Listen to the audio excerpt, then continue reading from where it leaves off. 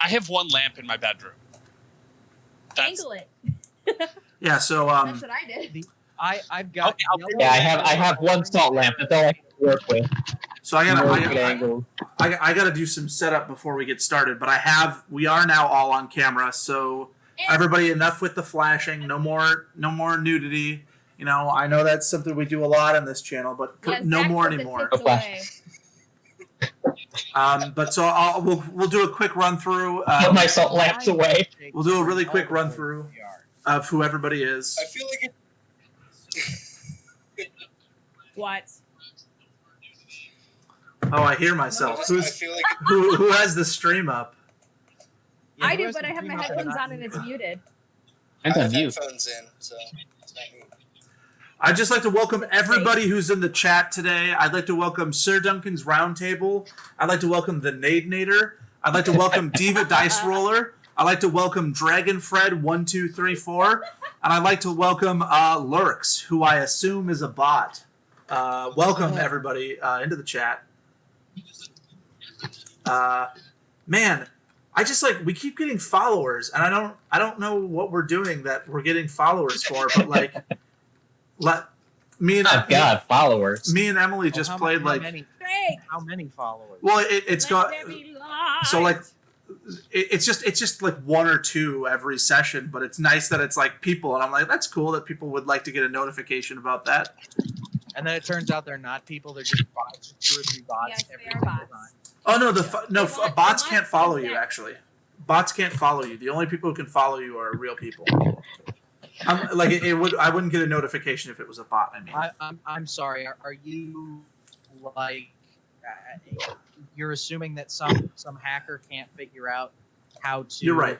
Create a bulk of accounts that can follow you but are still bots. You're right. I hadn't considered that. If anyone could do it, Diane Walker could do it. How naive.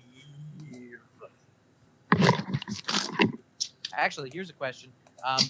If someone were to turn the volume on the stream, can we all be heard this time? Yes, you are all heard for sure. Luckily, like I said last time, nothing of too much value was lost the first time, but this time, yeah, everybody is currently able to be heard.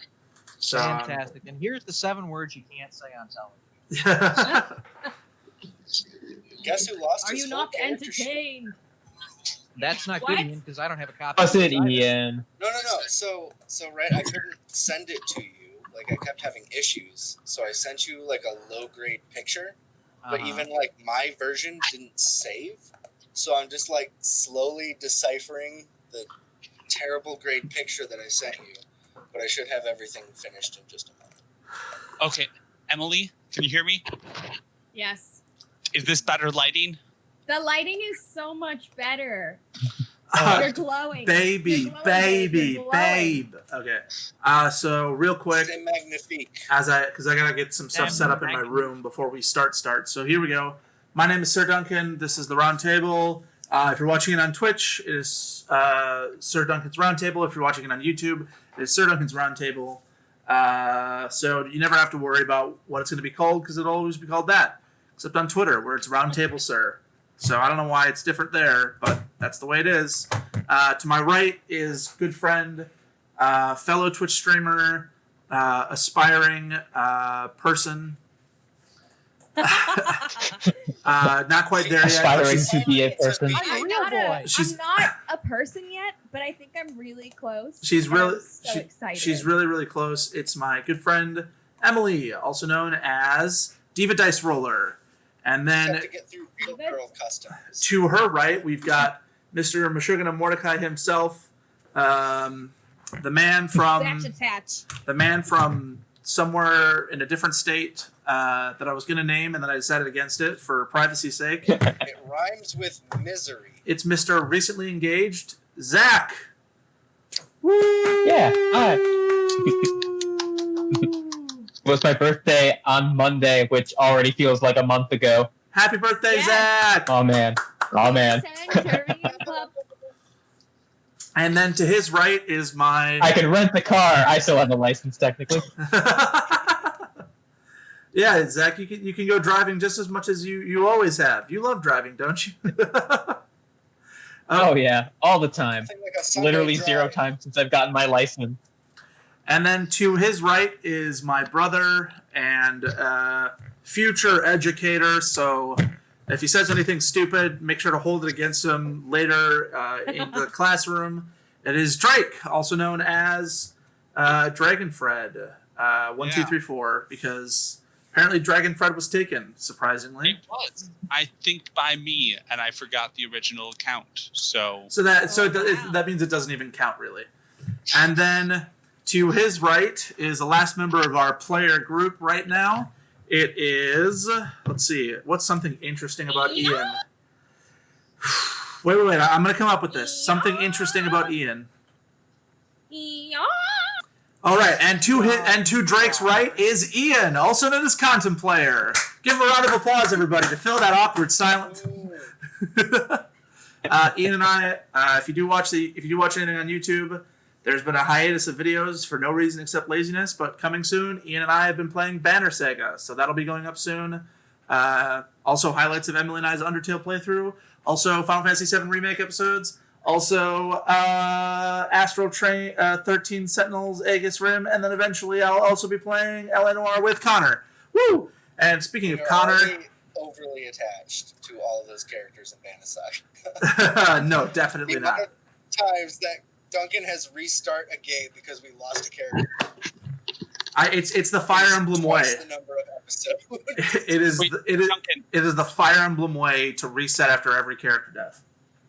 so you're doing something with Ian, something with Emily, and something with Connor, right? Mm-hmm. What about Zach? Well, Zach's very busy, but We're his brothers, so we're the ones that are left out. You're right. He loves us less, yeah. We are lucky enough we got Zach for this Sunday. He's usually booked out at least a year and a half. Right. It's true. The high demand. Feels true. I would have asked Zach to do more stuff lately, but there's another brother in my family who I never asked to make a head for Zach, so I can't put him in my YouTube videos until he does that. So Yeah, I can't be on YouTube yet. yeah. I don't have a picture. Same for Drake. Same for Drake. You're behind as long as you can't get ahead. Thanks. There's one more person. I know. So I was interrupted. And finally, he is the keeper of this game, which is Nemo Solus Sapit. None is wise alone. That is the adventure being run from The Stars Are All Right. He likes the color orange. He likes cars, and he wears glasses. Just kidding. And he's very, very, very good at exposition. It is our good friend Connor Naden, also known as the Nadenator. Good to be here. I'm glad everyone has found time in their schedule to finish this delightful little morsel here. We're gonna, as Duncan had said there, I'll say it like he did, like Northern Minnesotan. Nemo Solus Sapit. None being wise alone, certainly. But yeah, we took a few hours for my exposition last time. And if I may, the recap where we were. Oh, one sec. This is what I'm going to freeze for a moment, and I'm going to go do some other stuff while you give us the recap. All right? Okay. All right. So, ladies and gentlemen, rather lengthy cutscene. Just Zach is Duncan now on Twitch. I'm sorry. I got really distracted by that. Okay, anyway. I'm Sir Duncan now. Hiding it so funny. Okay, it's fine. Here we are. Dear God, he's eaten Duncan and cast consume likeness. You're next. My God. We all take 80-20 sanity. They take 80-20 sanity. But of course, as we all started off there, with the lovely lengthy cutscene, the downtown Arkham, just off of campus, of course, a creature, a horrible insectoid bipedal cockroach gorilla, attacking some poor student who dared meddle with the mythos arts before he was ready. Cucaracha. La Cucaracha. And as we motored right along there, we found ourselves face to face with the mechanisms of the, I guess we can't call it the seedy underbelly, but the educational elite of the city. Those who are more familiar with what Arkham and Lovecraft's. Can I call it Lovecraft country, or is HBO going to sue me? Lovecraft country, and you're fine. Loafcraft. It's a baking show. Lovecraft, yes, indeed. Anyway, but the I think Great British has a copy on that too. The general area in which H.P. Lovecraft's stories were generally well known to be set. Let's put it that way. But of course, as things trundled right along here, we met Duncan's character, of course, a G-man who is very much at the service of the American people, at the direction of the American government, sticking their nose where it doesn't belong, the affairs of truly powerful men. And he received a quest from Dr. Cornelius Victor de Schnelling, director of the Arkham Asylum for the better part of 90 years. We'll gloss over how that's possible, but suffice it to say, the man is clearly skilled in things which are not of this world. He, of course, sent you on an errand to collect a patient of his who was transferred without his consent, and the transferring doctor dealt with sternly, with which, if I may recall the letter, with malice and intent. Mm-hmm. You proceeded to take a private chartered plane from Miskatonic into the mountains of Virginia near the western border. Poorly flown chartered private plane. Us Canadians don't You'll have very recall. good luck in the air. Yeah, a lumpily flown private jet, yes, indeed. We got there, all right? But you arrived and you found your person of your interest, oddly enough, very easily and strangely released to you with little to no paperwork. Upon return to Arkham, of course, returned to Cornelius's office to find him in a shouting match with the retrieved patient, one Dr. Gobelman. Oh, not the and- patient, the patient's wife. Correct. The patient's wife, that would be Miss Henrietta Gobelman. Sebastian Gobelman, of course, was brought in and interrogated by the good doctor as well. Oh, Duncan dressed up too! Hello, I am back. I can go get a tie and a pinstripe I mean, blazer.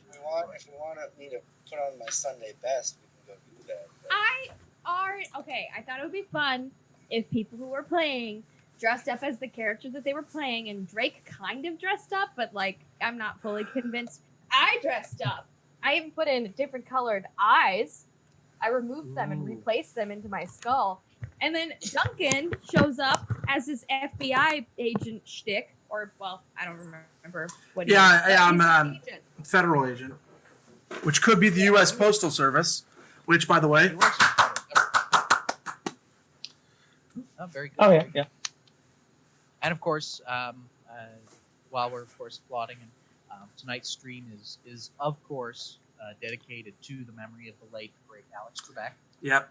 who we of course have nothing but the best of respect and everything for. So I personally, seems only fitting he fell shortly after Connery. yeah, I was just about to say I cannot wait for the SNL celebrity, the SNL celebrity Jeopardy tribute to Sean Connery and Alex Trebek. My heart just hurts.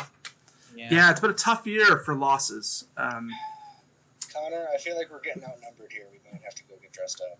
Connor's, Yeah, Con- I gotta Yeah. go grab dinner. But Oh, I don't want to be the dude in a track hoodie when the rest of us got jackets and leather on.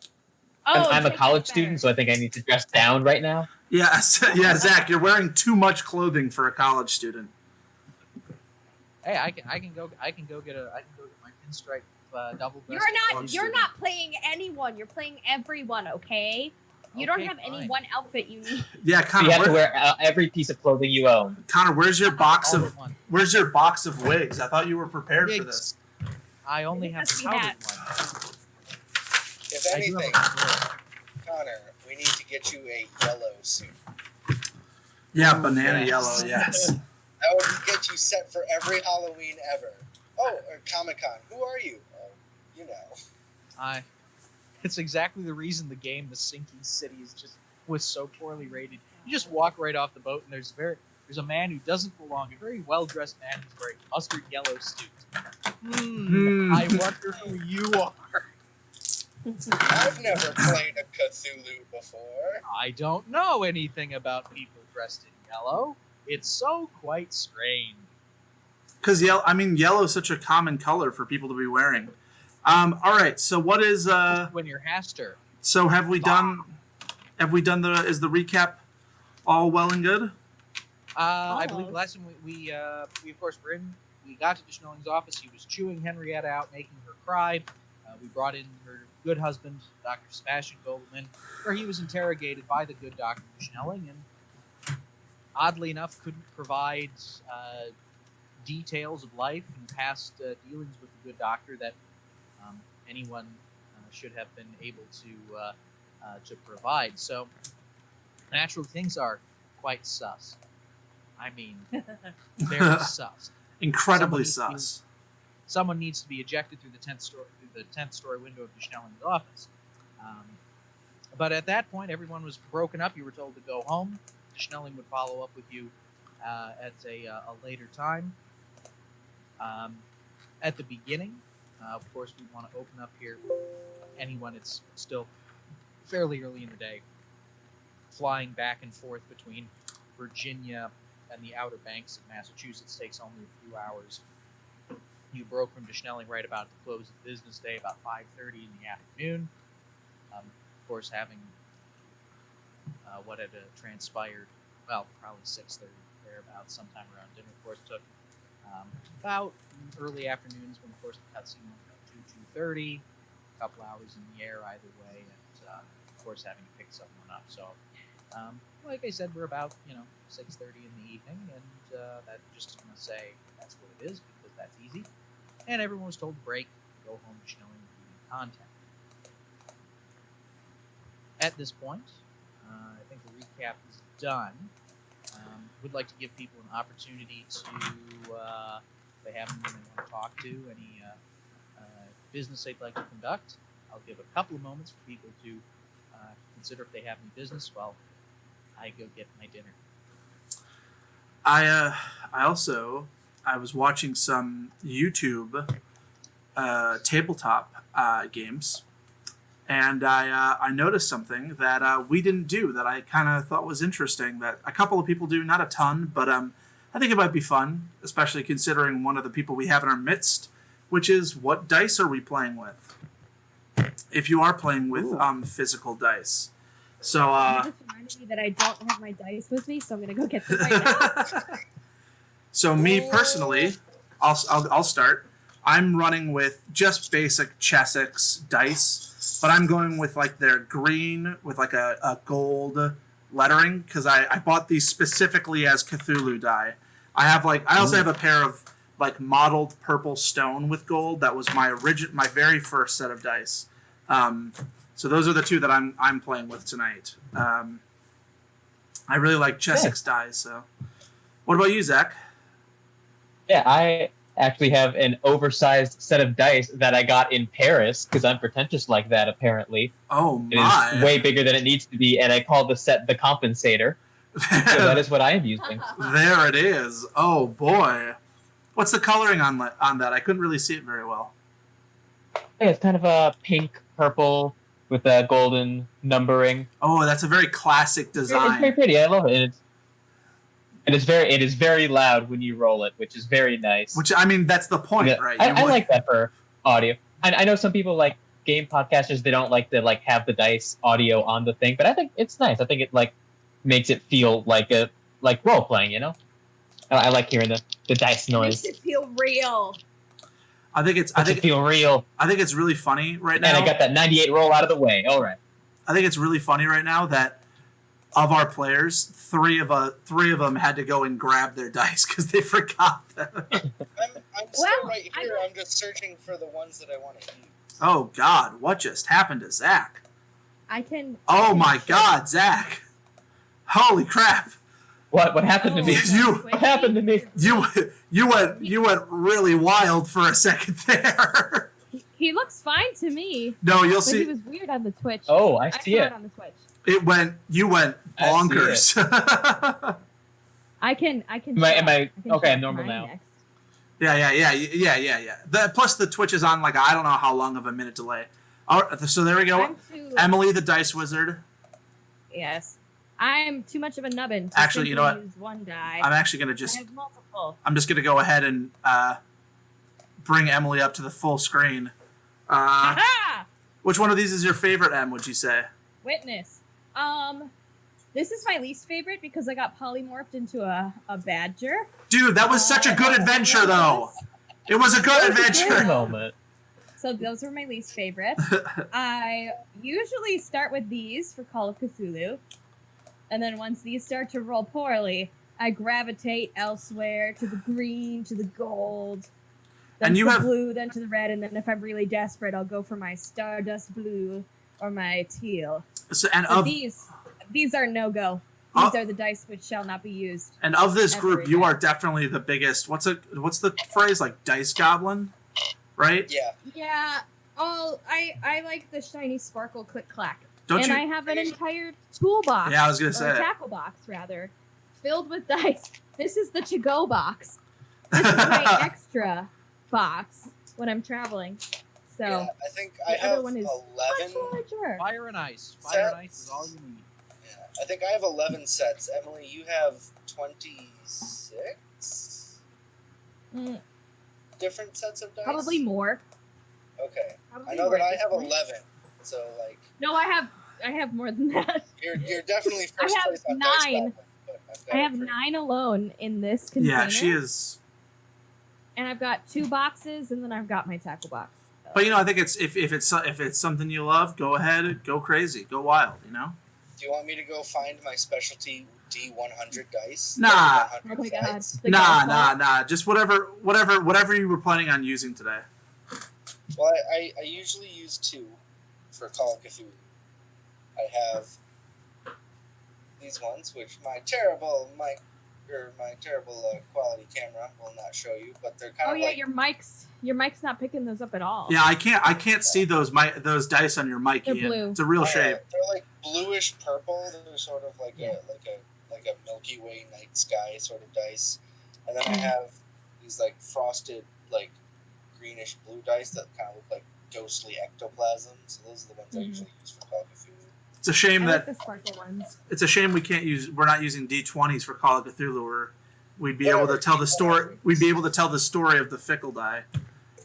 Oh, The fickle die can wait for another time. Ian. Yeah. So Drake, and then Drake, because And then it's Drake- glory. Drake, what are you playing with? Perfectly and perfectly balanced.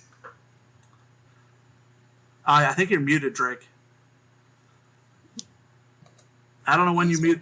I can't hear you. Can everyone hear me? I can hear Connor. Yeah. Drake's the only one I can't hear. Technical Hey, I can't issues. see Connor. If I refresh, Duncan, will that mess things up? No.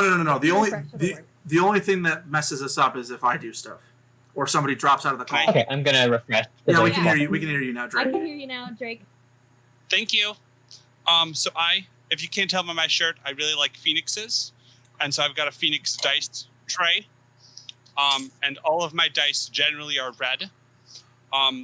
This is the only non-red one, and this is I call my Green Bay Packer dice. It's gold, it's yellow and orange with green writing, so it's like cheese and green. This Packer's is my Delight. this is my least favorite dice, but I use it because Dad gave it to me for free. Yeah, so you always got to go with Does fruit. yours look like this, Drake? Yes, it's the same. It's kind of speckly. Part Yes. of the crew, part of the ship.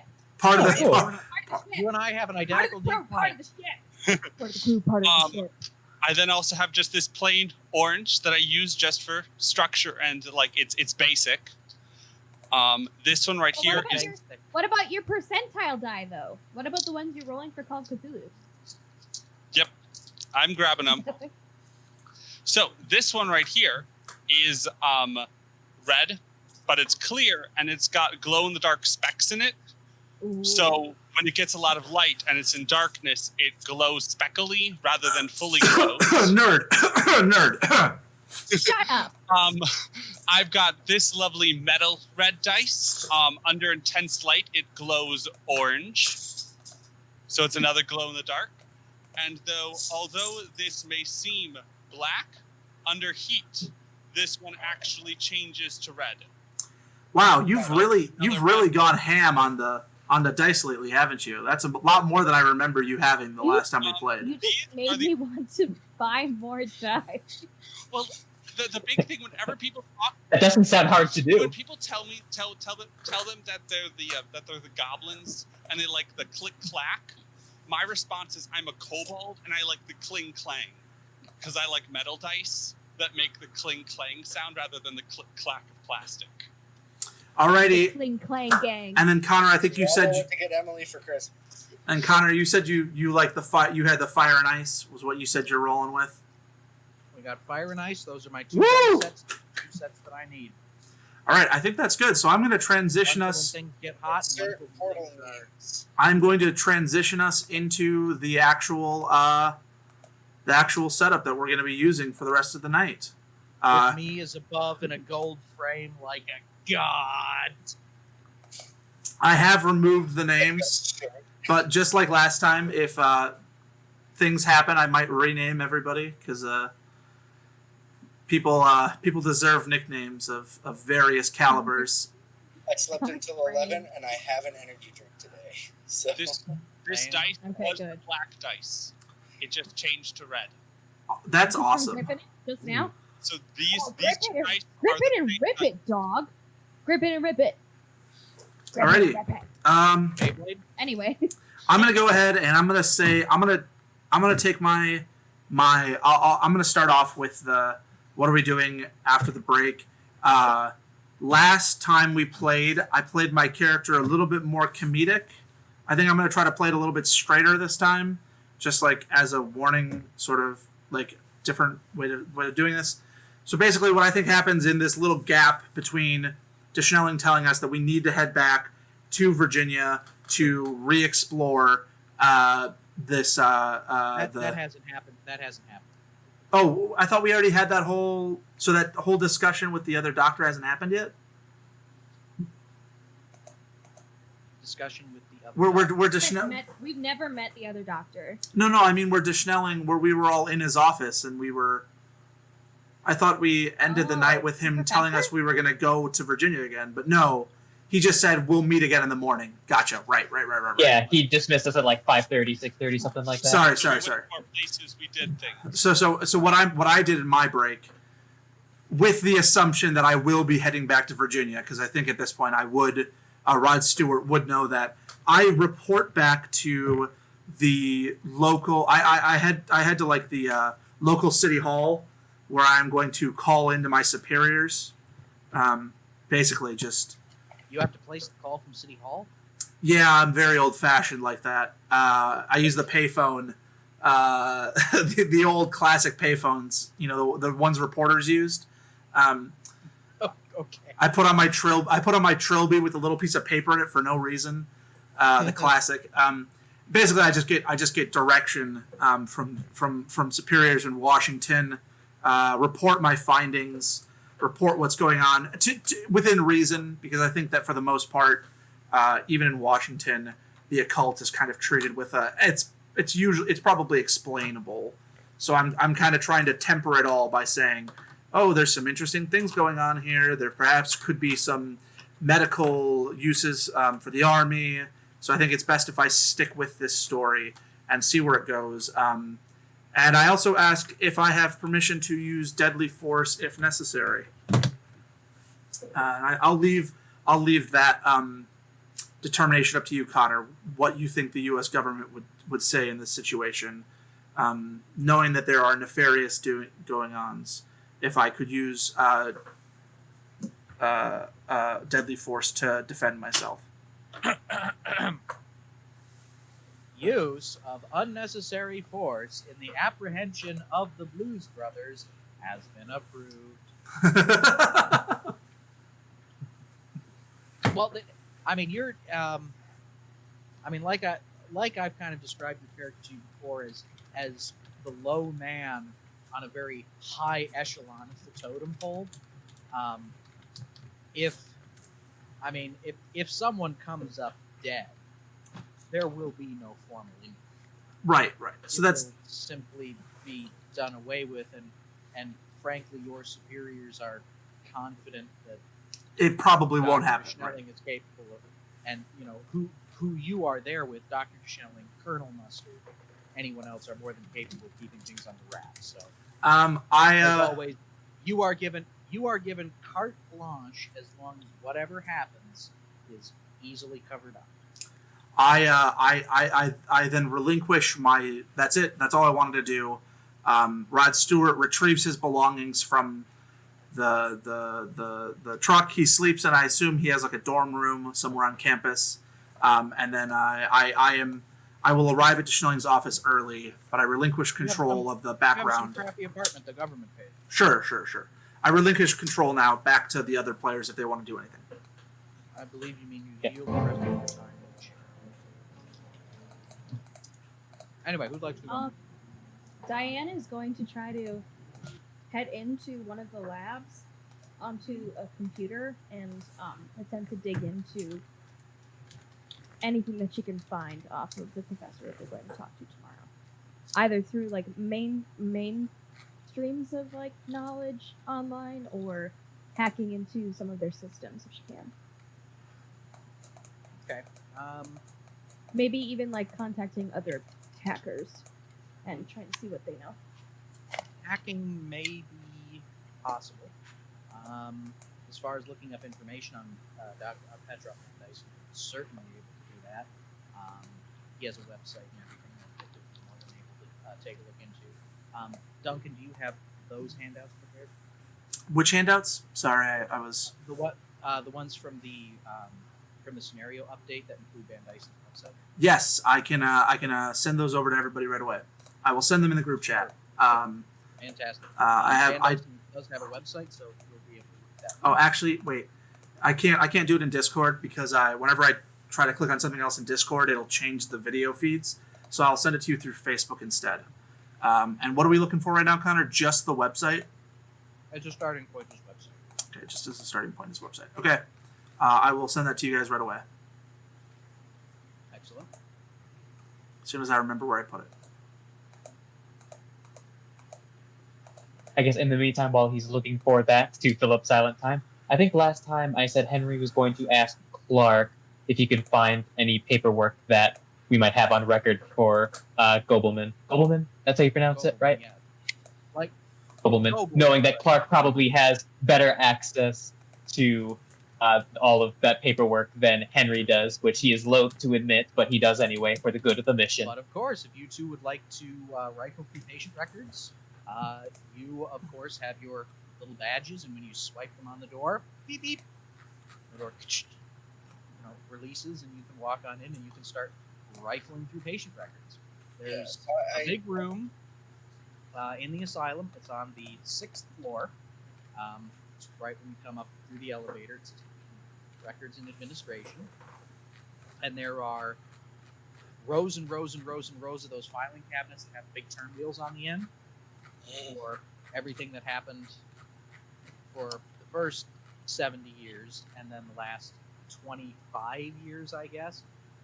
There's a computer terminal at one end. It's a very modern. You can go and it has database servers. All right, so there's two separate records. The more recent are all computer, but they still have the old records and library stack columns. There is both library use and computer use. But how current are the library stacks? They go up through, let's say 82, 83. Okay, but anyone in the last 25 years is going to be just on the computer. Correct. Yes. The database off. Just confirming. Ease of use, no bowing of this floor. This, as you know about this building, the floor, the 6th floor, as it's midway up, has some tremendous steel girders that will support the next section of the building, and there's a reason that this is here, right on top of those metal girders, because these freaking file cabinets are tons. I'm pretty good at using the library, but I'm going to be honest. I kind of only know how to use PowerPoint and Microsoft Word. Like Perhaps any you college wanna, schmuck. Perhaps you want to check the computer and I'll look through these stacks, eh, Ray? Sure, I don't think I'm any much better at the computer necessarily. I've definitely lied about being able to use Excel on my resume, but I can give it a shot. I have a. Is this out of character? I still have like the 0.5 in computer use. Okay. Can we use library use for this check? Well, Or is it? You guys should have brought me with you. They're not. But I only have a 10 computer use. I mean, you guys But I don't. have a basic understanding. It's higher than mine.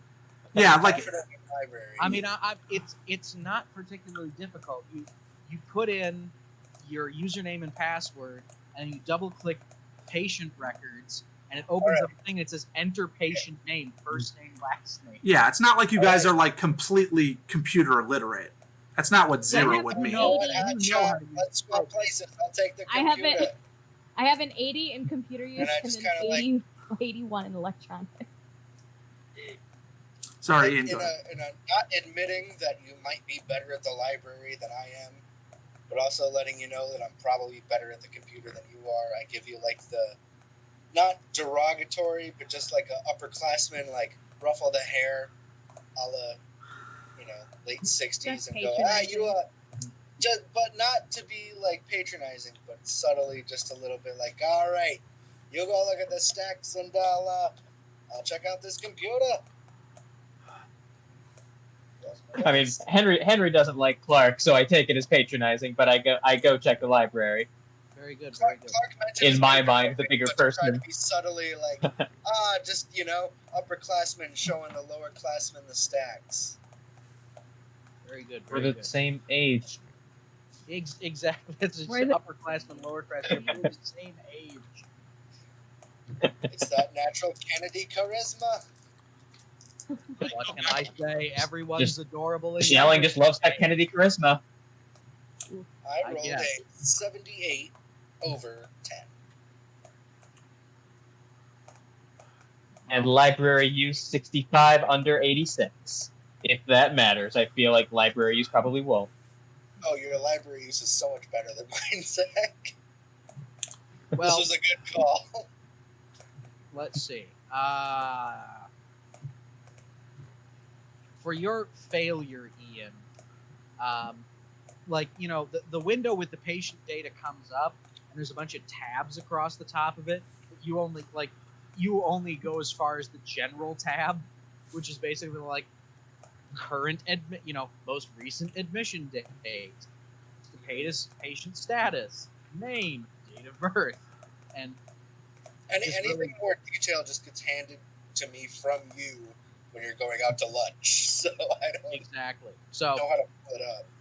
So I mean, you see Sebastian Goldman, you see, as we talked about before, he was admitted, late July. Symptoms presented. Basically, it's just a notation that says see prior admission, same issues. Yeah. You gain pretty much nothing extra. I've got nothing. You've got nothing.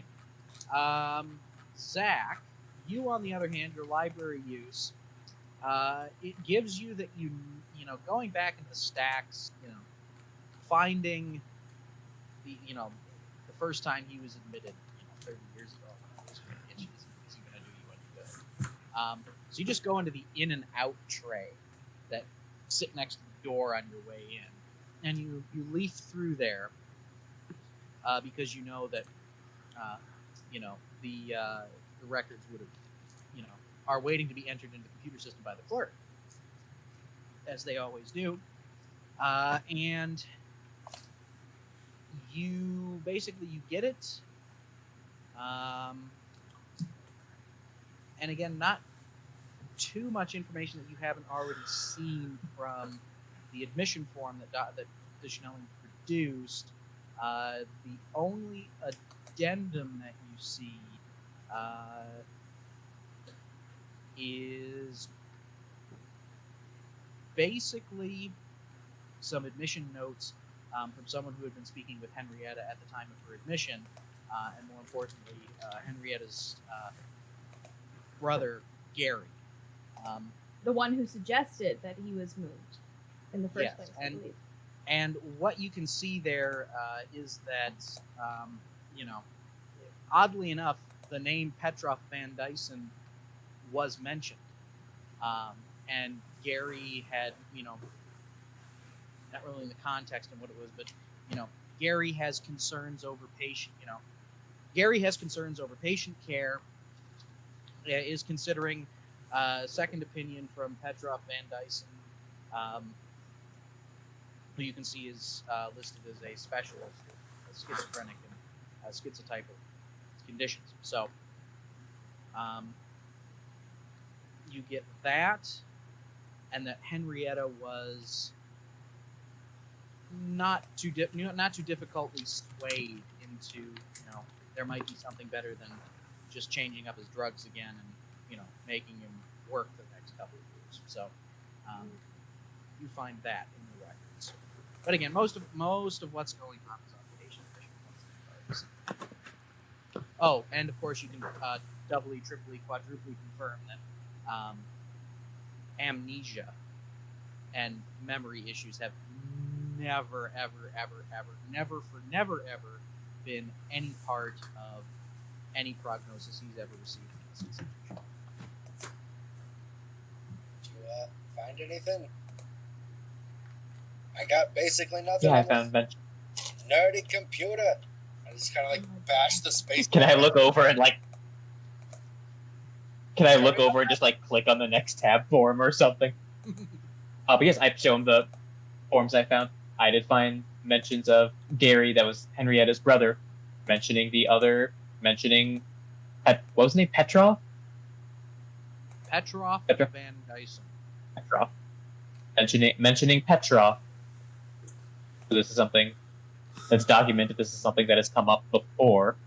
Not necessarily suspicious. Petrov, he's pretty famous. Even if he's terrible, he's pretty famous, I suppose. I don't think anything unusual for that. But I did not see anything about amnesia or memory loss or anything relating to what we have seen. So that is definitely sus. Could I quick roll sus? I hate roll a psychology check to just sort of maybe understand if there's a certain commonly used treatment drug that might cause memory loss?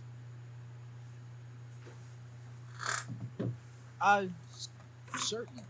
Like something that wouldn't be on his record but might have been used that would be common practice to other facilities. Well, certainly. I mean, if you have medicine or psychoanalysis, Yeah. if any of that's worth a damn, you should not be, Psychology or psychoanalysis? Well, remember, psychology is sense motive, so yeah. Okay. Treatment of the mental. All right. 65 over 50. 65 over 50. Can I try to assist? Can I come in with an assist? Mr. Pharmacologist. We high five real quick. All right. Pharmacy intern. High five, transfer knowledge. I got it. 19 under 86. Hard success. Almost extreme. There are plenty of psychiatric medications that have memory loss or gaps in memory has a well-known side effect to them. So that's granted. That's why it was only a normal success that you needed. But again, you don't know what he was treated with at Van Dyson's clinic. And there were no blood tests or anything like that done since he came back. So I'm really just trying to confirm that there's like a medical reason how he could have been given amnesia. Yeah. That's all I was trying to find out. If he was given something weird and funky at the other institution that he's not normally given, it stands to reason that it could cause memory loss.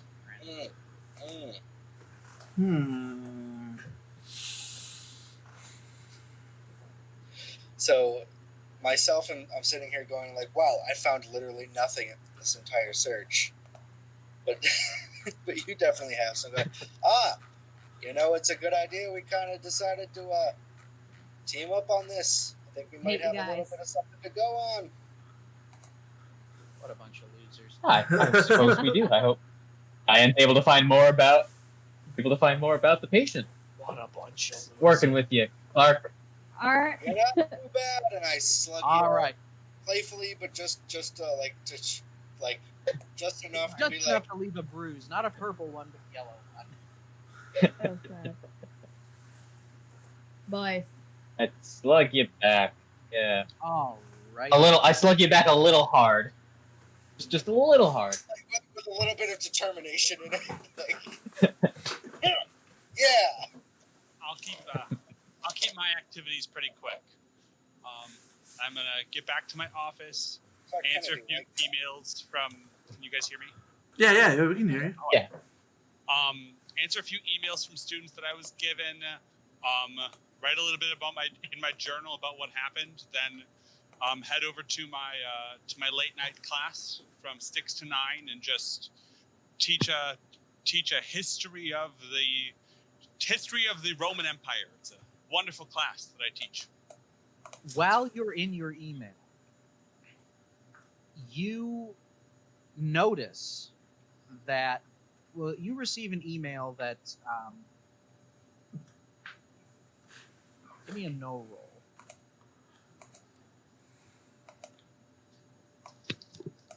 Or give me an intelligence roll.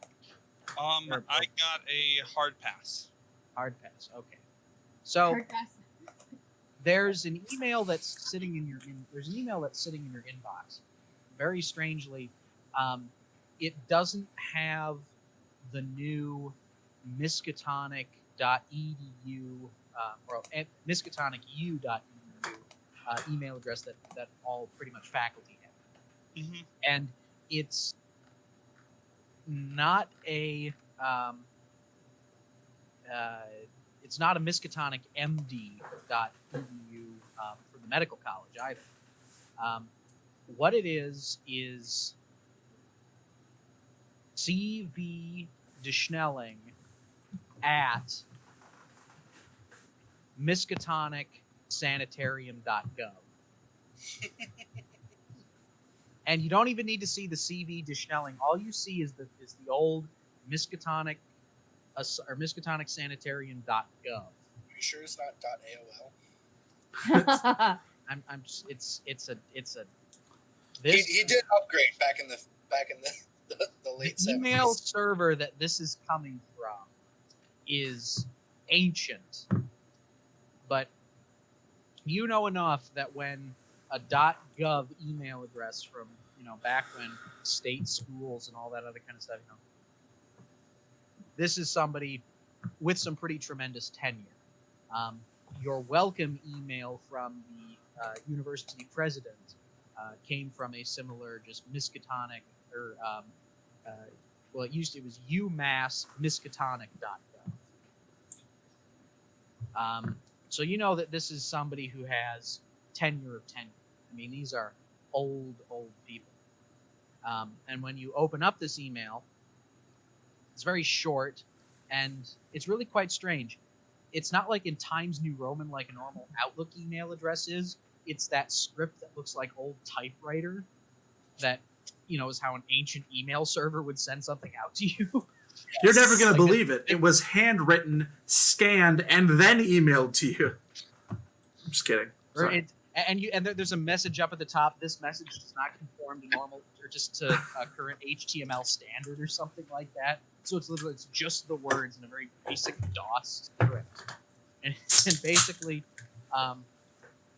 all it says is, "I understand you're new here. Things are not always as they seem around. Things are not always as they seem around the university. If you want to know more, it would behoove you to talk to Professor Weather, who you know is, again, one of the department's esteemed, tenured, grave-robbing lunatics. Artemis Weather is his name. And then just a signature dash C.V. Vishnelling, MD, PhD. And that's all you get. Okay. Well, I've got some time before my class.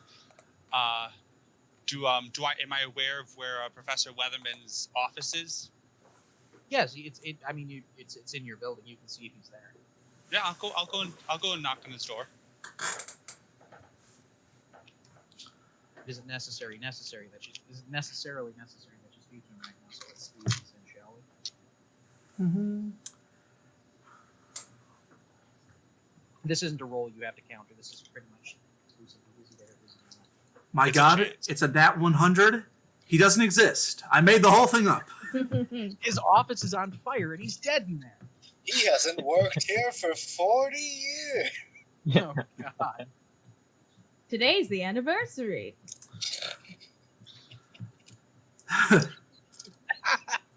Well, I was giving it a 50-50 shot. Landed right on 50. Oh. Well, Wow. Interesting. Well, I mean, technically, 50 is part of 50 or 51. I feel like maybe that's a thing. Like he's in the building, but you don't know where. 50 is part of the below aspect, while 51 is the upper aspect. Oh, that's true. Yeah, that's true. On a 50-50 shot, rolling exactly 50, or a 40 and a 10. 40. So Yes. you caught him just as he's about to 50 go is around. down. Yeah. 50 is the Leaving last the possible office. option. He's got like some kind of You lunch don't that think he's there, and then you hear a flush inside, and you're like, oh, okay. he's got one of those lunches where like if you let it sit for too long, it definitely goes bad. So he's not in the mood to. He's going on his lunch. He had a beautiful lunch prepared by his wife. He's already got the cigarette in his mouth to go smoke before the meal. Halfway down the hallway, and you're like, "Oh, Professor!" And he's like, "Mm-hmm." Ah, Yep. fuck. Okay, so at a 50, yeah, he's not in his office, but you see the ancient door at the end of the hallway creak open. And walks Dr. Artemis Weatherman. A rather lanky man. He's about 6'4", but very thin in the cheeks, pointed goatee, silver hair, gray eyes, kind of long face that the man has. And he walks up and he's wearing he has a western vest on, and the man wears cowboy boots and jeans that are a little too tight. He is originally from the Oklahoma, Arizona, Nevada. The man likes to dig in the sand of the American Southwest. What does he teach? Primarily what he teaches is indigenous American history. So he's a particular expert on Native American tribes, and he's also known for teaching a history of the Miskatonic Valley class, which is kind of one of those like winter break term or third trimester term classes, like 2 credits and it's only a couple of weeks long. Something you can take to satisfy a lacking history credit. And it's just history of the area, Salem witch trials, original indigenous Miskatonic Indian tribes, things like that. So would that cover like a First Nations credit also if you were missing that? Sure. Oh. If First Nations credits are such a thing. They are. Interesting. I didn't have one of those at my school. And again, we're in the Sahel, so maybe we don't do that. Hey, Anyway, we did visit that museum that had quite a bit of cool native history to it. well, that's the North Carolina History Museum, which covers our entire. Illustrious, digress. glorious history. Anyways, Anyway, but he is so indigenous peoples, Native American history. He's particularly everything. Think of him. Think Pueblo houses. Think turquoise jewelry. Everything's very southwestern flair with him. The man likes Texas. Tucson, Arizona. Tucson, Arizona. Exactly. So that's Dr. Artemis Weatherman. And he's walking towards you. And yes, he does smell bumps. He does, of course, wears cowboy boots, so obviously he reads like Marlboro Reds. Artemis, I was wondering if I could have a word with you. A brief word. Yes. Start. I got an email today about an experience that I had this morning from this email, and I explained the contents of the email to him. The Schnelling, huh? Yes. And I was told to talk to you, and I was a little confused on what I might gain from discussing with you, but I was hoping I might be able to learn something.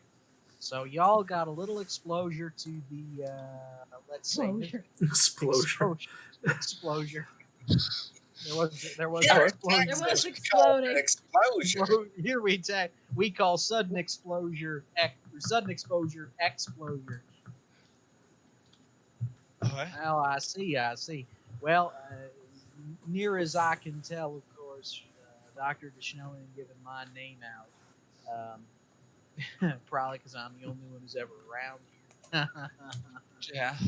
Everyone else is usually out gallivanting around South America way or somewhere halfway around the world digging through some cave in the Pyrenees or somewhere out in Nepal.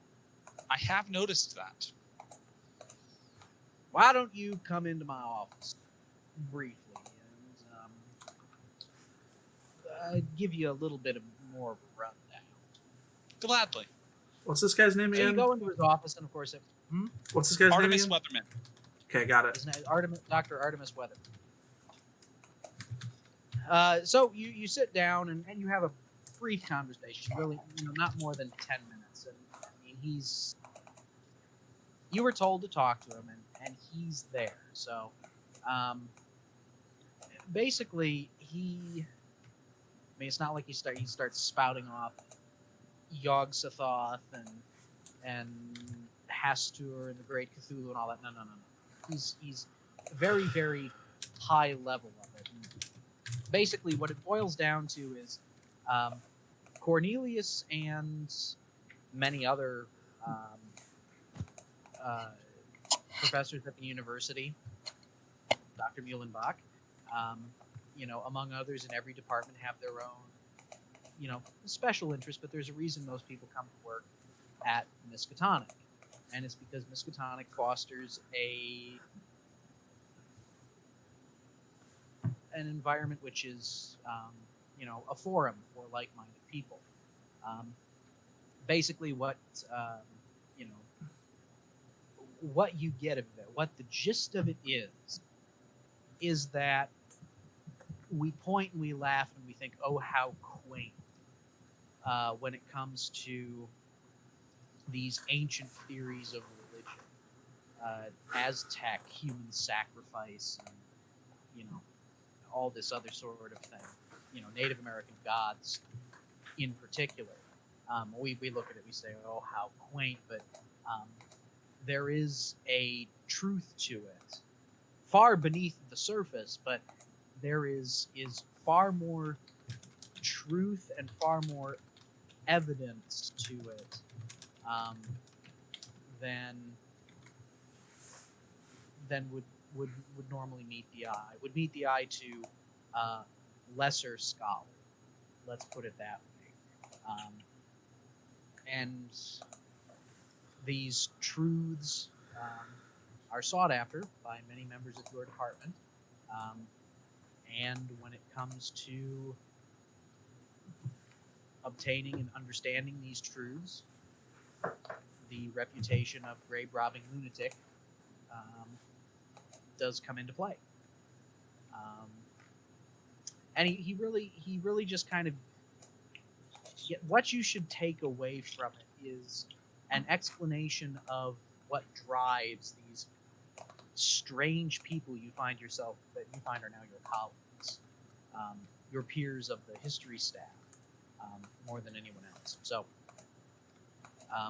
do you have any specific questions for him that you'd like to ask? Again, he's not giving you too much time. I know. My main question is, I'm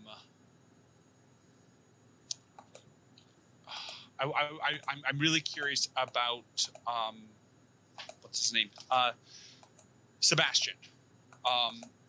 Curious about just Sebastian's life in general, but also I just not in depth, but I just explained to him how we recovered him back and this happened, and it was shortly after we had an explosion. And I'm trying to ask how these things are connected, or how might they be connected. I'm These a are bit things worried that do about happen? Sebastian. These things that do happen. Well, do you stop these things? I heard about what happened down there near the coffee shop, and the assumption that these things are connected. I would not put too much stock in that myself. There's certain pieces not of that those puzzles that don't really match up. It's not that they aren't connected, as in one it belongs with the other. It's that because we saw this, we were brought into this other circumstance. So my belief is that they take place in a similar world. If that makes sense. So, do they share the same hinkiness about them, I guess? Is their manner of suspicion one and the same? Close, I would say. There's something wrong with Sebastian that can't be explained, and it's very odd. No doubt. Sebastian obviously has been a good member of our staff for a very, very long time now. Everyone loves him. Everyone loves Henrietta. Everyone loves her potato salad. Who did you make Dr. Artemis Smitherman? Which politician is this? Jeb Bush. Jeb That's Bush? exactly what I was thinking. Bush? Did you make him Jeb Is that Bush? Jeb Bush? No, I'm trying to. Do we know what Jeb Bush looks like, or does he just emanate Jeb Bush It energy? fucking looked like Jeb Bush to me. I'm so glad someone else said it. Oh God, I was like, okay, that's a politician. It looks like Jeb. It could be any other white man. Wait, Duncan, is that why you were clapping earlier? What? Yes. Is that why you were clapping earlier, Duncan? Yes, that is. Like at one point you started clapping, and I had no idea why. I'm like, okay, just whatever, Duncan being weird, but no, okay, It's Jeb. I was Jeb. Jebediah. very well Graceless played. with his presence. All right. Anyways, Thank you. that's why I didn't say anything. I just was like, I'm just gonna put this up, and then we're gonna keep going, and it'll be funny. Well played, Sir Duncan. All right, let's. Well, anyway, so Dr. Weatherman, the incident on the quad earlier today is something we do try very hard to keep from happening. That's merely someone with a little more curiosity than control. Sure, whatever he got his hands on that started that whole terrible business. I'm sure Dr. Deschanel will take care of that post haste. But as far as Sebastian and him go, man's been touched, unfortunately, ever since that rather fateful trip to Myanmar. God, it's almost at least 2 decades ago now. Shows how long any of us have been here at the department. But his cage got real rattled. opened his eyes a little too wide. He's had these problems ever since, but of course, anyone around here, if their if their martini gets a little too shaken or a little too stirred, good doctor's usually able to patch everyone up pretty easy. So I wouldn't worry too much about that. Oh, I'm sure he'll be back in plenty of time. I'm actually waiting for him to come back myself, so I'm glad to hear you folks were able to bring him home. yes. So we were able to, and he should be fine. He's not on any medication, and Not on any medication. Oh God. That was a truly. Ow! That was a I said too much. What a shocking Oh, God, I said too revelation. much. His martini was both too shaken and too stirred. Drake. Drake, your video's gone. Oh no.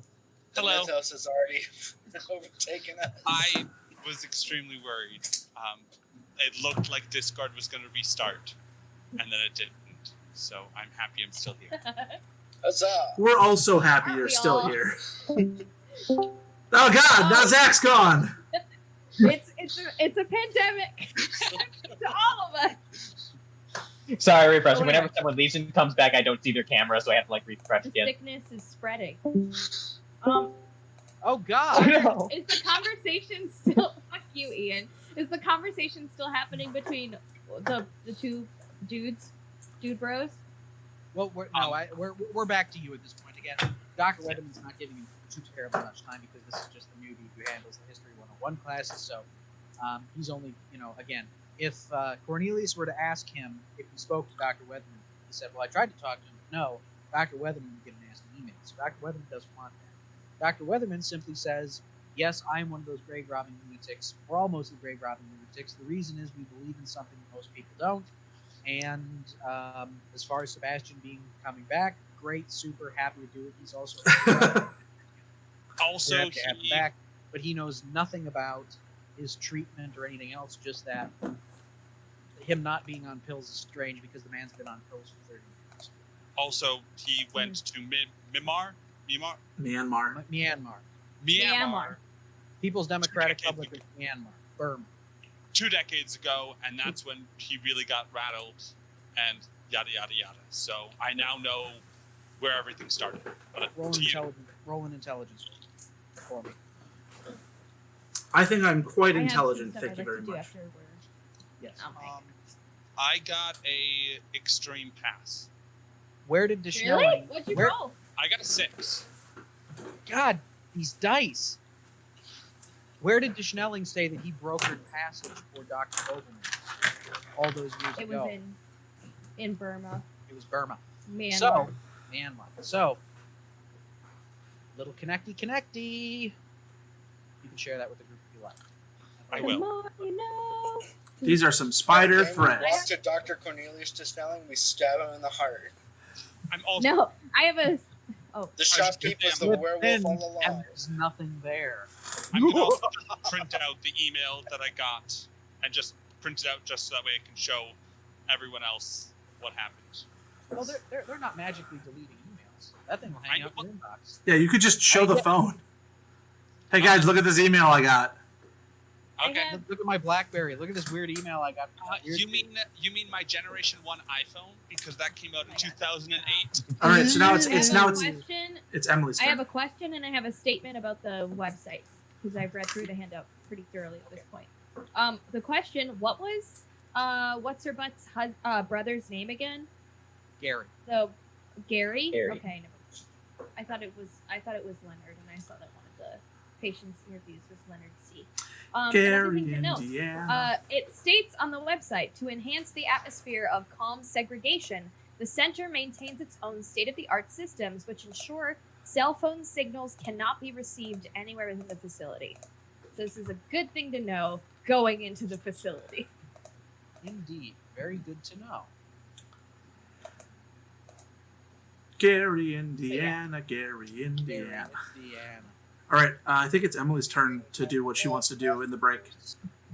I want a hack, bitch. Okay, I saw the website and I want to do Don't other you- stuff, please. Okay. I mean, are you doing We talked to other preliminary? hackers. Are you doing preliminary internet research first? I mean, that's what I did with getting the. I thought that's what the website was for. Well, yes, that was.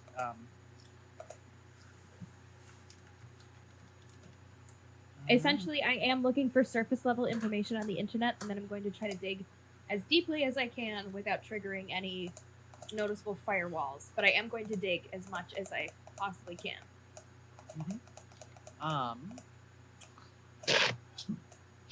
Oh. Here's the website, by the way. For anybody. Also, Duncan, you have like a permanent Beyonce effect with your fan on right now. Yeah. I'm terribly. It does look good. Bear like, with me. excuse me. Don't you take your time, Connor. I'm just making fun of Duncan's hair. I've got a fan on too, but it's not blowing gloriously into the front of my face. I mean, I can move my fan to blow right into my face. No, there can only be one. There can only be one. I'm sorry. I'm just consulting the upgrade pack again. Okay. When we all get on the plane, we can all turn our fans to face us. Yeah, I'll pull up airplane noises on my phone and I'll just turn them on really loud. Don't. Mr. Yeah, once you get back Kennedy, on the plane, yeah. Mr. Kennedy, can you hear me? What? It's too loud up here. I can't hear you over the sound of my own ego. Where are we flying over? Your mom. Your mom. Oh!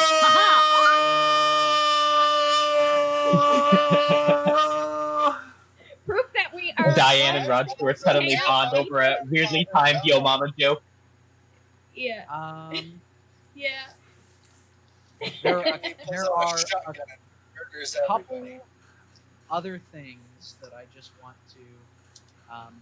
Obviously, before anything else, you plugged his name into Google, right? Yeah. Of course not. I'm not a dummy. Plugged into Bing. Thank you very much. Fuck Bing. Move on. I googled Bing. Anyways. the Google Bing. I opened Bing on Google Chrome. Anyways. The world ended immediately. So obviously, number one results are of course Amazon links for his book, for books. Oh, books. Yes, books. He's written 2 books. Never Alone, a true story of overcoming childhood trauma and abuse, and You Are I, the Science of Empathy, which is his treatise on his methods. It's also one of the tabs on his website. Yes, it is also one of the tabs on his website. Be freed from the burdens of anxiety by harnessing the transformative power of empathy. Correct. Wow. Inspiring. But other than that, the only other thing here, since you are... let me just see this, if you can get it here. Can you just make me a internet roll here? Yes. I can and I will. Wait, what? Internet? Are you thinking computer use? Probably. Okay. Because there is Navigate. no stat. Emily, I would like you to successfully navigate the series of tunes. Okay. I got a 45 under 80. All right, very good. Of particular interest.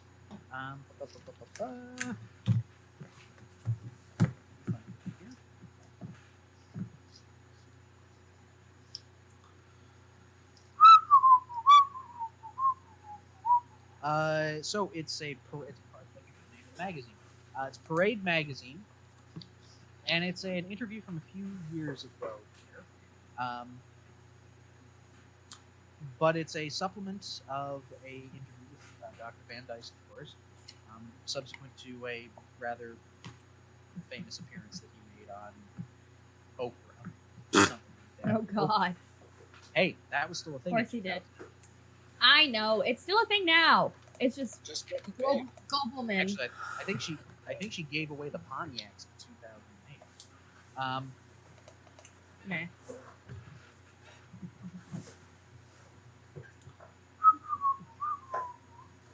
But basically, of note, as you read through that article, there is a brief mention of Van Dyson's divorce, which has happened within the past few years, and Van Dyson's complete and total refusal to even broach that subject.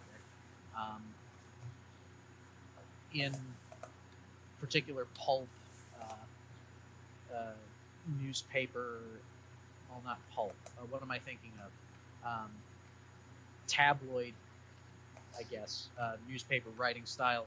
The wounds are deep, clearly, is the rather, of course, genius assumption of Mr. Brady, the article writer.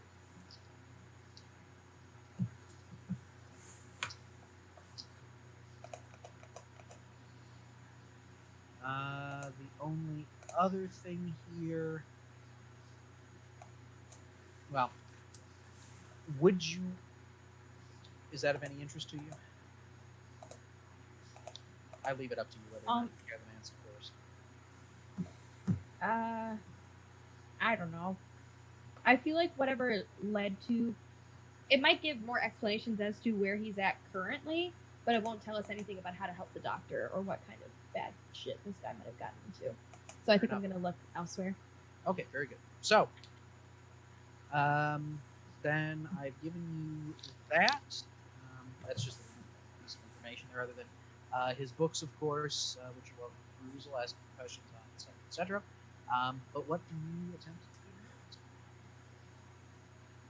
do? I want to try to see what information I can hack into online. Okay. What type of information are we looking at? Are we trying to attack the Van Dyson Center? Are we getting local information? I want to hack into his. I want to try to hack into his personal computer. I don't know what I can. I don't know. Okay. Emily is not a hacker. Diane is definitely a hacker and knows where to go and what to go into. So I don't know what's necessarily plausible outside of like their organization or whatever. But I think all in all, I just want to glean whatever info is available online by like hacking into it further. Hacking into it further? Well,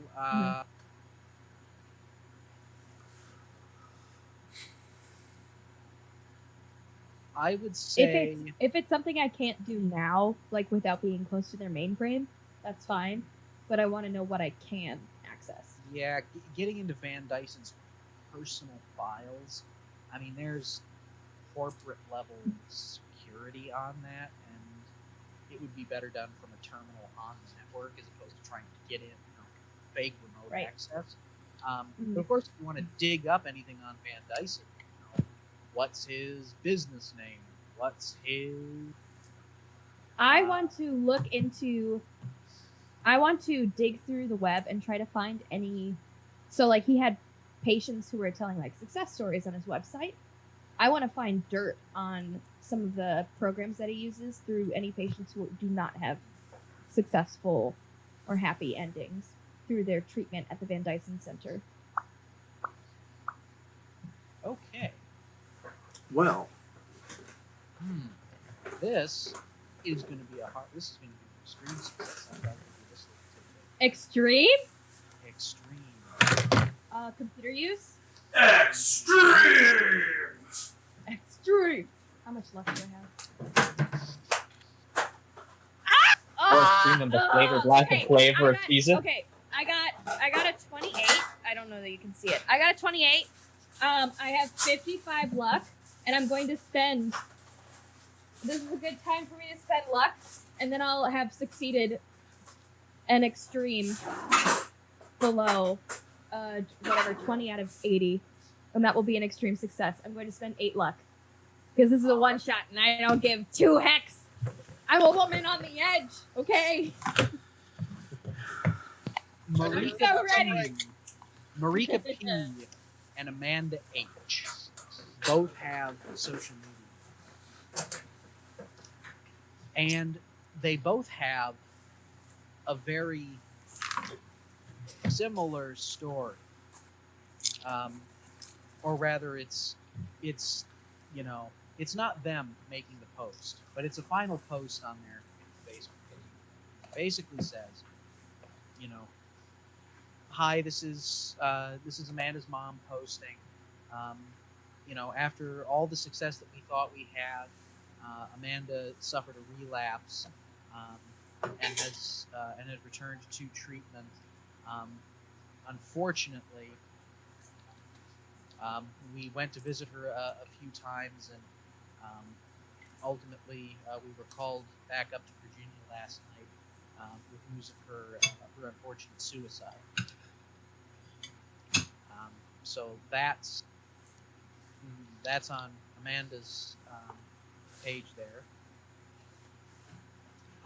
For Marika, it is an unfortunate similar story.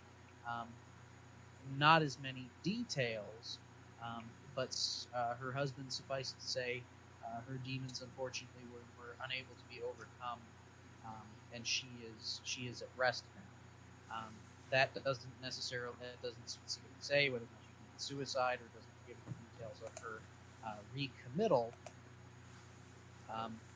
But yes. I make note of those records in particular to look into when I'm getting into their mainframe to Very see good. what went wrong.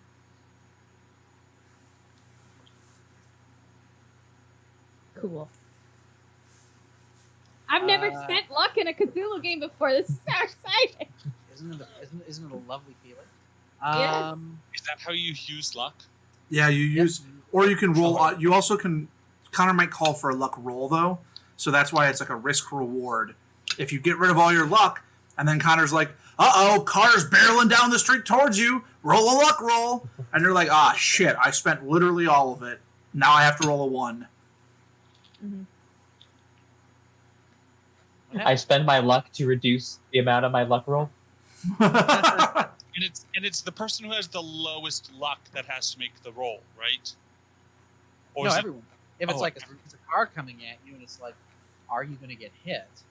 You don't see it coming. It's whoever. But anyways. Okay, so you got that information.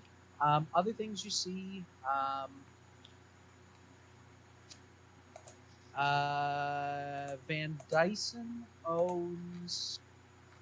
Van Dyson has his own company. It's called Van Logo. VANLOGO. That is the corporation, the LLC, to which his books and intellectual property are registered, as well as the Van Dyson Center.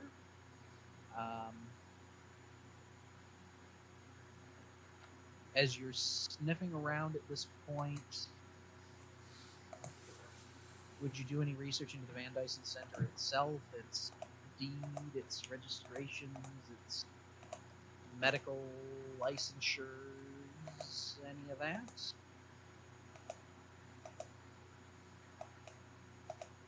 I think we all kind of asked and sort of delved into what we were going to look into. Yeah, I think that's good.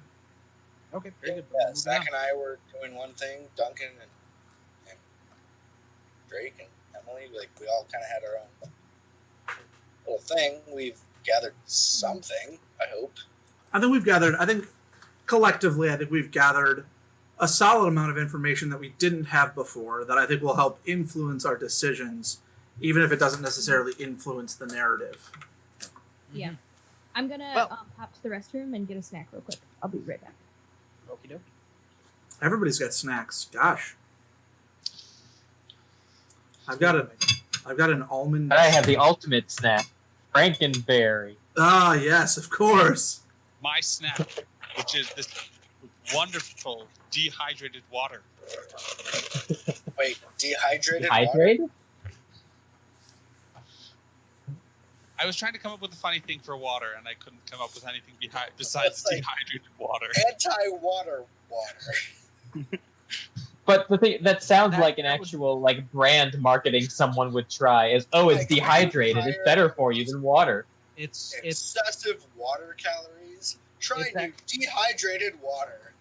oh, 0% of the H2O. it's actually It's- hyperhydrated oxygen.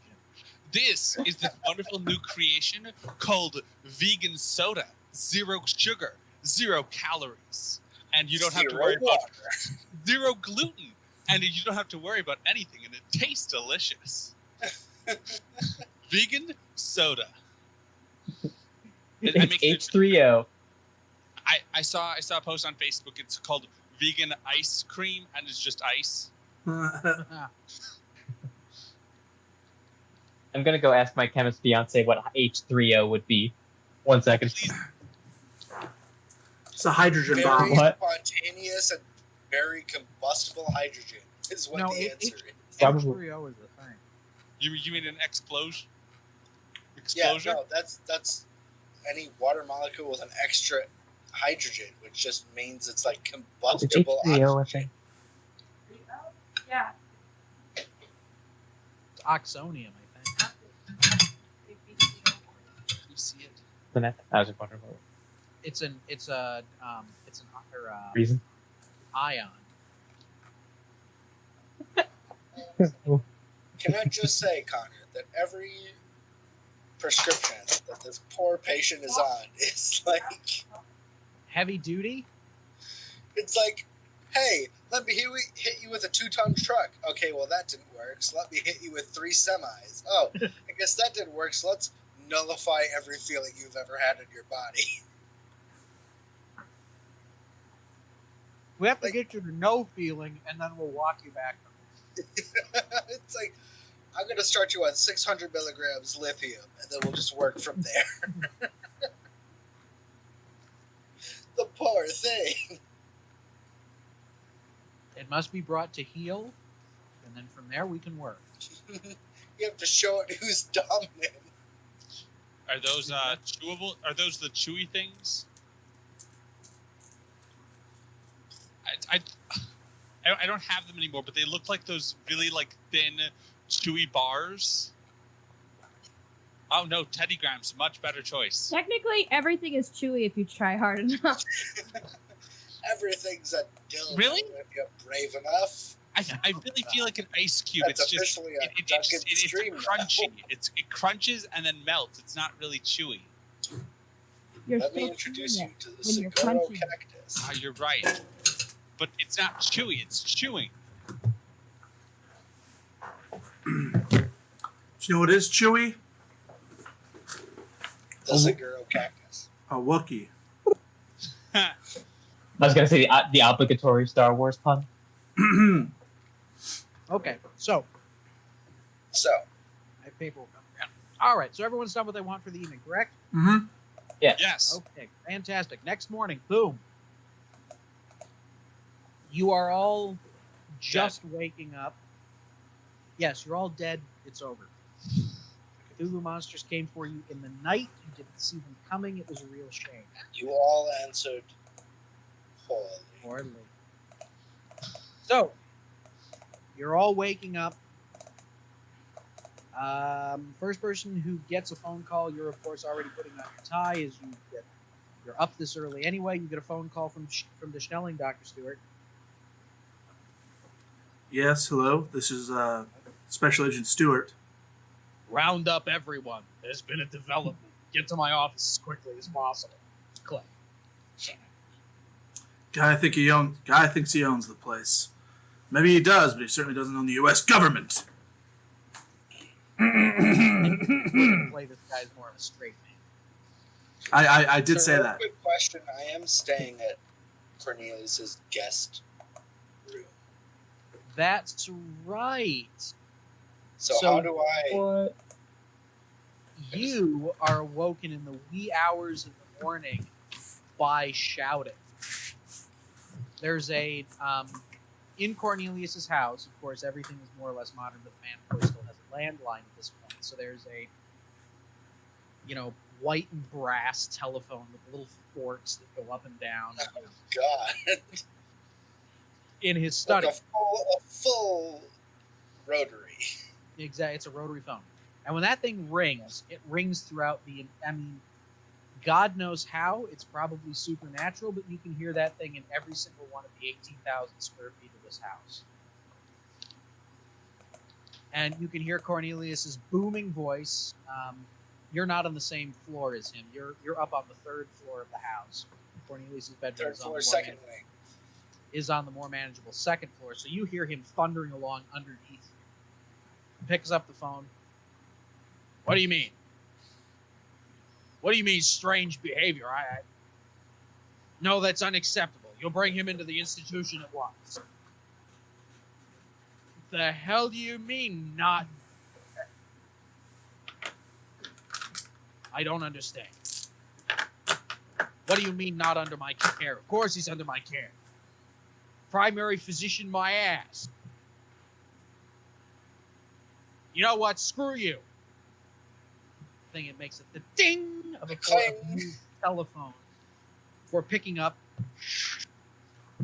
Operator. Too many zeros in the number. Yeah, he's not going to stick his pudgy finger in there. So he flips a zero and he gets an operator and he has a dial out a modern phone number for him. And he calls the chief of police and says, "You'll meet me in my office first thing tomorrow morning, 6:30 a.m. sharp." And you don't get much sleep after that because it's already like 4 o'clock in the morning. You wake up, you grade a few more papers, take a shower in order to be plenty of time for Cornelius to bang a broom handle on his head and say, "It's time to go." I go, of course, sir. I just wander on down the steps, sitting there still spraying a little bit too much cologne down the stairs as I reach the main foyer. You better make your set. Like, I'm the kind of person who sprays the cloud and then walks through it. No, Cornelius is just there with a bottle of Drakkar Noir, just like. I mean, he's spraying it on himself, spraying it under his arm, spraying it in his jacket. It's the only way he doesn't smell like death, rather the undead. Anyway, I mean, it's pretty close. It's like death but blubbery. Death but blubbery, exactly. So you exit the house. Obviously, there's a big, grand driveway here, and this time around, you pile into a black BMW 750IL and take off. Of course, from you're not in Arkham because, of course, Cornelius doesn't live in Arkham. You're about an hour and a half outside of town, Gloucester. Okay. So you hop in the car and you fly away with the 12-cylinder engine and fly Got off. my little book bag, trying my best to learn Google Excel. How does the detective contact the rest of us? Do you just show up in front of dormitories, Duncan? How do you do it? Well, so first, I assume that Cornelius called us from his car phone. His car phone! And he called me from his car phone. He does have a function.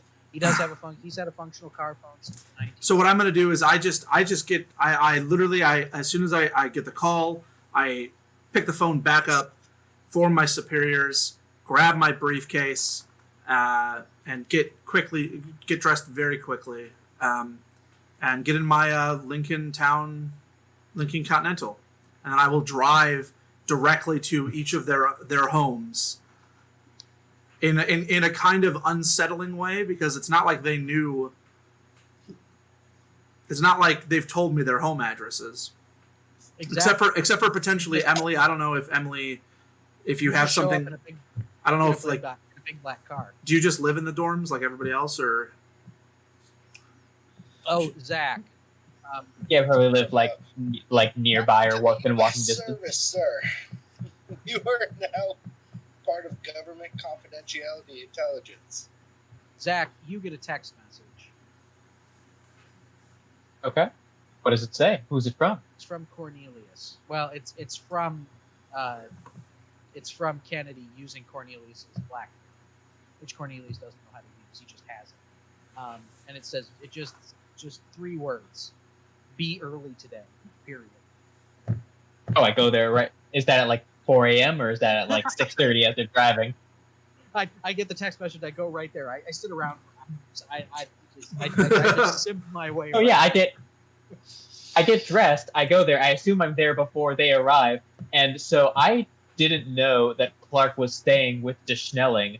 So I assume I'm there as I see Clark getting out of DeSchnelling's car, probably like finishing like combing his hair or spraying his cologne or something. When that happens, I put 2 and 2 together, see that Clark was staying at DeSchnelling, and I lose sanity. I have to roll sanity. My God, there's About a 5 o'clock appointment later today using my newly found Google Excel skills. Freaking hilarious. my God, they're sleeping together. Yeah, I'm just gonna. I just. We never That has to be it. That has to be it. I pull up to the dormitory. Fitzgerald Kennedy is nothing but a progressive. I pull up to Emily's character's house, or to the dormitory that she's staying at, and I Emily, do you have a cell phone? Yeah, fucking tech whiz. Of course I have a cell phone. All right, so I I without ever having her number. I call you from my cell phone.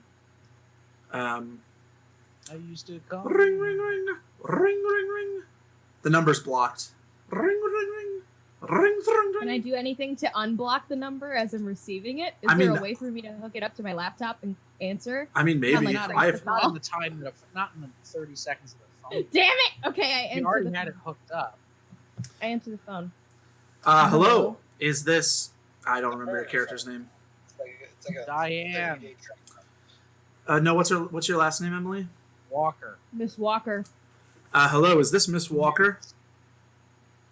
Who's asking? This is Special Agent Rod Stewart. I'm here to pick you up. Apparently, there's been a development in the case. She hangs up. She just goes, ugh, and then she hangs up the phone. 5 minutes later, you see her come out of the dorms, hair muscly, done, but still looking like relatively put together. Leather jacket thrown on. But she saunters out with a book bag slung over her back and slides into the car, slamming shut the door. I didn't give you my number. Well, I do work for the U.S. government. We don't need numbers. Don't care about that shit. I just kind of I just let it hang in the air. Well, I do work for the U.S. government. Anyways, Dr. Cornelius de Schnelling called me earlier today, and as we're pulling out of the parking lot, he said he had some sort of important development in the case of Professor Gobelman. So we're on our way over there right now. We have to pick up Professor Pick and Slip. Pips. Paddleopsicopolis. Yes, Professor Pips on the way, so we'll be making one stop really quickly. I pull into, I assume, what is like the teacher's dormitory or like his apartment. I mean, I don't know what he'd stay at as like a very fresh faced. I was thinking it was like an apartment right off of campus. All right, so then I pull into the apartment building, and rather than call you, I just ring you by pressing the little buzzer next to your apartment number. Bzzz. It takes a little bit, but I open the door, I'm rubbing my eyes, and I'm in my pajamas. Bzzz. What's up? You need to get ready immediately. We're on our way back to the Miskatonic. Dr. Cornelius de Schnelling, he called me earlier this morning, said there's been a big development. Bring your things. Be prepared. Okay. I close the door.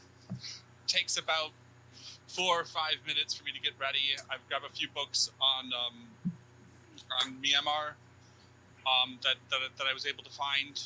Make sure that I've got my earbuds because I remember how long the road was. And then I'm ready to go. I just kind of throw on a somewhat sensible clothing and I'm ready to go. All right.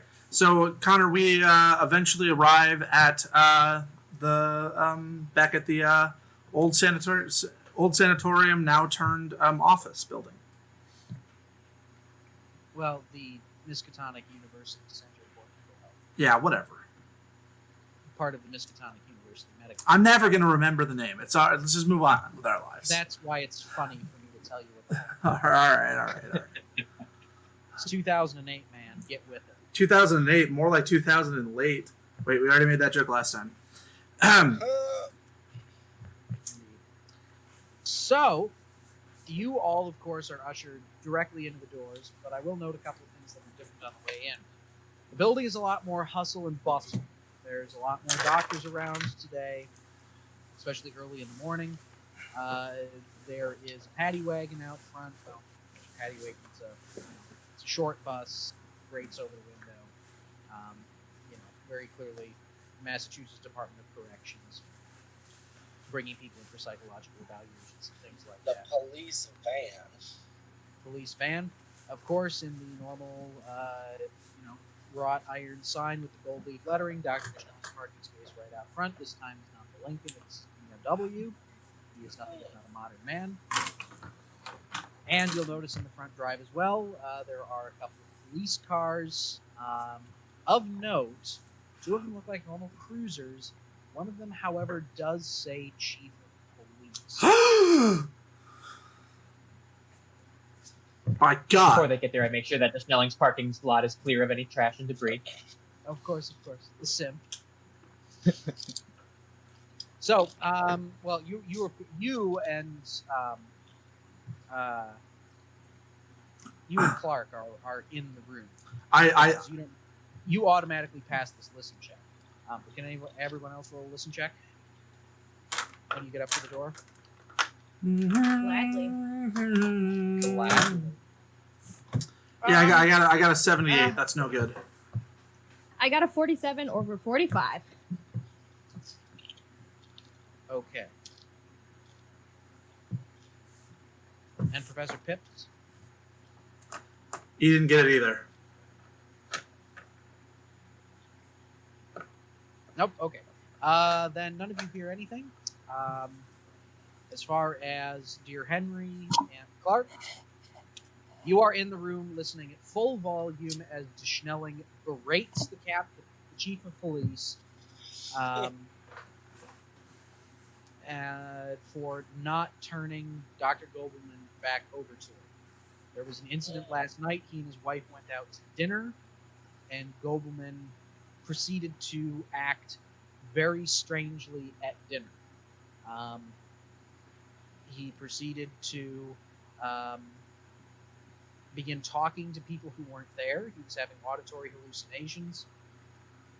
And it went downhill from there. He began hallucinating something about the waiter having tentacles.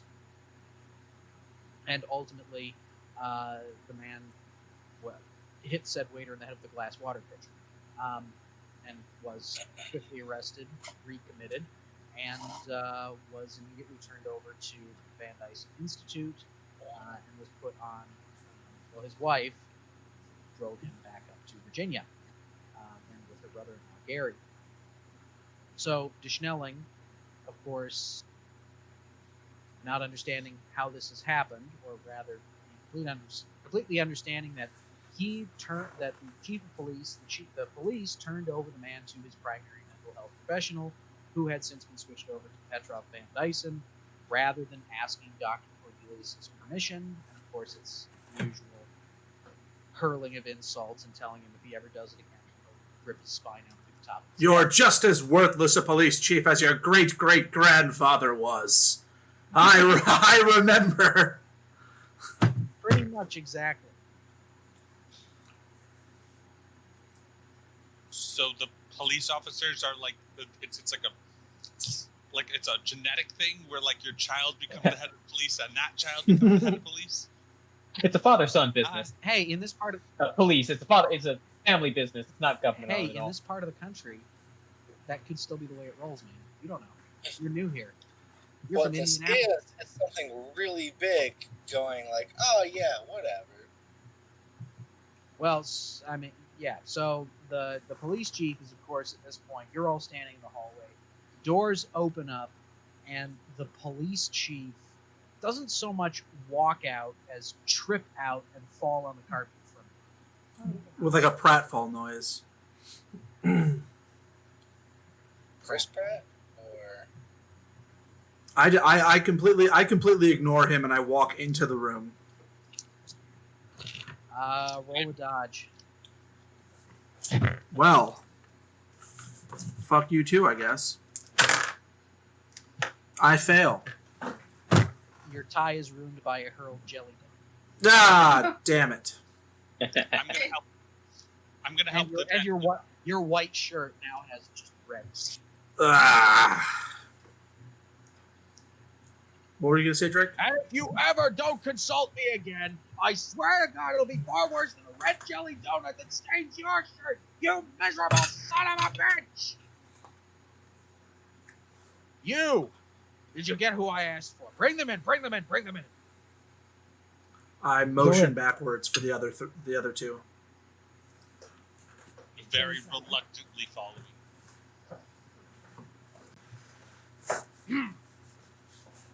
There's been a development. Last night, very shortly after our conversation, taking me up on my invitation, Henrietta took Sebastian out to dinner. One of Arkham's nicer restaurants, a place that I have credit. She gave them a table.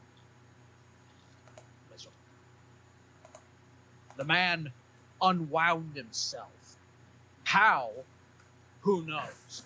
There's so much unknown about what was done to his brain in that miserable institution. But for some reason, the man unhinged himself. Immediately started having auditory hallucinations, visual. The man cut up a poor waiter's face with a water pitcher. He's been remanded to the custody of his mental health professional, which, rather than dropping him off here, where we could have kept him, immediately sent him back off to Virginia. I want to know what's going on, and I want to know right now. So the five of you go back up there. And you're going to talk to Van Dyson this time. And you're going to find out what the fuck that man is doing inside of those screwy little heads that he tied. What he does when he unscrews the top of people's heads and puts them back on the wrong way. What? The girl is staring at me. What does she want? The girl can hear you. Do you have anyone in the family? I think that at this point, with the mention of like him unhinging and unwinding and the therapy or whatever work that he went into undoing itself, Diane finds it really relevant to mention some of the information she found about the two other people who had also had relapses and eventually were killed somehow or died somehow. Very interesting. So she points that out to everyone. With this in mind, we should go quickly. Did anyone else find anything out last night? Did anybody else do any research on their own? Yes, I recount all of that information that Clark and I found in the library and computer. It wasn't a whole lot, but it was at least one. A ledger from the desk clears the room and flies right between the two of you. I could have told you that. Now, Dr. Cornelius. Sorry. Of course, we know that this is something that you're capable of. We are just trying to piece it together ourselves, and Dr. Deschnelling, I understand your frustration, but I agree with these men. They took initiative, and that's important in their line of work. I'll give this to you right now, Sterling, because you're new and you've only been here a few months and you haven't quite had time to acclimate to how the way things work around here. But the sooner you understand that I am far more capable and far more knowing than anyone you could hope to get on your stupid little flip phone there, the better. What? Greek has something to say. Go on. Drake, that's you. Yes. I was just going to be not sure if this is necessarily valuable at this moment, but I did talk with Artemis Weatherman, and he discussed to me a little bit about just the peculiarness of this campus and this location. But he did mention of the location where Sebastian first got him unhinged, and then I just explained the rest of the information. Cornelius is unsettled by what was. He's a little taken aback that this is how it was put to you. But he says, yes. Unfortunately, the stress of an archaeological dig in Southeast Asia did trigger his first instance of his mental illness, though I don't think that's particularly germane to his present condition, because it's been a decade at this point. Fact of the matter is, I would like you all to return to Virginia, and I would like you to find out what the hell is going on and secure Van Dyson's signature on a transfer form back to the Arkham Sanitarium. Pardon me. Institute for Mental Health and Healing. Now, Cornelius, while I would love to bring this group of people with me, we've all worked well together in the past. I must make it clear that this is a decision for each of them to make individually. I don't want anyone to feel as though they've been forced into this position. That's the position of the U.S. government, at least. And the position of me, Dr. Cornelius de Schnellen, man, friend of all, Man friend. and one of the loudest voices in this university, of which you all are participating members, say that you're going. Period.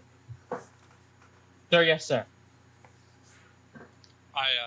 I'm quite interested and do care about Sebastian, so I shall be returning to the location to find out the truth. Very good. Okay. I'm sure Kennedy also says yes. Kennedy also Yes, I can go. Kennedy does whatever. Kennedy says whatever. Does whatever I tell him. All right. You all fucking go. I lead them back out. I don't know if anybody is I don't know if anybody's hesitant or anything, but basically I lead us all back out to the Lincoln Continental, and we pile in. And as we get into the car, I turn the ignition, put on my seatbelt, and turn around behind me. All right, we're going to be making a long journey, whether that's by car or by plane. It's still going to take us a while to get back to Virginia. Damn, Duncan, it's a 99. Oh, what happens? Put the key in the ignition, the car explodes. Oh, fuck. Well, that's a real shame, isn't it? Fiery death. Well, at least we all died doing what we loved, simping for Dr. Cornelius de Schnelling. But I do say, I just sort of turn around and I just say, I know that we all woke up early this morning. Mr. Kennedy, Professor Pips, Miss Walker, and Zach's character, who I also have forgotten. Last name Zach's character. Mr. Zach's character, Henry Basil. If there are any stops you'd like to make, please inform us of it now. I'm ready to go. Very well. Mr. Kennedy, as the resident pilot, do you believe that this excursion would be best determined by car or by plane?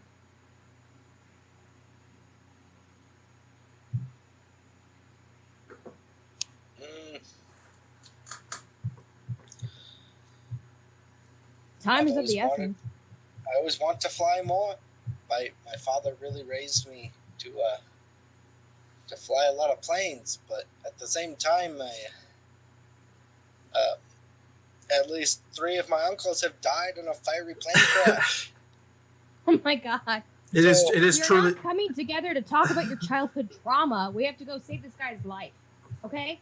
All I'm saying is that I know Save how it to for fly when a you can have a plane, next- but at the same time, my family's got a lot of bad luck flying planes. And as it sounds like he's kind of coming around on the let's just drive there sort of thing, I sort of kind of give him like a nod, like reassuring, as reassuring as I can. Like, I understand the pain of losing a family member in a tragic accident. And then we begin the long drive to Virginia. Very good. As you get into Virginia, again, it's about an 8-hour drive. So you proceed along. Again, you left very early to Schnelling to Vancouver, 6:30 in the morning, left 7 o'clock. And so 8 hours hence only brings us to about 5 o'clock in the evening. So by the time you get there, it's time for you to grab some dinner. And in this part of the country, there's McDonald's. Actually, no, there's Chick-fil-A. Well, Connor, I think your math is off. Drake's been counting on his fingers for a little Drake while. has concerns. Oh, 7. 6 a.m. plus 8 equals 2. It's about lunch. It's about lunchtime. 7 would be 3. 3. Whatever. Just in time to still hit Waffle House. All right. Well, yeah. What's the eatings in this part of the country? I'd like to fully RP us going through the drive-through of a fast food chain. No. I'm kidding.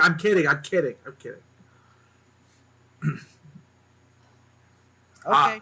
I'd like to order a large Big Mac, no tomatoes. What'd you say? What was that?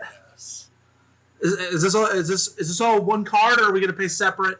All right. We're just gonna Say that. Fuck tomatoes. Fuck those tomatoes. Hey, just so you know, Agent Stewart, Dirt. since you're the government agent, you have the money you're buying for us. You do have a government charge account, and this is technically government. Judgment. Well, As a college charge student. account sits there and orders everyone McDonald's. You go to a fast food restaurant. One in flat top. nondescript No! nature. Stop! Move on! I don't want this. No but! No but! Hold on, but Emily, it might have importance to the story. That's why No, Connor's it's telling the supposed to be Emily. It's supposed to be yes and. yeah. No but! So Anyway, we arrive a little later in the evening. You arrive a little later in the evening, Everyone has And- happy. and you stop and you get something to eat. The drive-thru doesn't work, so you have to go into the establishment. Everything goes pretty okay, except there is an incident which occurs in which there's a homeless man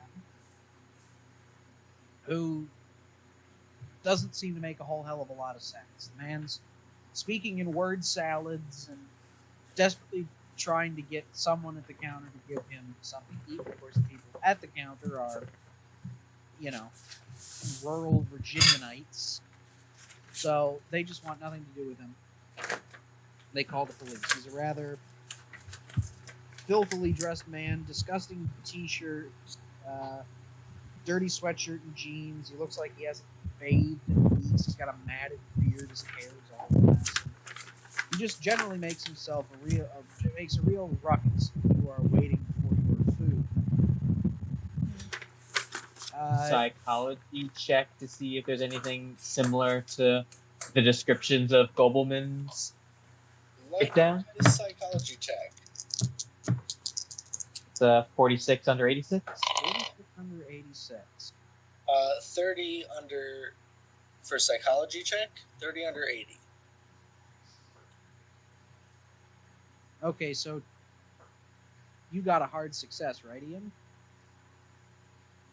Yeah. Double checking. 30 under 80? That would be less than half. And you just Yeah, got not a critical, but a hard Right, that was just success. normal. Yeah. For you, Zach, you sense no motive other than he's hungry and he would like some food. For you, Ian, you get your very first psychological insight. Look at you being competent. Wow. For once in your goddamn life. Finally making Dishnelling proud. This man's desperate attempts to communicate. you have the distinct impression that there is something going on upstairs, and what's coming out of his mouth is betraying you. That what's going on doesn't seem like genuine psychosis. Is it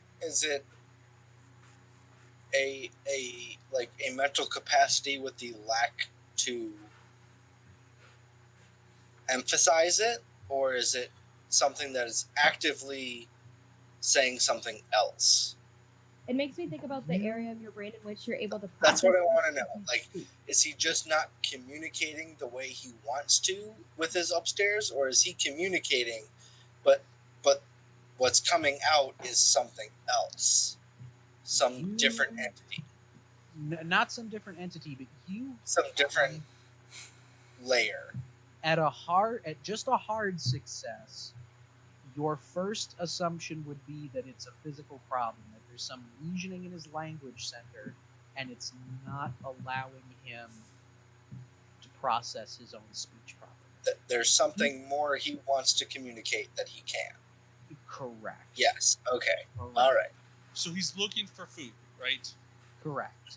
Can I understand, like, is he saying burger? Is he saying chicken? Am I hearing some words that I could generally understand, like, so I could try to buy him some food? The words sustain, the phrase sustain me comes out. So, I don't know, maybe. The people behind the counter asked the man with the Glock and the badge on his hip if he would escort the man outside. It might be a good idea to do that just to get him out of harm's way. Well, I was planning. I was going to wait until everybody else has sort of made some moves, but my first step is I take our food, which is in to-go bags, and I take our food and I walk over to the man and I sort of calmly but firmly put a hand on his shoulder and I say, Sir, look, I have some food here. Please follow me outside of the building, sir. And I start to sort of steer him towards one of the exits. I don't know what everybody else is doing at the same time, but that's kind of my first instinct, is as soon as I get my food and they've asked me for help, I step in. Depending on how that goes, I would also like to approach the man and just sort of give him like an out of communication. But depends on what Duncan's interaction. Sure, Okay, so we'll play mine first. He's easily led. He goes outside. Diane buys whatever food the detective originally ordered for him. As soon as I will just quickly follow behind the federal agent, and I just want to try to make some sort of another psychology check just to reach like an understanding of communication. Like, hey, I'm here. What you're feeling, I feel. What you're seeing, I'm seeing.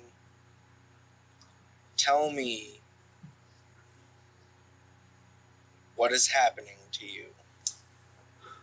I want to try to roll. Is that a persuade or a psychology? That would be. I would say, well, if you're trying to help him on a mental level, that would be psychoanalysis. Yeah, I'm just trying to connect on the mental level. Like, I'm not trying to psychoanalyze. I'm just trying to like engage in his psychosis. Psychoanalysis would be. I consider that the practice of psychiatry.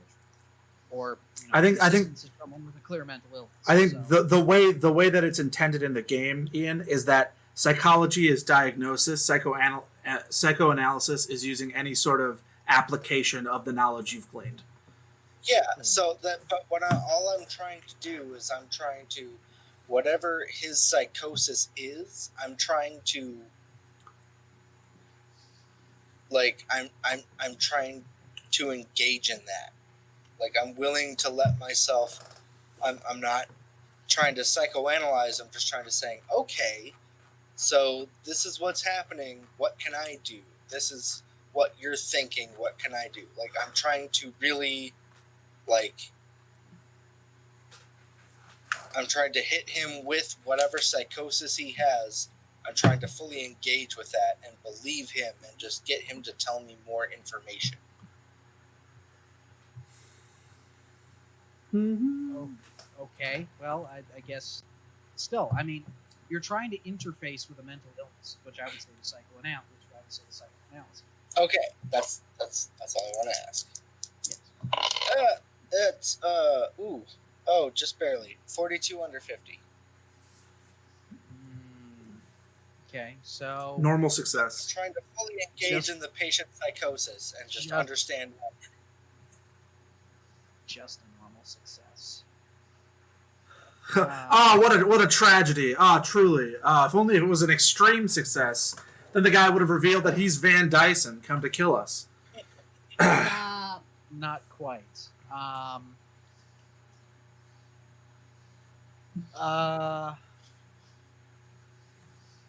Depending on what's information available, give it to me or don't. I'm not trying to Yeah. psych for answers. I'm just trying to I see a mental patient. I'm just trying to get on their level to maybe glean some more information. But if there's nothing to be gained, then it is what it is. There's not information to be gained with this stage of interaction. Okay. Right. Pretty much all that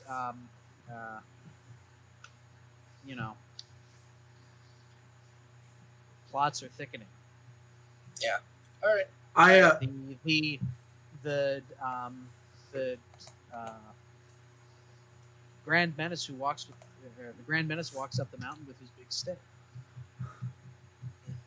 I continue what I'm doing as Ian sort of talks to him. I reach into my bag, pull out my food, and I hand it to the man. And then as Ian continues to try to speak with the man, I'm going to call a local homeless shelter, or actually it's 2008. That's not really a thing super well. If there was a vagrant at a fast food place, I just call the police. So I call the police. He begins wandering off very quickly. I mean, I guess, are we in a metropolitan area? Is it kind of urban? If it's a fast food place in the middle of the woods, I mean, we got to stop and do something.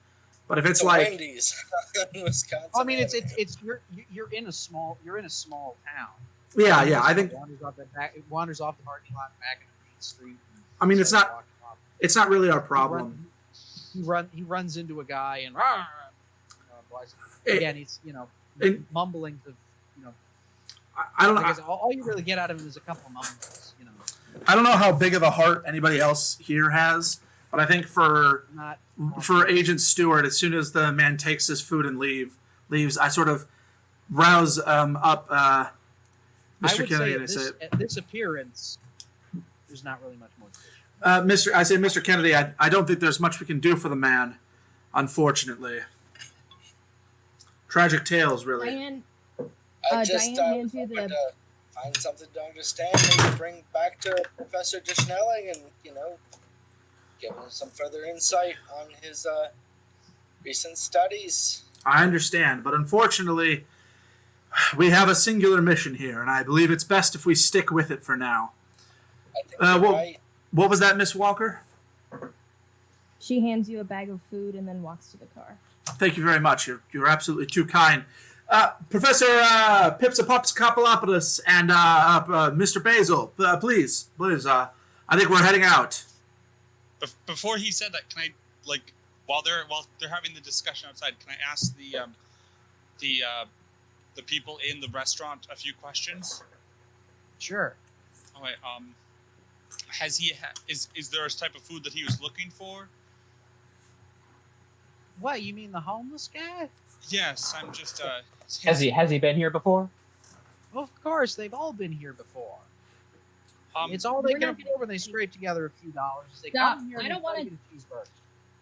We're not going to get anything out of these people. Let's just leave. It's true. They don't care enough to I've know. not gotten anything useful out of it. Oh, George Red Cross workers. There's nothing to be. These are minimum wage kids working at McDonald's. These people are in advanced. Yeah. All right. Who called the cops? so On the this is, road again. Weirder than normal. Right. I Okay. pay a still lot have of to attention make at my web. quick trip to people, so that was my reason. Is I could tell you about almost every single person that comes into my store each day. Good for you. This is rural America. Yeah, I mean, I think you're a special Do case, not Drake. give a Plus, What do you plus in mean terms ice of cream plus in terms machine of is meta, broken? It's broken for 18 months. plus in terms of meta, Connor has kind of made it clear to us, like, hey, this is in this first appearance, you're not going to get anything more. So we're moving on.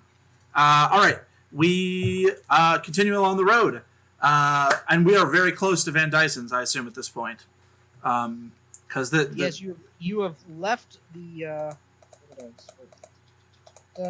you've left the quaint town of St. Luke, and you're driving back up onto Belmont. Mountain Road.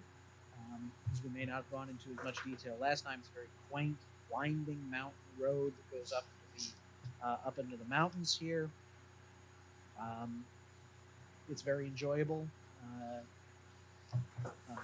Agent Stewart has a very lively Lincoln, so careen up the hills here, and ultimately you arrive where you were before. You peel off into a small valley between two larger peaks in this mountain range. You peel off and head down into the Van Dyson Center. Building is the same. It's the same 3-story L-shaped building. Has 2 wings that go out. Of course, you've been here before. I will resend it in the chat so that everybody can reestablish themselves on what it looks like as a floor plan. As we start to pull in, I sort of look around. Are there any outdoor seating areas, Connor? Outdoor seating? No, not in the park. Not like anywhere else. There's no like outdoor seating. Okay. Correct. If I could get a spot hidden. Okay, sure. I was also going to ask, on the car ride over, did we come up with any sort of plan of when we're coming in? Like, are we setting up an appointment, or? I think That would be an excellent conversation to have. I think that's literally what we're about That would to. be a great conversation. I think that's what we're about to discuss. Mhm. I'm not gonna roll a spot Sort of hidden. flashback to earlier in the car trip. Failed the spot hidden. I got a 10 under 40, so that's a hard pass. That would be a hard pass, but you only need a normal one Dang it. out in the parking lot up front. I got a 30 over 25. Oh Good God. enough. Diane, 0.5 over. I dropped one of my dice. Oh! 002! again, 002! you didn't need the extreme success. You just needed a normal success. Still Hey, exciting, okay?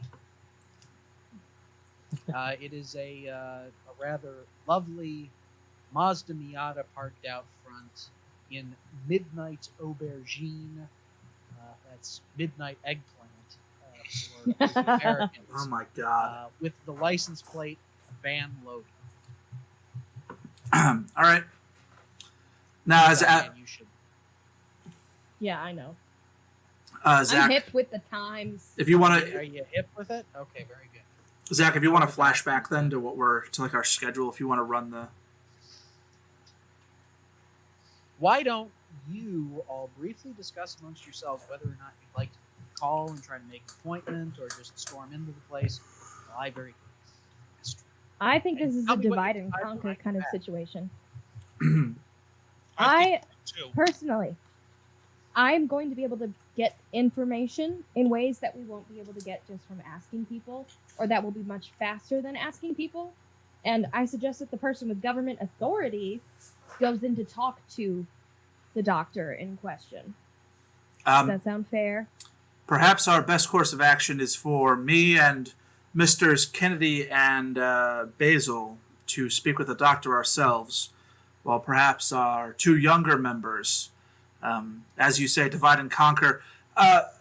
Mr. Basil, was there anything in particular you wanted to do? I think you mentioned perhaps setting an appointment. I just wasn't sure how we wanted to approach this. I guess we need to talk to them about what is happening with Gobelman. If we go in, I'm worried if we go in too much on the government authority end of things, that might scare the Could ruffle What- some what- feathers. Pythagorean theorem. Pythagorean theorem. What's his name? Perhaps we could have a government assistant and some sort of maybe not necessarily super qualified, but definitely has a great potential psychologist with him. And then the rest of us can go the other way. Well, I was thinking. I do think that we should have at least one person who understands psychology with us as well. Okay. I'm gonna find stuff, but I'm not gonna know how to understand it. And if we get caught, it's much more plausible if we have an actual doctor who could pose as a doctor here or Some something. of these people are a little Kennedy spoke to them. more written than I am. If you Kennedy. catch my word. Kennedy has spoken to them before, since he was the one that set up the appointment last time. So he and Stuart can go try to talk to the doctor. I can go with you, Diane, for any psychology know-how. Henry, what was it you wanted to say? Professor Me, Pitch. that was Yes, Oh. I was just saying that Kennedy, as you are in charge of the paperwork, correct? Back home. I have the good graces of more than I am. Yeah. working with Deschnelling's paperwork, yes. So you could say that you could be leading with there's a confusion in the paperwork, and you could be bringing the government agent as a precaution to make sure that the paperwork is filled out correctly. That's why I was saying you two. I could I can join Diane and Henry. Does that All sound right. good? So what have we decided? That's not necessarily a bad idea. All I'm saying is that, maybe we psychologists maybe split it up a bit, cover 2 grounds with 1 stone. 2 stones with 1 ground. I hate it. Like that. So what was our? Right. So Kennedy, you're going. I say So we Kennedy and cover Stewart will one talk table with 2 shrimp cocktails. One As we would say at the country, yacht club. single presidential candidate. So I guess it means me and So Kennedy Kennedy, and Stewart are going together to talk to the doctor. and then the Sorry, three. but me and Doug are both starting to do the recap. Yeah, and then the And three. then Henry and Diane will go computer We'll go computer hacking. With And with Professor Dr. Phipps as well. I can be a backup. Do we need any sort of go sour with those two? I can be just a professor who's worried about Sebastian as a backup plan. Okay. right, Diane? Do you need any sort of cover? Do we, or what you do? I mean, it depends on how complicated their firewall is. This is going to be HIPAA protected information, so. I think our biggest. So who are we seeing? Are we seeing So Van Dyson or Ken, Sebastian? Kennedy and I are going to go speak with Van Dyson about Sebastian. On the and we're not coming in with very much of a pretense at all. We're coming in as, this is Mr. Kennedy. He works for Dr. Deschnelling, and I am Rod Stewart, a federal agent, and we would like to speak to you about the recent change in Sebastian's primary care physician, because we feel like there appears to be some irregularities, especially with how quickly he was whisked back from Arkham, Massachusetts to Virginia.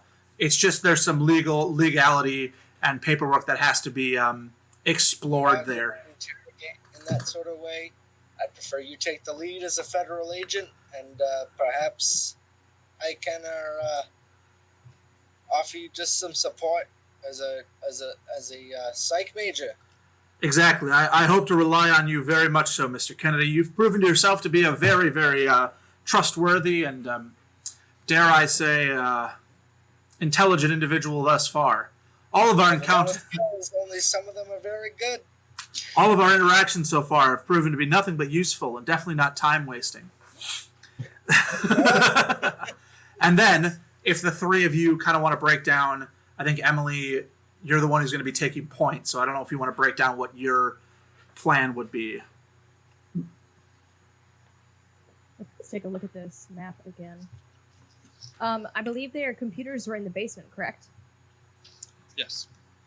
Yeah. Oh, so we don't even see it on the map. And all of their iPads. Yeah, I'm not muted. Cool. All of their iPads are connected. We could just steal an iPad. Well, something I'd like to propose is that the when we went there the last time, there was only one woman at the main desk, right? If we're going there to meet Van Dyson, she's not gonna just say. She's probably not just gonna say, "Hey, go this direction." He's there. She'll probably lead us in the direction that he would be, being that it's a small center. They're not gonna be. They probably aren't just gonna call him too. Nah, I guess that's true. But we could. You guys could distract her when you go in, and then we can try to get the iPad. And if we can't, then we'll go downstairs. We might have to go downstairs to get into more extensive records anyway, because I don't know what they have accessible on the iPad. But Okay. Sounds good. I think that's our plan of action then, Connor. Okay, sounds good. All right. Where are the stairs on the map? So as we discussed, I pull out my. As we discussed, I smash down the front doors, pull out my Uzi, and I started blasting. So anyway, I start blasting. Della kicks Any back videos in from her national desk and pulls out an MP4. Oh God! He has an egg and offers it to us in our trying times. Let's move on. We walk into the building. What about a rum ham? Right? So we got a call to make the appointment first. Hot ham water. Mr. Kennedy, if you would like to call and make an appointment. From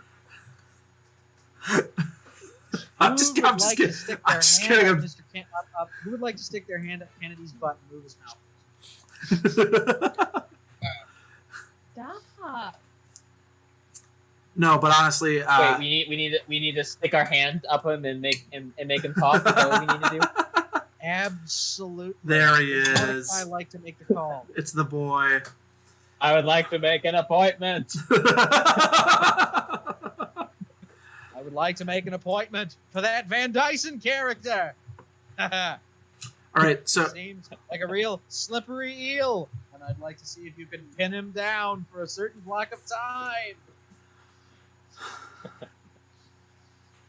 Kennedy, do you think you can make a phone call again? Della would recognize your voice. I hate you all. we can. Ian, this is role playing, and you have to. It's just a phone call. It'll be easy. It'll be easy. More to It's do, just Ian. a We're giving you more to phone call. Ring, ring. Ring, ring, ring, ring, ring. He actually says it.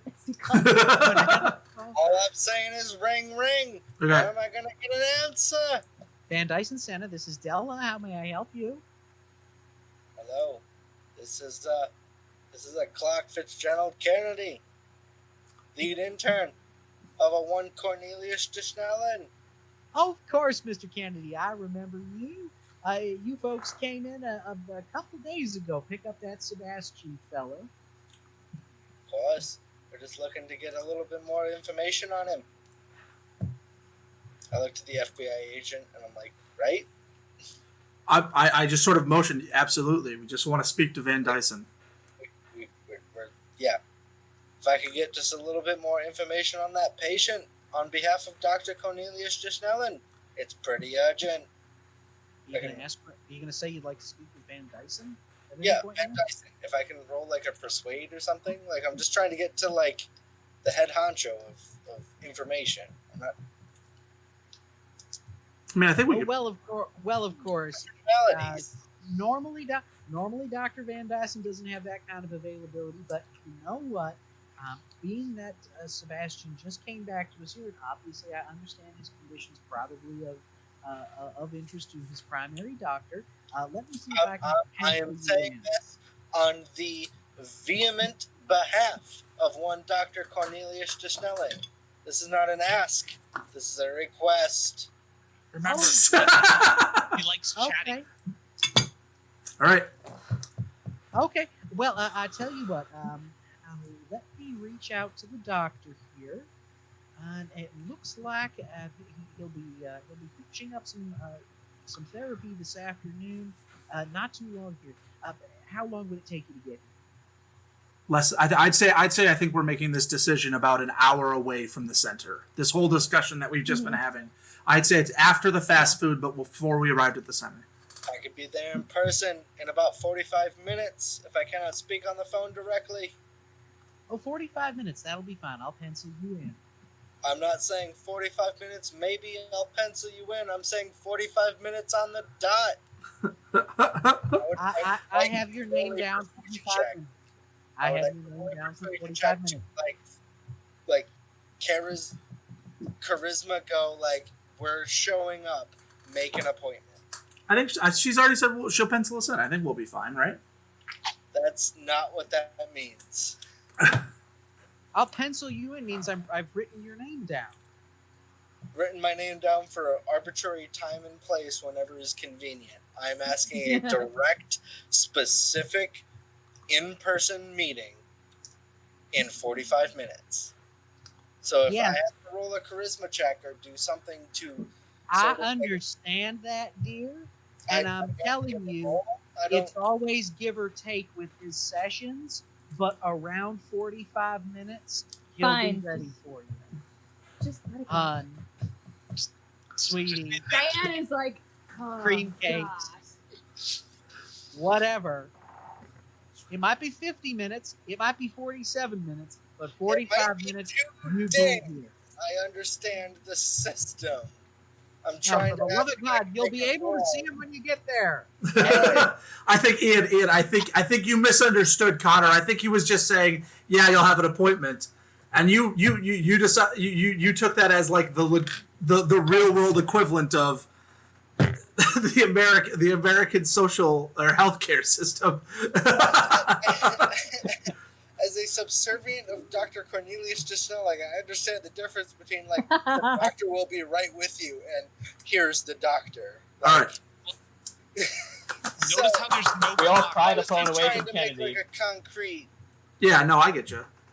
Anyways, okay. All right. So be it then. We'll be on our way.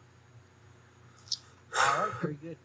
45 minutes later, you're walking in the doors of the Van Dyson Center. Okay, so I figure we're gonna walk in different groups. It'll be me and Kennedy.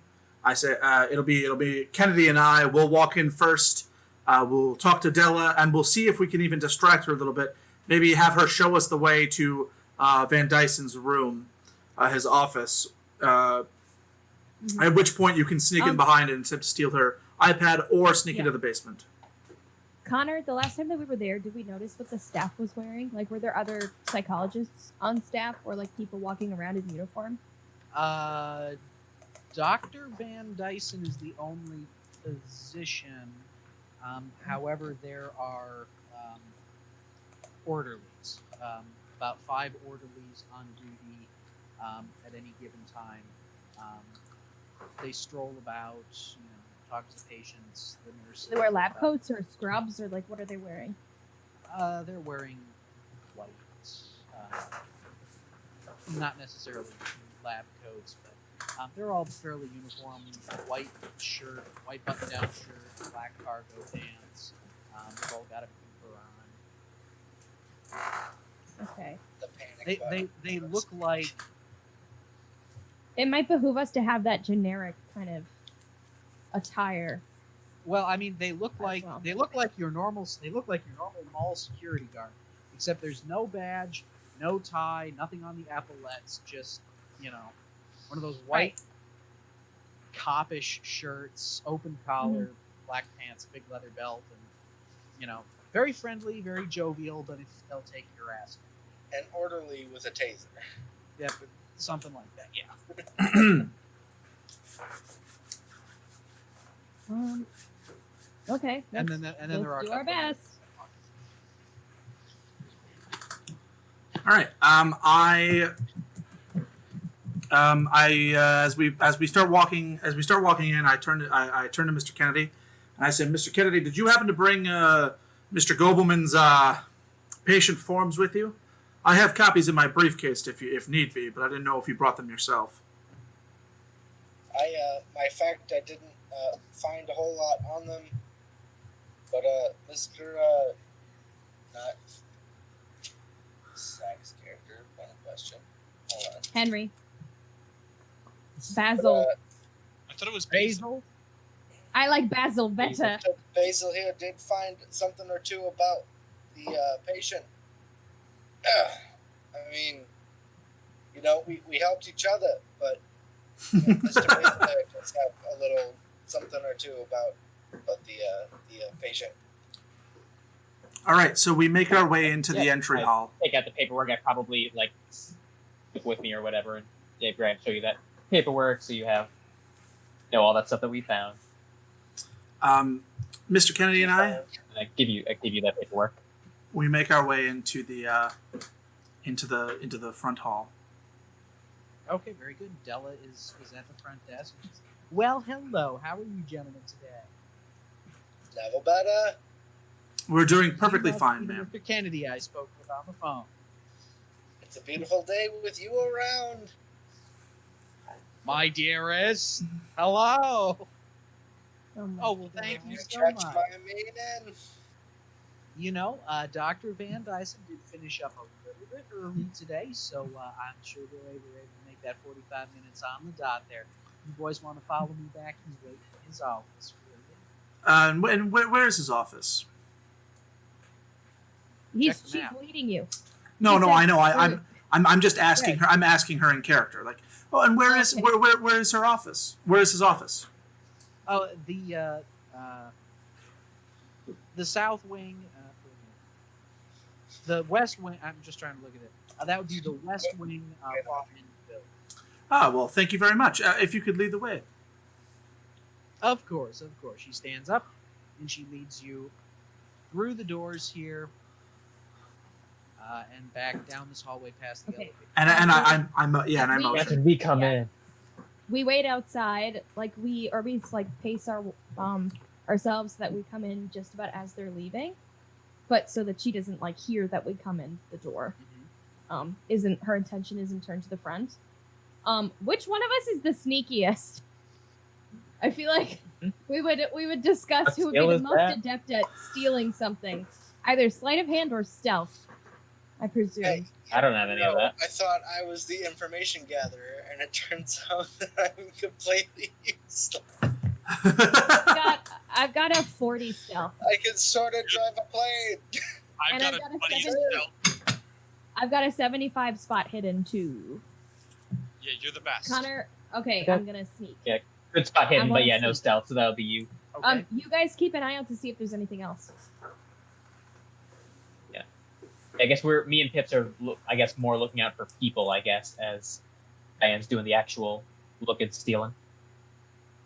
There aren't a lot of people around here. When you exit reception into the main hallway, you hear some pots and pans banging around the kitchen. We're not going in the hall. We're going behind her desk. Oh, behind her desk. Oh, well then no. We're trying to steal her iPad. Okay. Oh, yeah. Anyone here to notice me sneak behind her? So, okay, I'm gonna go do that. The room's empty. Can do it. Confirm, is this section happening at the same time? You guys just Yeah, left we've the literally main- we've like, literally we waited just walked out. We waited for Okay, exactly all when right, you guys were all right. leaving. I was about to say, can I help in some way? But if it's happening at the same time. Yeah, we've helped by pulling her away at this point. Yeah. Which we appreciate. You're sweet talking, Yeah. Ian. Thank you. Yeah. I want to. She told us exactly. She told us exactly where her iPad was the last time we were here. So Diane goes to the spot where she said she hides it underneath her desk. In her purse, right? Yeah. There is indeed an iPad. Is it there? I get it. Yes.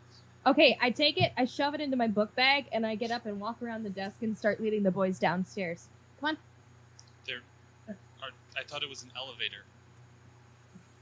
Now, just for my knowledge here, I'm what looking at else? the map. What all do you have in your book? I have essentially I invested a lot of my resources in hacker gear, which is to say I have a really, really good laptop and whatever like software, other devices, cords to like hook up things to the system, and Ethernet cable. It's all like technology related. You got yourself an external hard drive in there? Yeah, you bet your ass I do. Fantastic. All right, just wanted to double check. All right, so then you pour out into the hallway.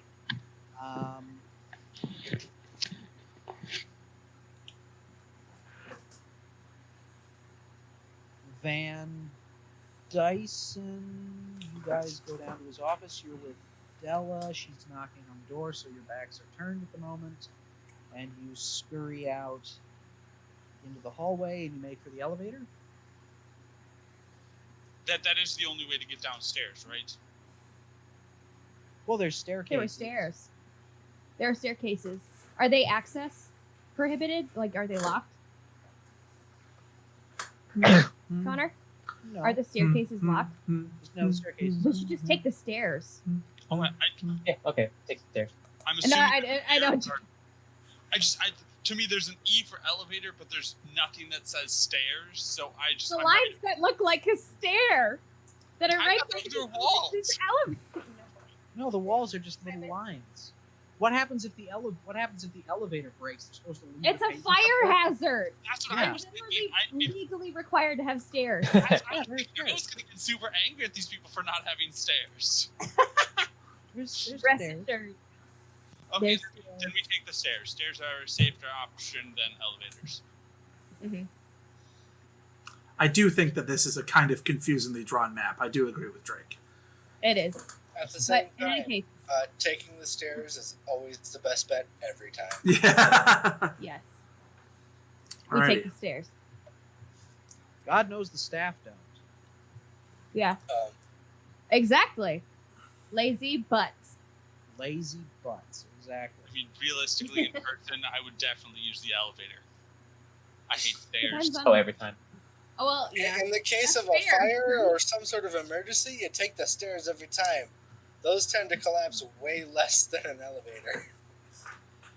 Alrighty. So the gang is going into the basement. I think we should do that first, since that seems to be a little bit more like action heavy. Oh, the basement, where everything good happens every time. It's just Well, it's it's action oriented, but once we start actually trying to hack into the mainframe, that's going to take time. Yeah. So we can divert as soon as we like get ourselves situated back to the gang that's with In the creepy basement.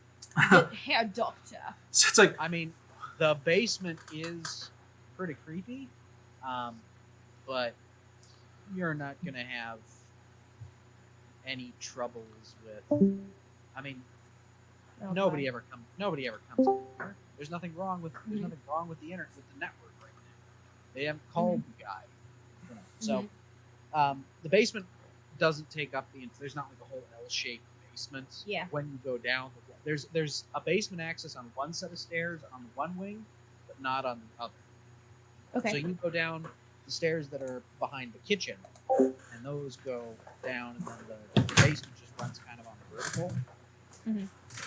You get down there. There's it's a lot of storage and medical equipment, beds, things like that. But back off in the corner, behind a security door, there's about a 10 by 20 room. Get in there. There's some extra AC vents up on the ceiling and a few racks. Is the security door locked? Yes, it is locked, but it's just one of those 5-button things. Okay, so is it mechanical then? Or is it electronic? This is not like a badge swipe. This is one of those ancient doorknobs where you have to push in. It's a mechanical combination that it unlocks. Fuck. Okay, I've got electronics and I've got computer stuff. I almost took locksmith and I decided against it, and now I feel upset about it. I've also got Survival Can you electronics. take iPad? Does the iPad have like a list of like building passwords? Oh, That would be an excellent thing to check, wouldn't it? I would love to look. But is the iPad locked? Computer use? Of course the iPad's locked, but let's have a computer use. I'm assuming there's like the grubby print. The grubby prints from where she's constantly pressing in that combination. It's not hard to see. Unfortunately. Where the Cheeto fingers have. I'm Yeah. gonna roll, and then I want you to roll a luck. Fuck. 41 under 47! Okay. The grubby fingerprints. Cheeto prints! Cheeto prints! Cheeto prints. Okay. The iPad rolled a 58 clean, so. Yeah. Okay, well, once on the iPad... I wish I could just roll to be computer clean use- instead of like showering. That's prestidigitation, my dear. Yeah, but again, it's a four digit pin, and you don't know what Yeah. direction she swipes in. One's a dot, so. Half of it's in Japanese. You don't even know. Well, I rolled a 67 on computer use, under 80. 67 under 80. Yeah, Okay. not very good. Yeah, it's not good. I'm trying to figure out how to. Out of curiosity, what are the numbers? Like, I'm wondering if they spell something, or if they might have some sort of combination like that. Because back in those days, and even today, like 1 is ABC, 2 is DEF, and so you could have some sort of combination like that where it might spell out somebody's name or the title of the business or something like that. Maybe. I mean, this is just it's a mechanical punch lock. No, I thought we were No, talking he's about talking about the iPad. Oh, well, this is like the this is the dot pattern. Oh yeah, but is it 1 Yeah. through 9? Because I think that's what he's like trying to implicate. Is that if it's like No, it's not numerical. It's that draw the shape. Yes, but how many dots are there? 9. Yes, so it's still numbers. So They're not numbers. No, It's just the not circles. really. Okay, They're not. It's not going to signify a name, but though. you do order them 1, 2, 3, 4, 5, 6, 7, 8, 9. And if your code is like 1, 9, 6, 3, like Wait. you're making a cross. Connor, if it's a dot system and it's not numerical and it's not alphanumerical, you would have to drag it to create the shape. So there would be a clear drag mark line And it of would either wherever be, that shape is being moved. and it would either be one way or it would either be one direction or the other. So yeah. Okay. Yeah, so I'll try both of them. That's what I think. That's all we're trying to figure out. Is if Okay, it's fine. Then it works. And you get that it on. modern. Go us. Now I want to look for. I want to look for the Oh, passcode technology. combination for this door to see if there's any like notes that she has on here or any other information listing what the passcode combination would be for the downstairs. Especially if she's the one who might be contacting like people to come in and check the computer systems if they're down, and she needs to let them know what they need to punch in order to get in downstairs. But hey, wait. On the same vein, do emails. we have that 9-dot security code to unlock a phone back in 2008? Yes. Was that like always a thing? Yeah. We did. I Yeah. didn't have a cell phone until like 2013. Yeah, so- me too. But we're in the years of touchscreens becoming relevant. At which point, This, that was one of the ways that you did your. this was the first year of iPhone. Gotcha. All right. Like I'd advocate for that, but also not. So if time doesn't allow it, so Please and Nate.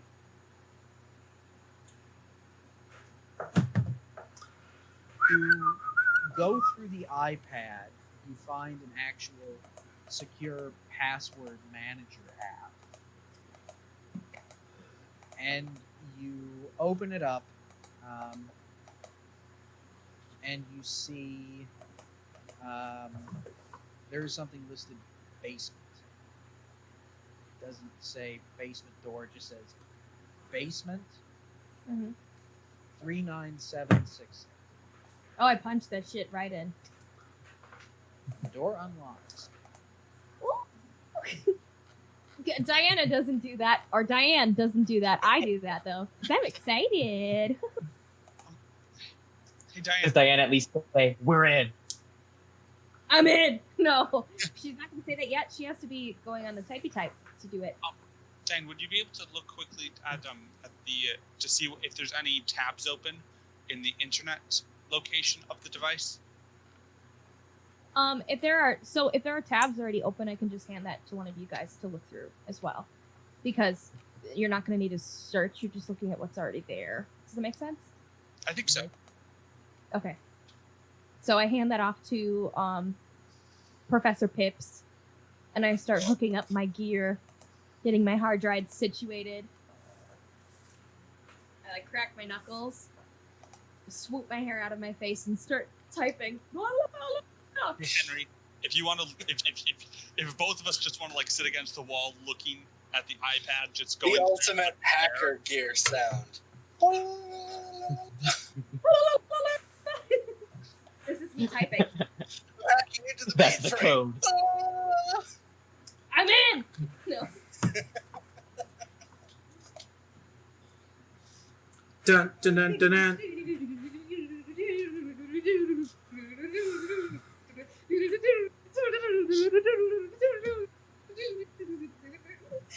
Sorry for wasting more time.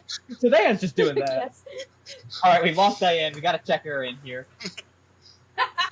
She's gone loony. I am you, Diane. Mr. Henry and I are looking at the iPad, and we're just seeing if there's anything useful on the surface level. Like we're not searching things; we're just seeing what's already there, what exists, what tabs are open, and what icons do, because they might lead to something important. You accidentally press the call for help button, which causes all the orderlies to rush to the position guide. No, please. Okay, so how are we going to go through the computer system here? So roll and, well,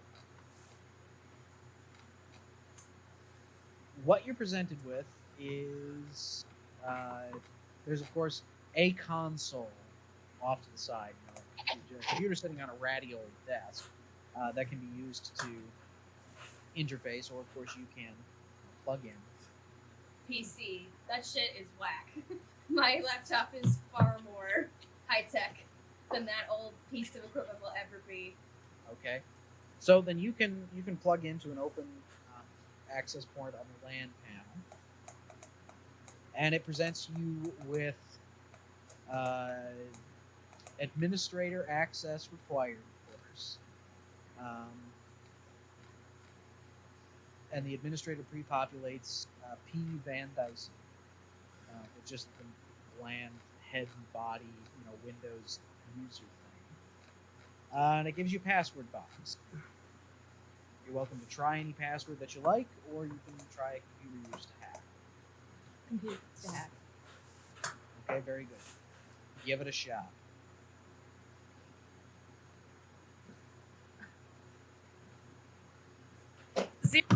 Oh, 7. Stop dropping it off the side of your table. I'm not dropping anything off my table.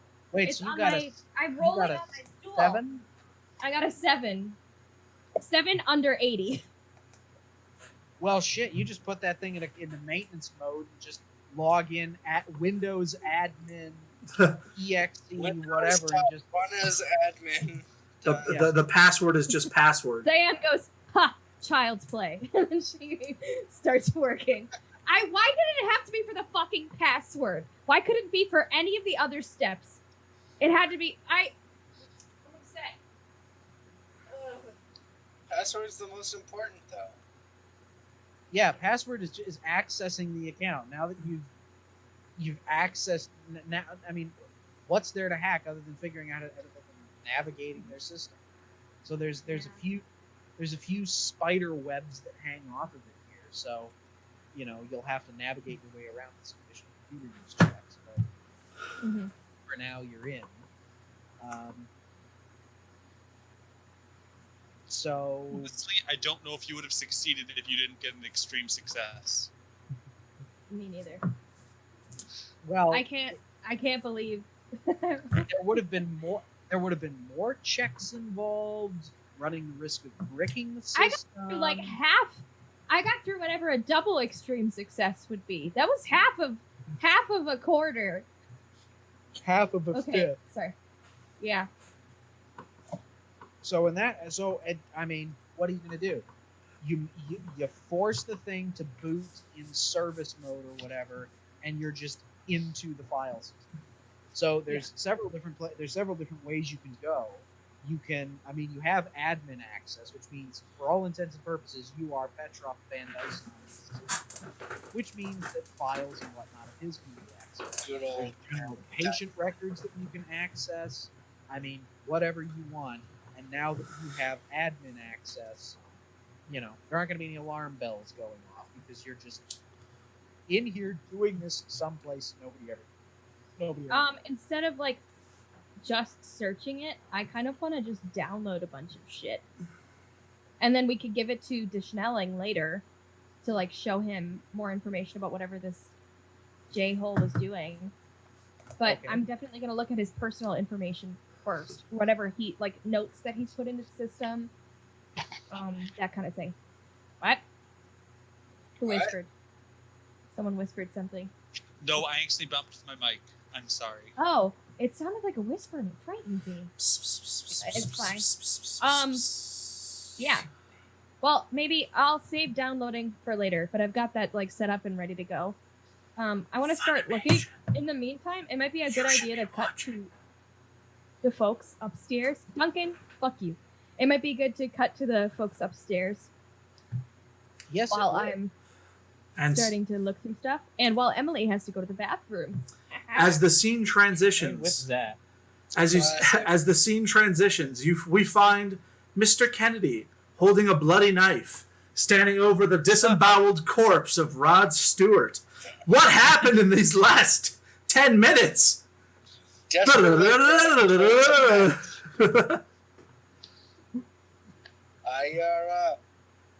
I saw Duncan come out of a vent.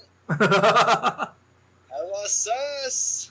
All right, so Out Della of all of us, Duncan is the most suspicious. Della is bringing us into Van Dyson's office. Correct. She knocks on the door, and you're welcomed into Van Dyson's office. I'm going to add into here. He's got this chair in your computer and a chair in your desk. But over by the window here, there's a couple of sofas and a coffee table. And in this room, there are two people. There is, of course, Dr. Petrov Van Dyson, who's made himself available to you. And he introduces a young man, rather grubby-looking kid, long hair down to his shoulders. Sorry, Zach, no offense. He's not here. Zach has short hair, anyways. I know, but he used to have it. Oh yeah, true. Anyways, Zach also collapsed and died about 25 minutes ago. I don't know if anyone else noticed. I didn't want to mention anything. I didn't want to ruin the flow. So Yeah, I thought we were just on such a good track. I didn't want to. And on that terrible disappointment, it's A time man to- has died.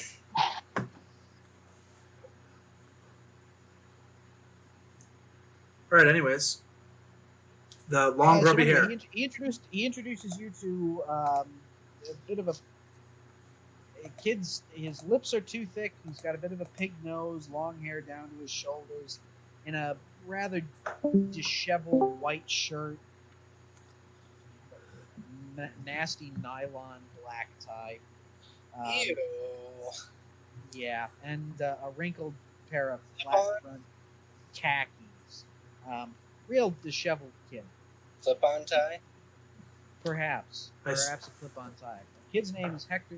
He's introduced as Hector Simone, Van Dyson's graduate student from UVA. Nice to meet you, Dr. Van Dyson, Mr. Simone. My name is Federal Agent, and I pulled my badge off my from inside my coat. It's not hanging on my belt; it's in my coat. And I say, "Nice to meet you. I am Federal Agent Rod Stewart. I'm here on behalf of Dr. Cornelius de Schnelling in the case of his patient Sebastian Gobelman. This is my colleague." Well, it's good to meet you, gentlemen. Very good to meet you. My name, of course, is Dr. Petrov Van Dyson. Certainly, I'm happy to speak with you about the case here of poor Dr. Gubelman. It's really quite a shame, his condition. You said you folks were representative of some other psychiatric party to Mr. Gubelman's care? My associate can better handle questions about that.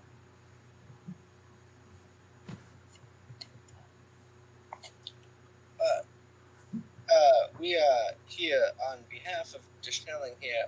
We're just trying to figure out a little bit more information. Well, certainly. Well, I'm happy to discuss his condition. Of course, he's been with our institute for a couple of weeks now.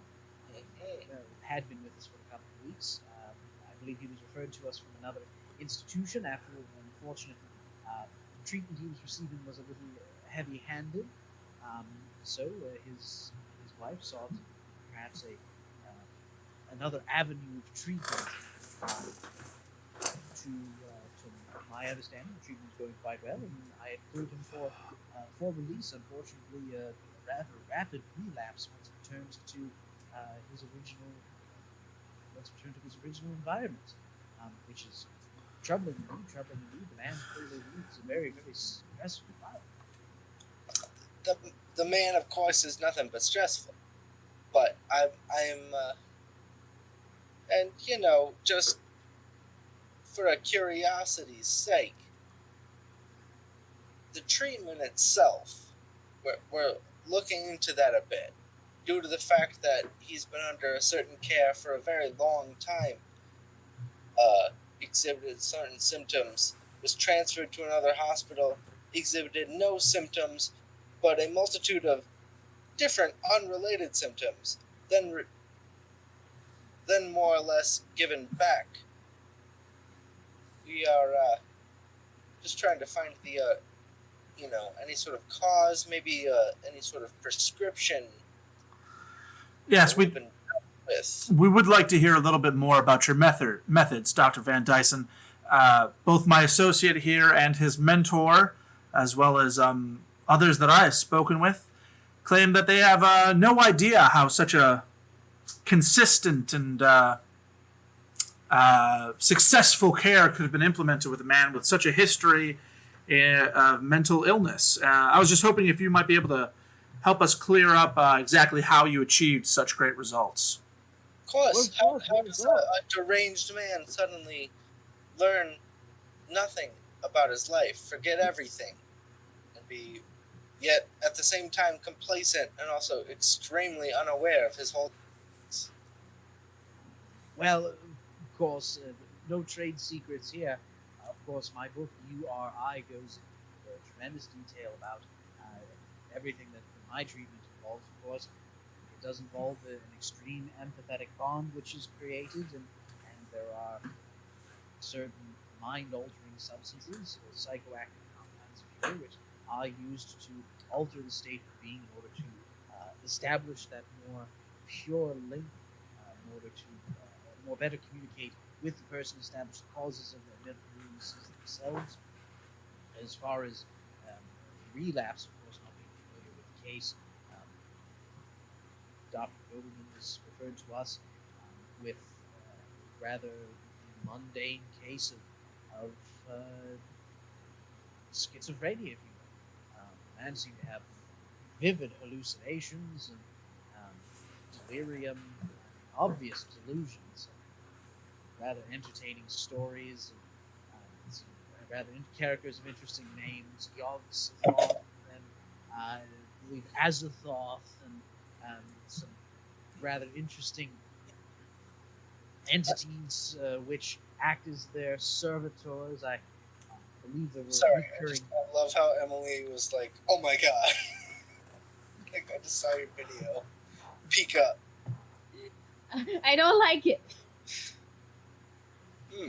So, All right. Man has had vivid hallucinations of being attacked by strange beasts he describes as dimensional shamblers, ghasts, and all the manner of unfortunate bat-winged creatures and things like that. I mean, I never cannot lie. That sounds like quite the traumatic experience.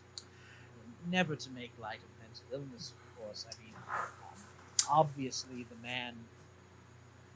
the man suffers from the delusions, whether or not he personally engages in any violent or occult-oriented activities in his private life. Dr. Van Dyson, that's enough on your theories and so forth. What concerns me today is less so your extended diatribes and more a little bit why, after your supposed miracle cure, was Professor Goldman suddenly hold a relapse. As far as I'm aware, most of your patients are completely cured after your treatment. Seems odd that just a day after, with very little stress, I might add, it's not as if he came home and engaged in a couple of boxing matches out on the street. He came home, enjoyed a nice dinner with his wife, and then attacked a waiter. What? Now, excuse me, sir. I don't mean to pry, and I don't mean to imply anything, but what have you done to this man that's caused him to have such a violent relapse? Well, this Agent Stewart, if I may call you Agent Stewart. Yes, that's what everyone calls me. And I'm sure Even my mother. even my mother. Naturally, in the course of treatment, in the course of providing assistance to these folks, it's unfortunate that in some cases there can be relapses, as has always been the state of mental health. Is that one treatment is not the same across all people who receive it. Now, I will say that there have been instances where I have had patients who have relapsed, and from those relapses we have adjusted, we have continued the good work, and it simply means that their problems are perhaps deeper seated than an initial trial. The initial trial was able to treat that. So I assure you, and everything I do here is detailed in my book, URI, and of course, everything we do here is fully documented. I have published, of course, hundreds of papers, published dozens of papers, added my name to hundreds on the course of these, and all I can tell you is everything here is fully on the up and up and FDA approved, so I'm not quite sure myself what a government agency would be getting itself involved. Well, you see, Dr. Van Dyson, I think you're actually meddling with things you don't quite understand. See, the U.S. government doesn't just deal with things such as FDA approval. We also deal with more sensitive matters. Sensitive matters? I'm afraid I don't know what you're talking about. I'm talking about simple treatment of mental illness here. And to be perfectly frank with you and the young man here, much like my own Mr. Simone, who serves as the assistant to the well-known Dr. Schnelling in Arkham, I'm afraid I have twitch, a small visual twitch. the slightest of like a, just like my protege of Dr. Schnelling. It's like, you fucker.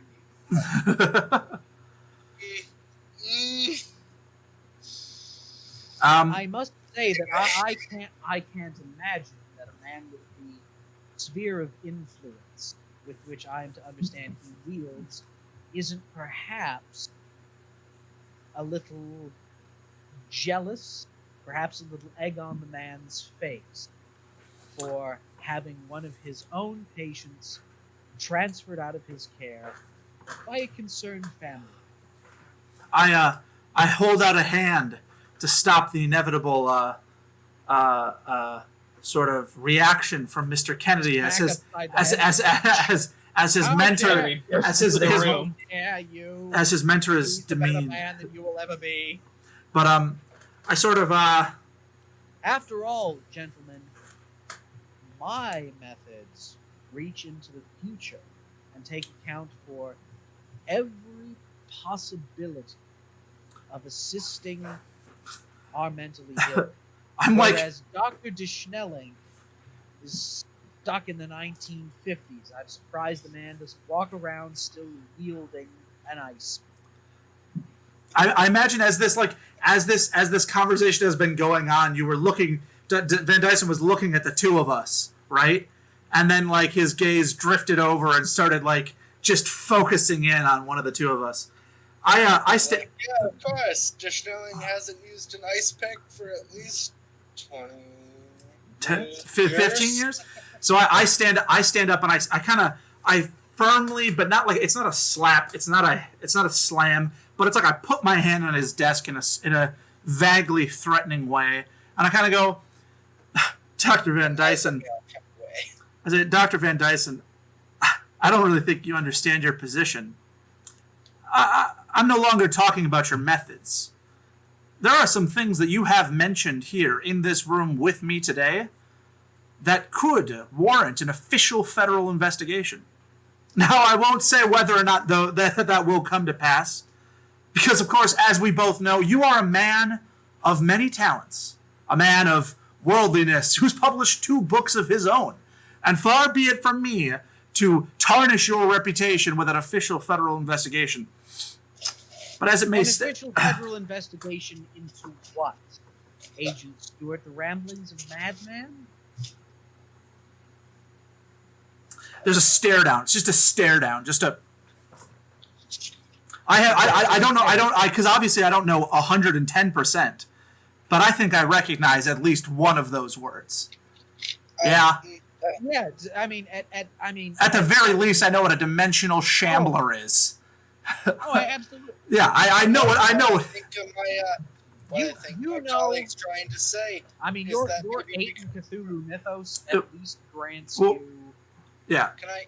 yeah. Ian, what were you gonna say? I want to make a fast talk real quick, and I want to say what I think my associate's trying to say here is that I think there's a lot of information that all of us could maybe convene on, and it could be beneficial not only for your studies, but for the benefit of humanity, which would also be credited towards you, sir. There's like it's like a knife just cut through the tension between Like, Van real Dyson quick, and Rod Stewart. It's like Peak. I just want to throw in that Kennedy charm and make a fast talk. Okay, go ahead. That is an 18 under 40. So just under my half, but not quite a critical. So 18 under 40, and he is rolling psychology.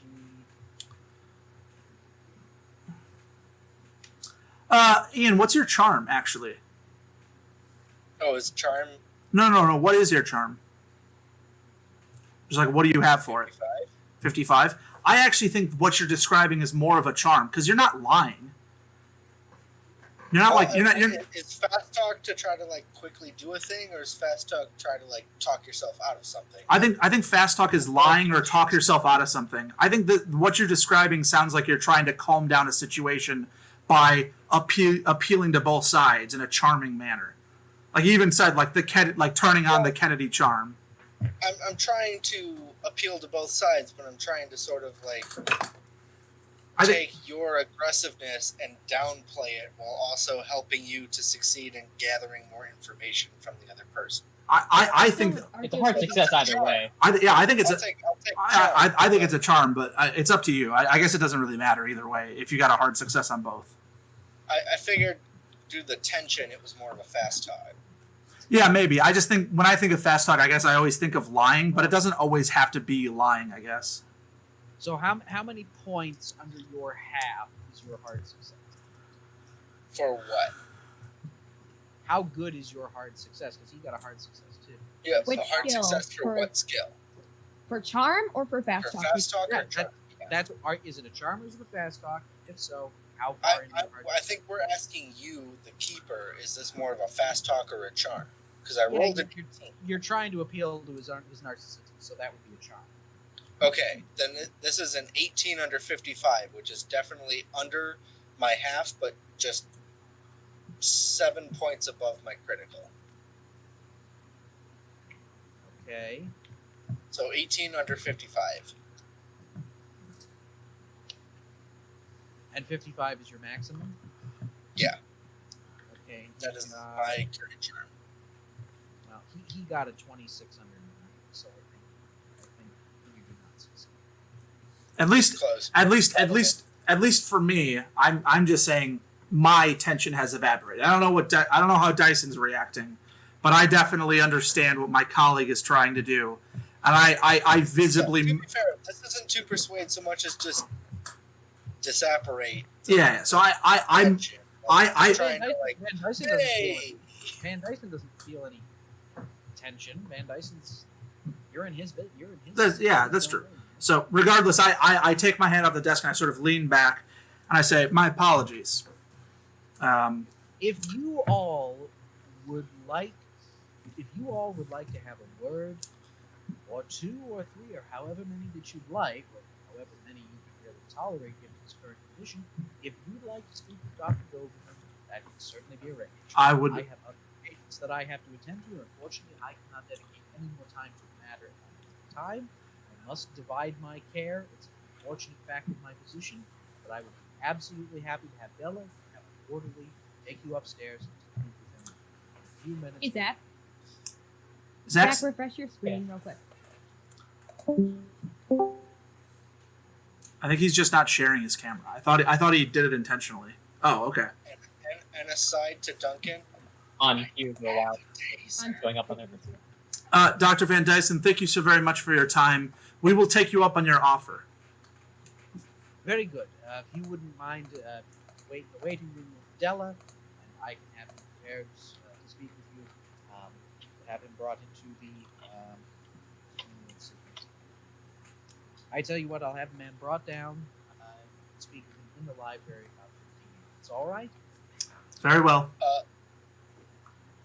So the agent leaves, and as I'm leaving his office, I'm going to turn to him, place a hand firmly on his desk, maybe just not touching a paper, but hitting it and slightly eschewing it.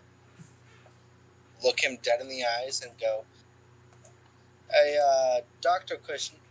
Cornelius de Schnelling will be hearing about this matter, and I'd like to roll a quick intimidate before I leave the room."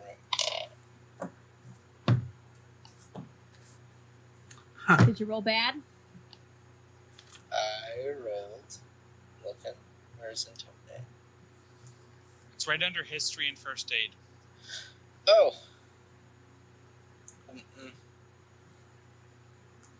So I don't actually know what happens. I rolled a 15 on 15. Well, so that's 6 stats.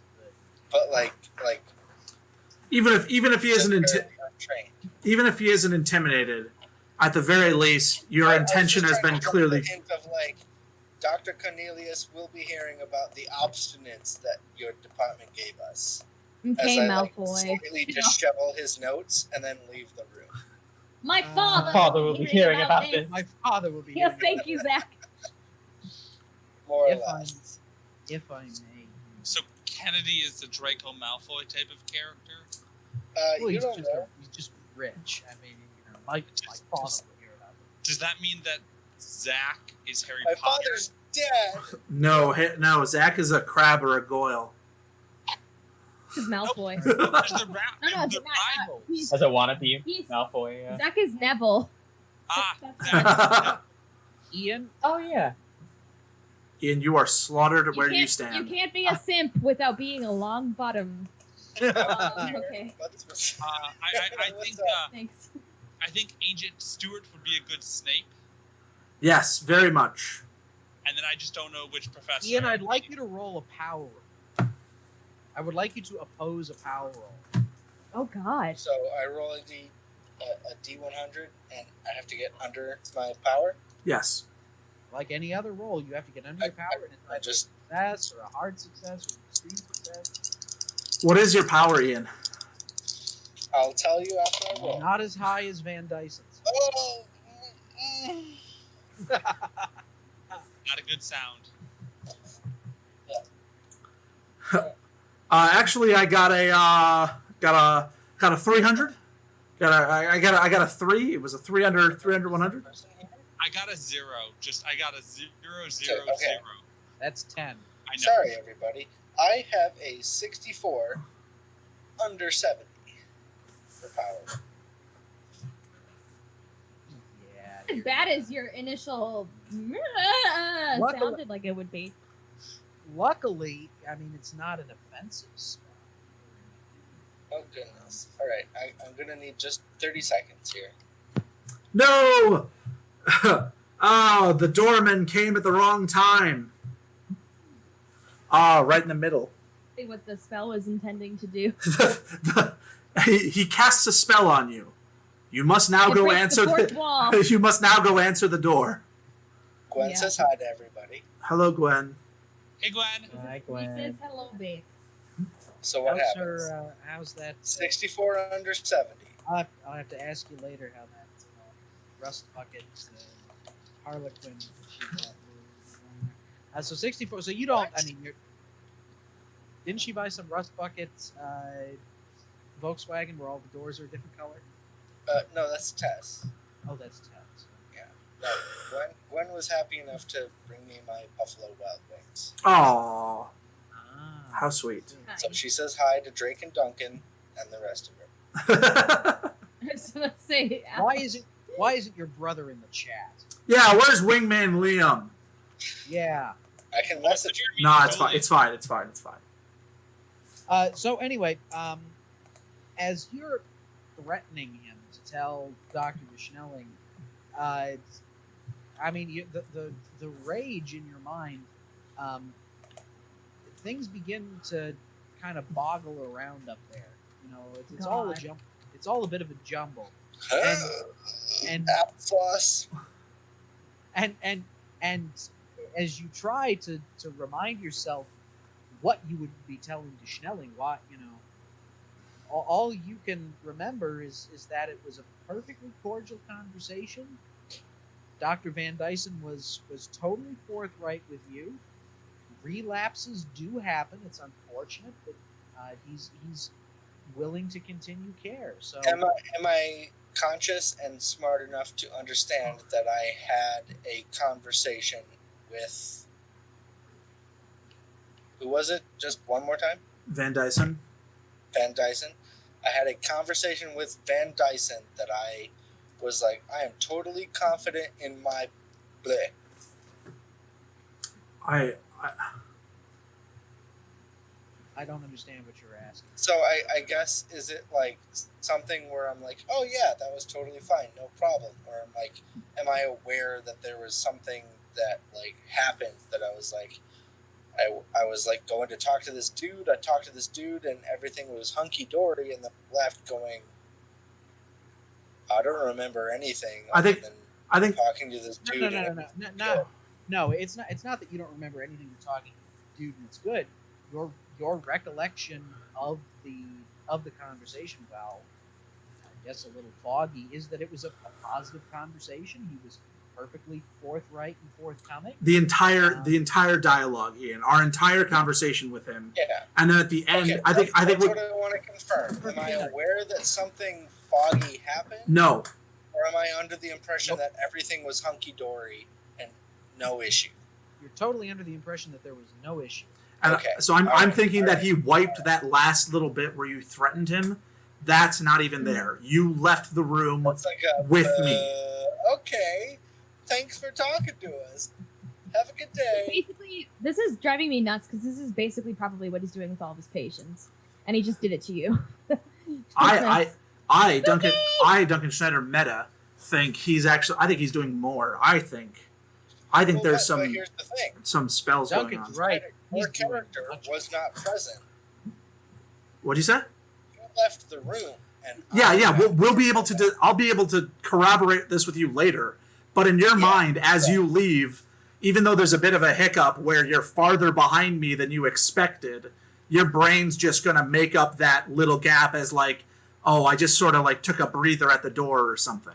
Like he's basically, he's not erasing your memory. He's not rewriting your memory. He is just sort of making it a little bit more muddled so it's positive towards him.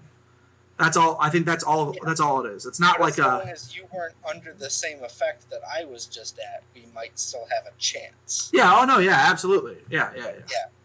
So I'm totally under the. Yeah. Okay. Things are looking good. I'm a Kennedy. You know. And then. I'm a Kennedy. Everything's fine. So we follow Della out into the reception area. And 15 minutes, like clockwork, a road Sebastian Gobelin is brought down. Well, I would like to say. Go ahead. How long have the hackers been at it? I mean, duration of the conversation and another 15 minutes later. I just want to know if this is something that me and Ian will experience, or if it's something that me and Ian would experience, and then we could also go grab the others to come join us, or if they're still going to be busy at this time. Are we meeting up with, or going to find another group? They would be coming back. Okay, so I guess we'll wait on. So what I'll give you here is you are in the hospital's local area. Mm-hmm. And you were able to crack into the Van Dyson's personal documentation here. And what you get from his files is it's in here. It's in the supplement, and I printed out the supplements. Which supplement is this? The updating for the 23rd century supplement. Oh, okay. Well, you've marked two things. Number one, there is a revolving pin protected VPN connection that can be made to the Institute at any time, and it's under Van Dyson's credential. Nearest you can tell, the VPN is a connection which is established from a personal computer in his home, nearby. Hmm. So he clearly has it set up where he can access his information space when he's home. And from his documentation, there is another password-protected area called session tapes. So this is what Emily, Zach, and Drake have found so far. Correct. And then Ian and I've discovered quite a lot as somebody with Cthulhu mythos. Ian, however, thinks everything's fine and dandy, but it's okay because I'm gonna beat. I'm gonna beat some sense into him. One fall guy. Well, Duncan, what I'll say of you is, you heard words. I mean, you have no understanding of the relation of any of this one, but when you hear those names, you can immediately understand that this is that spooky. Yeah, that's bit more than occult stuff that's exactly what I'm imagining. But again, the Van Dyson is saying nothing of that of himself. Yeah, I know. He's saying this is the crazed delusions of a lunatic. Yeah, I know. Well, unless he's toying with you, which would be really quite sly and sneaky. That sounds like the kind of thing that maybe the potential main villain of an adventure would do to one of the player characters. Okay, so I just want to be clear. Della leads us out back to the main foyer area, right? Correct. And Our friends are already there waiting for us. They have come back up from the basement. How long would it take in 2008 to dump 200 hours of audio? A lot. That would probably take like a couple of days. But we could just, fudge it and say, it doesn't take that long. I can just I'll pull audio from the sessions with the 2 other patients that failed. The 2 names that I have for those individuals who died. And then I'm going to take audio from Gobelman's, Professor Gobelman's. Is that the right name? Yeah, it's Gobelman. It's Gobelman, yeah. His sessions as well. Hey, and I could be incorrect, and I don't even know if this is capable in our modern age, but do you know if there's a way that if you could, connect a shortcut into this account that stays hidden, that you'll be accessed from a remote location? I mean, I think, yeah, but, at this point, I don't know if we... There's another way around it I'd like to go. I think that... Didn't Connor say... I think there's another way that we can cut down on the audio and still get you Number one, Emily, I would like to see you computer use, security check, whatever, into the session tapes, because that's behind. That's behind more security and more. It's encrypted with one of those revolving password tabs.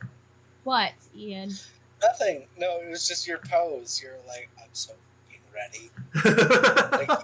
like you got the dice shaking. You're so sure of yourself, just waiting for the DM to tell you what to roll. You're like, bam! Okay. So, remind me. If I get all zeros... That's 10. That's 10. That's 10. That's a 10. Okay, thank God. I was like, did I just fucking roll 100? No, the way that we have... The D10 is 0 to 9, and the D100 is 10 to 99. Oh my God. The way that we roll 100 is it's not as exciting as getting a 1 and 2 zeros. It's if you roll a 9 and you roll a 0, 10 plus 90 is 100. Bam, there you go. So you did well. Thanks. Rather than horrible. Yeah, I was really scared. We really need someone to start doing well. No, we've been rolling very well. It just doesn't, not when it matters. Except for me. Speak for yourself. I think I've done pretty well. The next one's what really matters. How was that plane ride, everybody? Yeah, I loved that plane ride. Give me an idea roll, Emily. Give me your int. Int? Idea. Int is 80. Okay. I'm a smart cookie. Okay. I hope you are. Molasses. It's all under the desk. Hang on. Or under my dresser. Do you want me to keep the roll that I have? Do you want me to re-roll it? Depends on how good it is. Depends on how good it is. I mean, I got a 0 you on gotta the call 10 it before die. she says. That's I got a 0 on the 10 die, and I got a 20 on the percentile die. So 30. 30. So that's under my hard. That's a hard success. You think this Van Dyson guy, if there's anything that's probably pertinent, you may want to organize these files by most recently opened or most recurrent listenings to. I do that. Very good. The name that pops up is Damon Luco. Oh God, Damon. What a saucy name. Oh, Damon Newcomb. Indeed. saucy. Damon Newcomb. Ah, Why is yes. Who's Damon? I just have a picture Or of do we him. not know? You don't know. He's He's a guy. I was He's wondering why Duncan said, Damon Newcomb. the recordings which are most listened to are this guy. No, hey, you're fine. I was just confused by Duncan's. Because he remembered the name. I just forgot. David Newcomb's the Cthulhu. He's Call of Cthulhu. He is Mr. Cthulhu. I forgot. That's all it I was. hate you. Not a big Stop deal. speaking. I thought that was Harvey Oswald. Yeah, if you break David Newcomb's leg, inside of it is the Necronomicon. Oh, ew, creepy. Okay, what does I have a wooden leg. what does David have to do? What is the big deal with David? David? What's the deal with David? Whatever. Who's David? David Newcomb. Oh, Damon. Sorry. You don't know. All you know is these have been listened to. I'm opening them up, Connor. You don't have time to listen. You don't have time to listen to them right now. I'll download them. I'll download them on my We'll laptop. watch them on That's the what I'm 8-hour saying. ride home. 1G. You probably want to take these and put them on the external hard drive you said you had. That's what you just said. I do it. Huh? I just do it. Ow, Okay, very sorry. good. I do it. Yeah. Emily's character the only character that has an iPhone amongst the Excuse rest of us? I have It an doesn't iPhone. matter. I'm We a can't- college we can't- professor. We don't have any cellular access inside of this facility. No, We can't use our I'm phones. just wondering, with 2008, like, what is the cell phone grade? Because I have a BlackBerry. I have a cell The phone. coverage isn't great out here. Anyways. We do have an iPad that is connected to, I'm assuming, the internet of this building. You're right. Okay. In any Emily case. downloads the audio. Yeah, I do. I do that.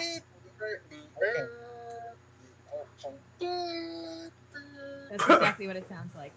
It's just a dial tone.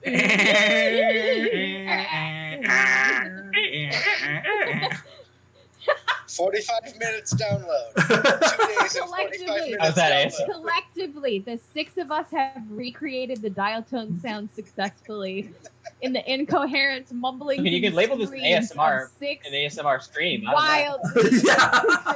Guys, we're Hour and 20 minutes of dial-up tone ASMR. guys, our soothing voices are what makes people watch. Alrighty. Dulcet tone. It's definitely not your voice though, Connor. It's definitely Just get really up close to the mic No. here. Just ASMR. Cthulhu Make it ASMR. die, please. Make it die. Just wanna let everybody comment and subscribe. That's enough of all of that. Now I'm going to bring With us. fire. Thank you, Connor. Thank you. We're all coming back to it now. I Nice. really hate to hear that. In the, Duncan, the it's final time for you recording. to stop. The sun's getting real low, big guy. It's time to stop. All right. Time to- dun-dun-dun-dun-dun-dun-dun. So, anyways, Emily downloads the audio.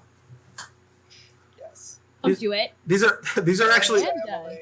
these are actually my favorite parts of any role playing like adventure or session is when we're trying to accomplish one thing and we get sidetracked and we always have to go back and go. So Emily downloads the audio. So we all get in the car. We all get in the car. Scream it. Yeah, If we scream it, we truly affirm that it's happening. yeah, but it never does because then we go on more tangents and we have to go back to all right. So Emily is downloading the audio. Connor, what's happening? Connor, what's happening? So you download a selection of the audio. Again, no one's coming down here to the chat.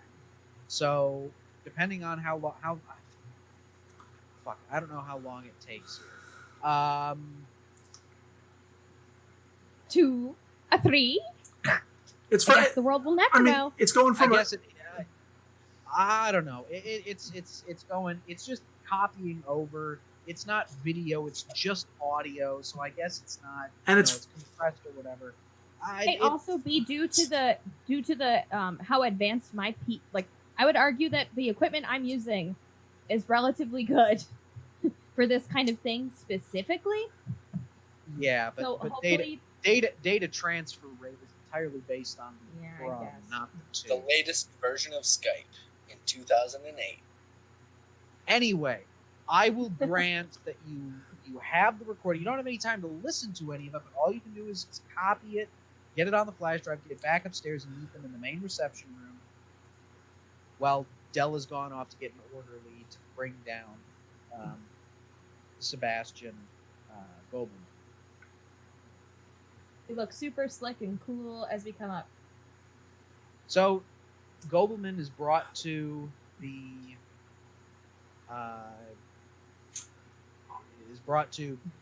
library. He's sat down.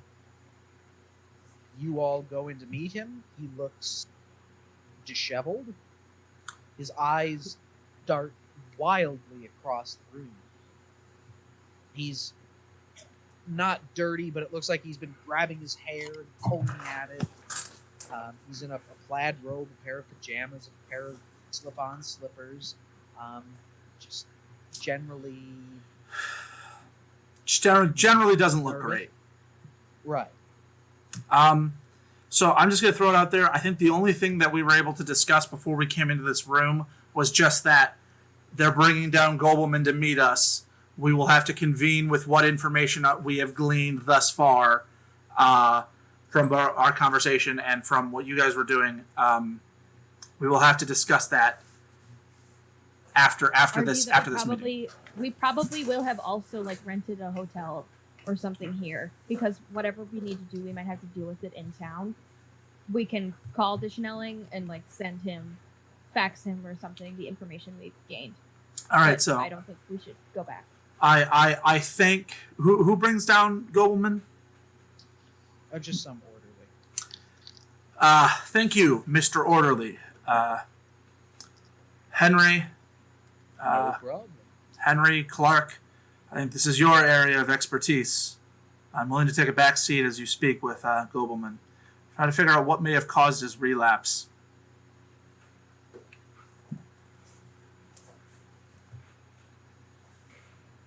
Boys, Okay.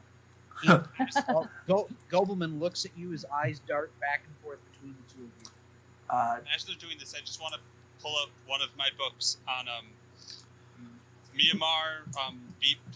I can't pronounce these names of these countries and locations, but I grabbed some books from the library. Burma. I have some books on those that I'm going to be quickly going over just to read before I try to ask him some questions. But so Maybe the People's Democratic Republic of Myanmar's you, but it'll always be Burma to me, Elaine. So they can do the psychological stuff. Once they're done, I can do my history, archaeology, jazz. Very good. like jazz.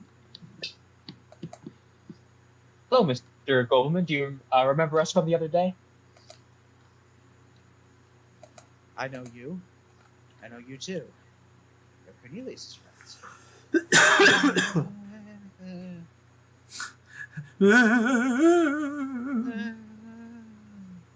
Cornelius. Yes.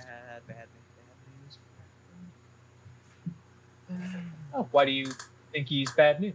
Wait, Won't Ian, I be can't happy, hear you. Are you he's saying never something? happy, but he won't be happy without. I was muted. Sorry.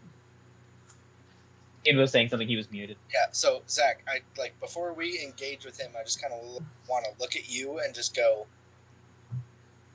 without saying anything, just the sort of visual of like,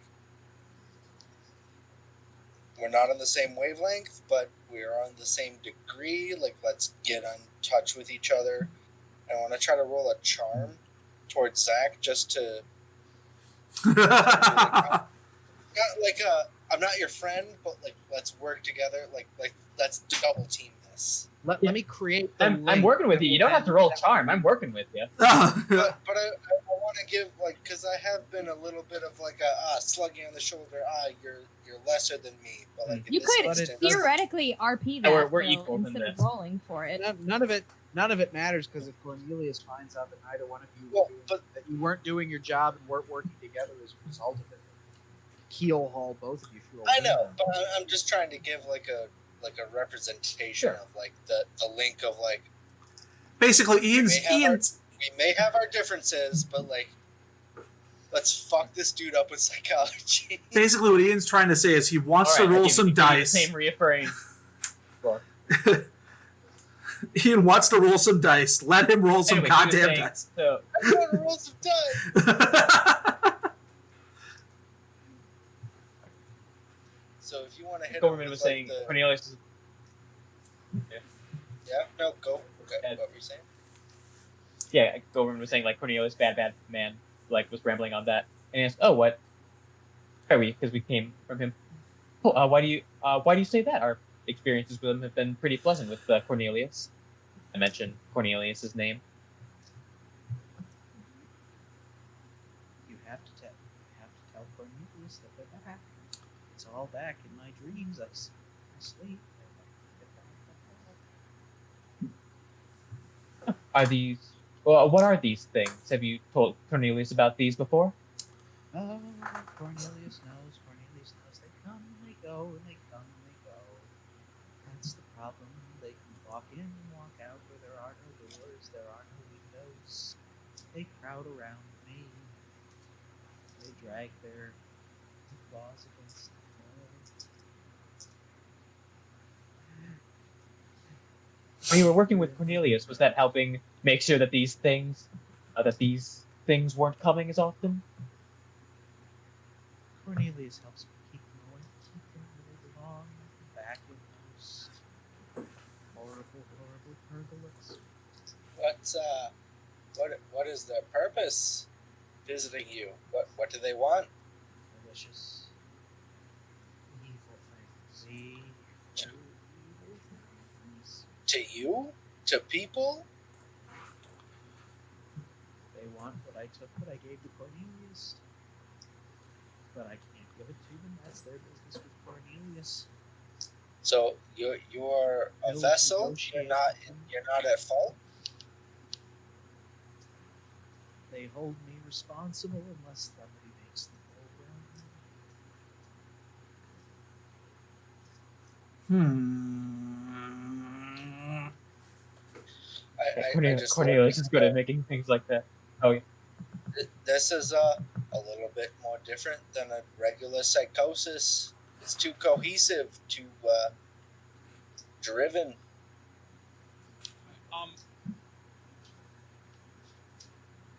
Can I Yes, you in the back there. Yes, you in the red coat. Yeah. What was that? Raising your hand on the auditory medium. Oh my god. I hate interrupting you guys because you're like in the middle of the conversation, so I just raised my hand, letting you know. That's fine. The chair recognizes the Greek. We're all listening to what is being said, right? Yeah. I'm actually completely tuning it out. So. Oh, cool. Duncan. Can I attempt to draw a picture of that thing that we saw? Oh, the Shambler? The Shambler, the bipedal thing that came from another dimension and ripped a hole in space that tried to No. eat a kid? You know the one. Do you have art draw? No. I do not have art. No, I do not. Then how are you going to attempt to draw a picture of it? With an art 5%. I plan on drawing a stick figure of it. That will help immensely. He's gonna use his archaeological skill. He's going to dig up a Never mind. drawing of it? I never mind. It's a good idea. It's a good idea. Drake, I'm all for. It's a great idea, and I'm all for doing it if you have the skill to do it. I don't. I realized that I didn't put anything in arts or crafts, so Everybody's been rolling real good tonight. If you want, art is a base 5. You never know, you might get 4. Hey Drake, here, look. I'll roll for you. All right, just to see if I can get it. My God, it's a 001. What are the chances of that? All right, guys. I guess. Considering you have a high quality mic and no your dice clack against your desk. Oh, sorry. Here. My God, it's another 001. Heard it again. You guys continue doing your chatting. I'm going to continue reading my book to see if I can pull out anything important from history. Fair enough. You have a question, Emily? Ask him what he took. What did he get? He keeps talking about taking something, being blamed for it. What is it? So that's what I'm trying to get to that. I'm trying That is Do it! That's an excellent question. Ian, go for it. I'm here on behalf of Dr. Cornelius. We do believe you. What we are looking to aim the nature that you understand in order to further make it a part of the understanding of a whole of Dr. Cornelius. You've met the man.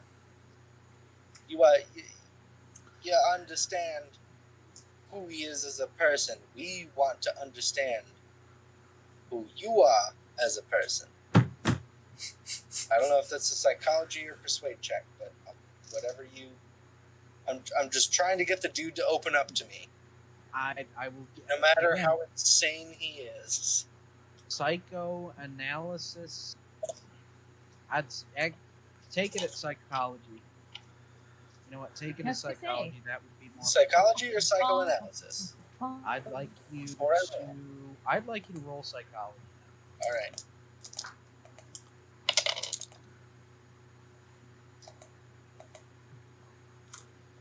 It's a very high number, Ian.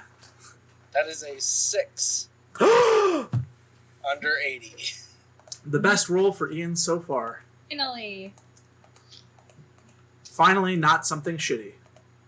Yeah, you did it good, Ian. Well done.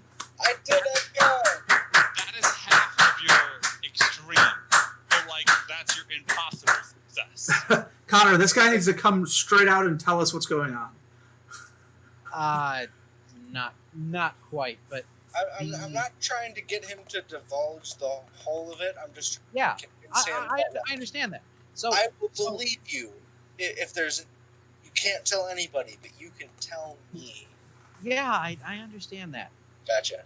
And the reason I had you roll a psychology and not a psychoanalysis is because it's with that, again, being able to see through, what's going on here, is that something just does not seem right about this. Something seems very, very off. Like this man with a mental illness who's not in his right mind somehow has the wherewithal to intentionally be hiding something. But I can't tell what it is that he's hiding. That would be mind reading, Ian, and that's not a skill. Well, no, but I can't delve into anything. Well, like further lines of questioning. Delve into the depths. Connor just killed me. Well, that's mind reading, Ian, and that's a skill. I'm just trying to get a motive. But you're saying I can't right. tell So you're his question, and I agree with it. Yeah, Sure, Ian, but you ask just the gotta question. just keep asking. Insanity You're not asking him anything. You just gotta ask him more questions. Emily had a very good question before. Emily, Diane asked, what did he take? What are you talking about? They blame you for what? They blame you for what? What do you take? Right, these creatures, what? Alright, what are they taking? They want me to bring back what I took for him, what I took for Dr. DeShella. So What did you take? What did you take? Question. What I took for him. I took what I took for him. I don't remember. Sebastian. Item, Oh, that's okay. creature, plant, mineral. So, you remember me, right, Sebastian? is it a vertebrae? Is it a verb? Okay, wait. All right, now everybody, Like to buy a noun? hold for a sec. You made this 20 questions, Connor. All right, let's hold for a sec. I did not make this 20 questions. All right. I said Diane had an excellent question. You said, what did you take? Again, your this is where I'm going to give you a little more on that extreme success on your psychology roll, okay? You've just asked another question that was asked of, Cornelius after the treatment, or that Cornelius asked after the treatment, and yet here he is now back into the full throes of his mental condition, in which case he should, that he should be able to clearly state some of these details. Okay. And yet Sure that. still has He still has what he's amnesia. hiding is what comes off as amnesia. All right. So Drake did have something. Listen to my words. I get you. I get you now. Is all right. coming off as amnesia. So Okay. All right. We gotta let this fella rest for a little bit. There's nothing more. Wait, Sebastian had. Drake wanted to talk. Drake wanted to talk. I just. And I wasn't done talking to him yet either. So Sebastian, I was you know how I enjoy history and I enjoy archaeology sites. I was told that you went to this place, and I hold up the book that I have, about 2 decades ago. And I've been trying to find out which archaeology dig you were on. Do you remember what it was called? Or what location that it was a part of? I don't. Dig for what? Dig for what? I don't remember. I don't remember. And as he's banging his fists on his head, Hector Simone walks in. Himself. Dr. Van Dyson's assistant. And he says, I think that's probably more than Mr. Noble can take for today. Dr. Van Dyson asks on his orderly real quick as he enters the room. Well, he's not. Hector Simone is. He's basically you. Can I still make a psychology? You Guys bet up. you can.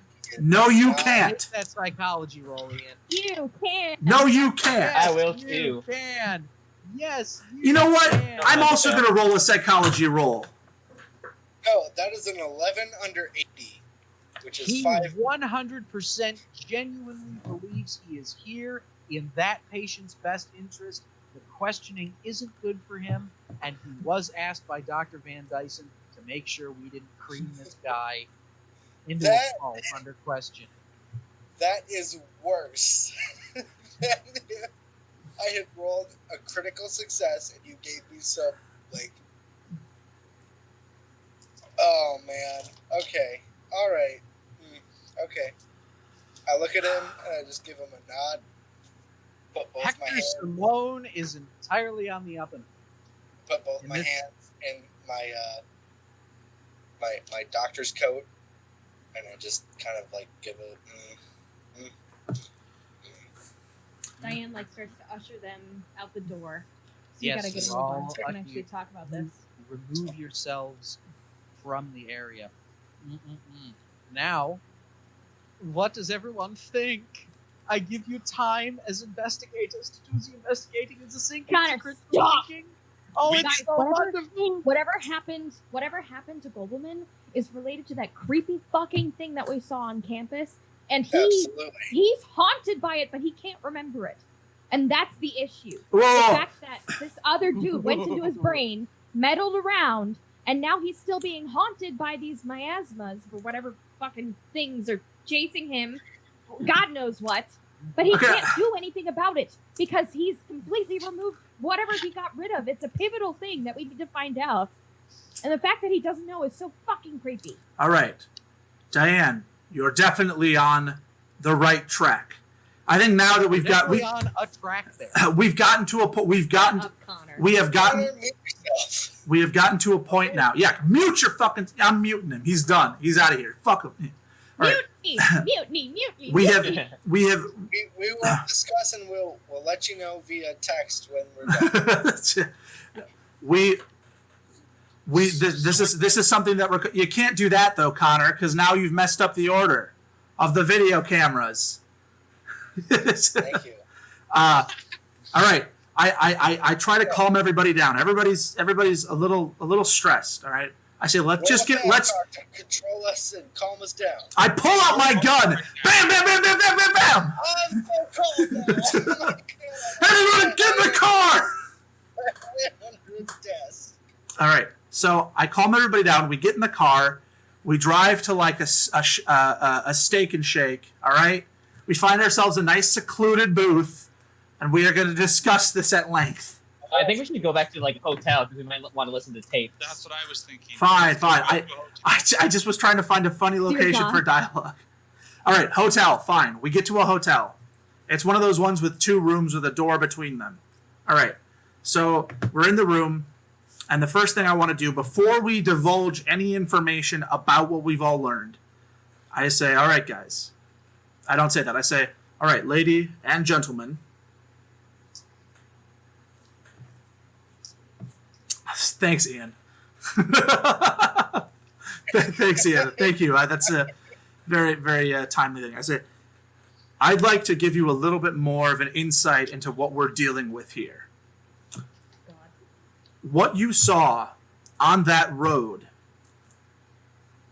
is part of a larger hidden underbelly of this world.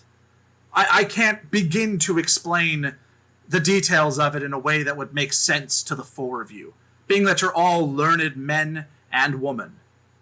All I can tell you is that there are things in this world that defy logic, that defy nature, that defy emotion, that are completely beyond our control. And Diane, I think you are correct. I think that it is exactly an encounter with something of that nature that is causing Mr. Gobelman to have such a violent reaction and to have so many of these issues. I don't think that it is related, however, to what happened on the road. Dr. Cornelius de Schnelling told me that was an isolated incident that was something that he and the gang had been working on for a while. It's related to something that I'm not saying it's related to that instance exactly. No. I know. It's related to those things. I know. I totally agree. I just was like in character for the clip. Yeah.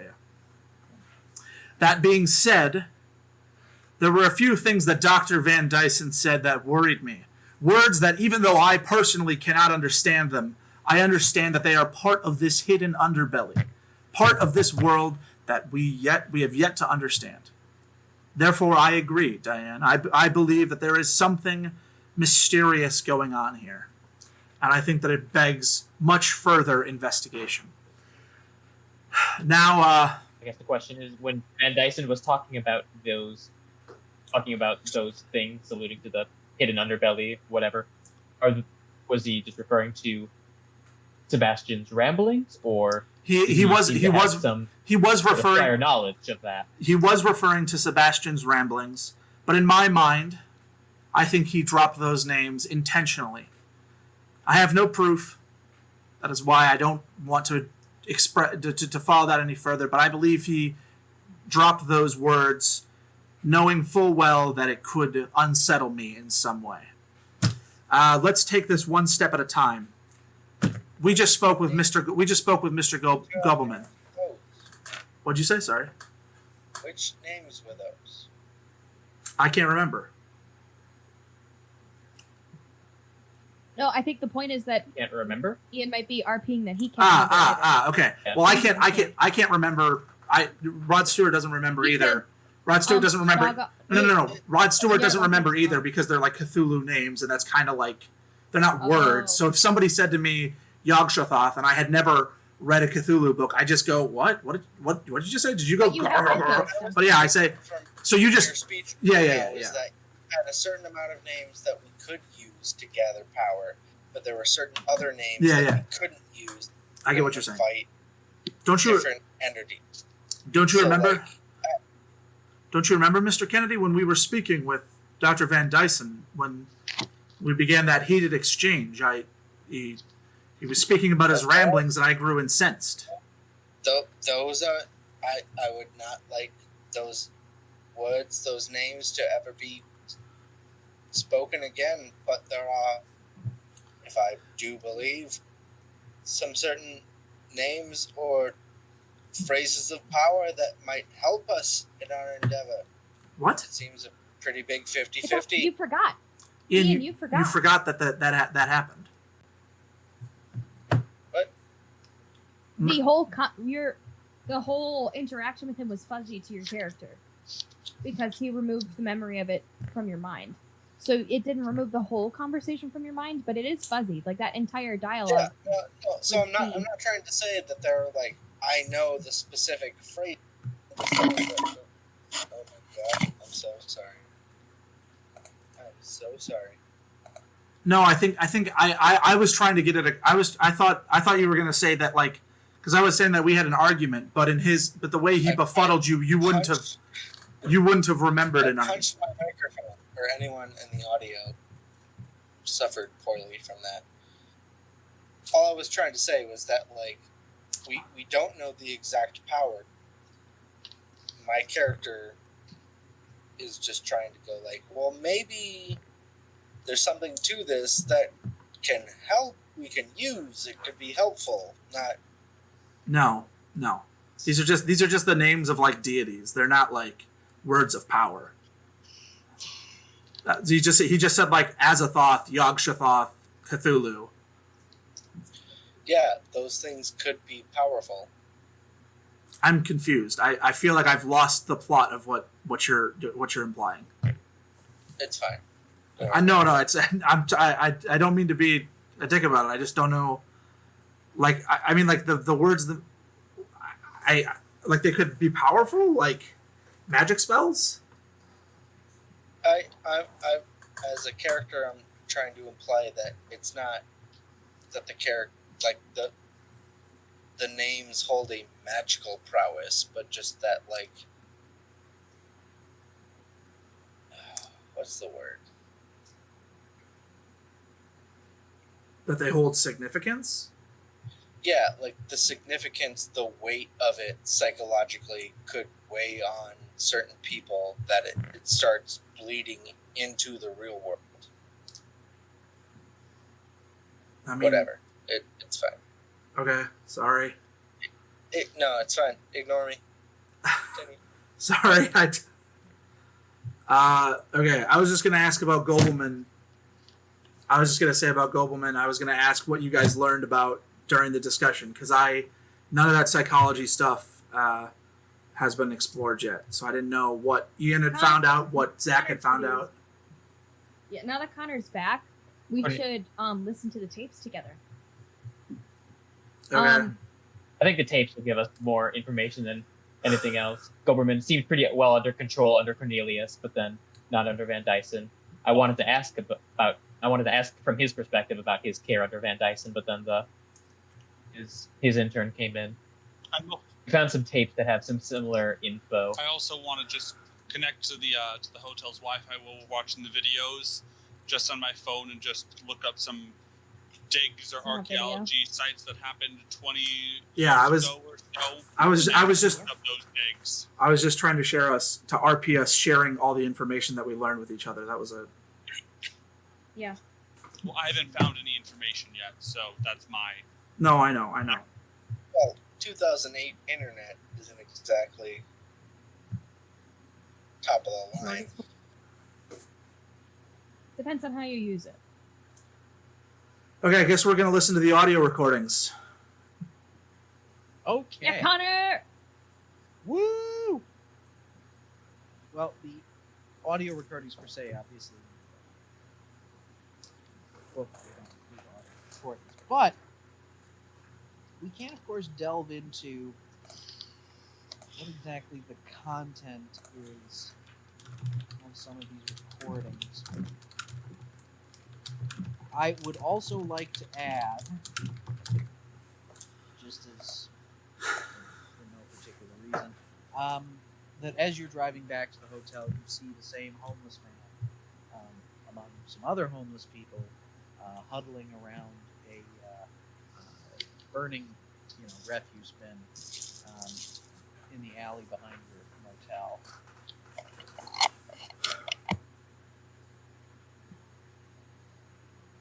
Odd noise. Other than that, I just flavor. It's just flavor. I'm sure it's not going to be important or anything. It's just some homeless guy, rummaging around in the trash. It's whatever. You know what, Connor? I pull over and I kill the guy. What do you do then? What now? Your perfect adventure's been ruined. Derailing. Stop derailing. I was trying to rail us. God. It would simplify things. God, Connor. You guys are awful metagamers.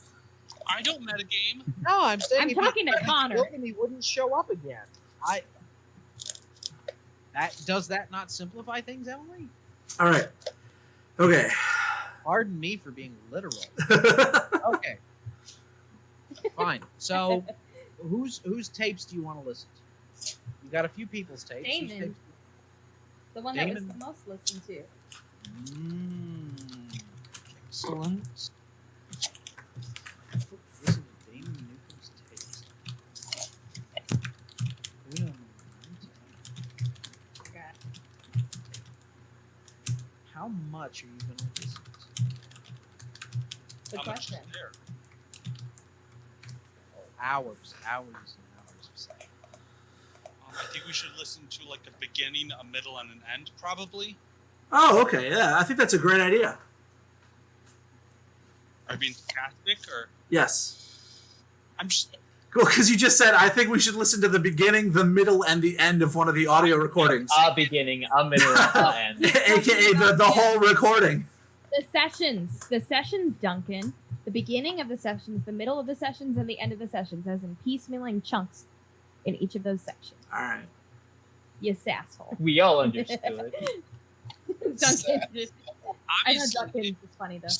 obviously Agent Stewart didn't go to college, and he's not very smart. So, Yeah, just went to the tech school. I also should note, for our playthrough today, I will have to leave at 10. Okay. 'Cause John has to work early tomorrow, and Yeah. it's not fair if I'm loud next door because our walls are very thin. Yeah. So Okay, well then, chop here. Okay, so we listen to yes, an early tape, a middle tape, and an end tape, too. yes, please. All right. Roll, everybody who's listening, if it's on speaker, roll yourself a D3 of sanity. God, it is on speaker. Oh God, it's on speakerphone! It was on speakerphone! so when you say D3 of One. It's a 6 divided by 2. Roll a 6 divided by Well, 2. round down. Oh, I lost round 1 down. point of sanity. Round up. I lost Round. 2.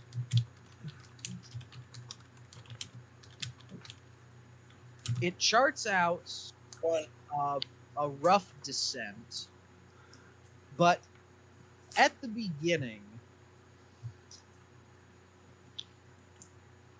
this Damon Newcomb character was brought to the psychotherapy clinic of Dr. Petroff Van Dyson by matter of a pro bono case.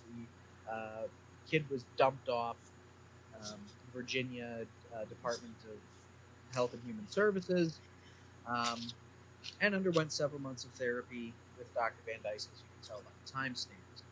The initial mad ramblings include all of those buzzwords that you heard before. Azathoth more than any, but the boy proceeded to wax philosophical about elder gods beyond space and time, and Whole bunch of hoo-ha. general hoo-ha, which was handled by Van Dyson with normal psychotherapy approaches, Freudian methods at the basis of it, thinking these created characters were some representation of something subconscious lurking underneath. By the time you listen to the middle tape, they're less psychiatric sessions and more conversations between Van Dyson and Newcomb. From what you can gather, Van Dyson has developed some kind of understanding of it and is no longer taking it as manifest of something else, but actually as a genuine pantheon.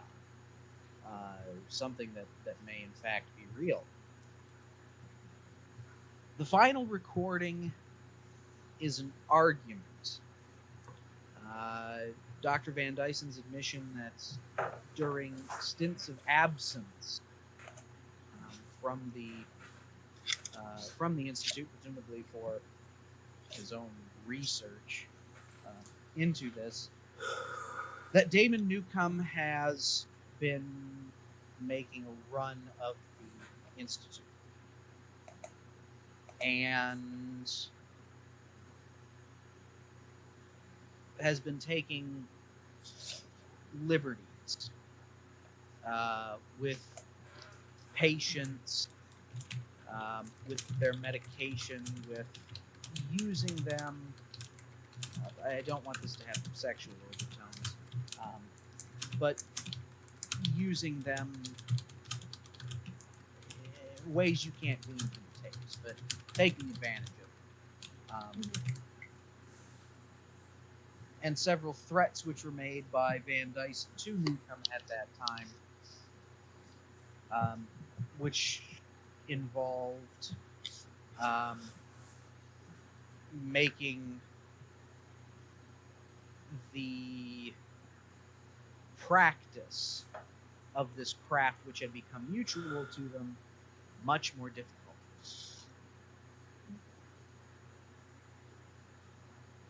But you know what you all get? Sanity loss. 2 Cthulhu mythos. Ow.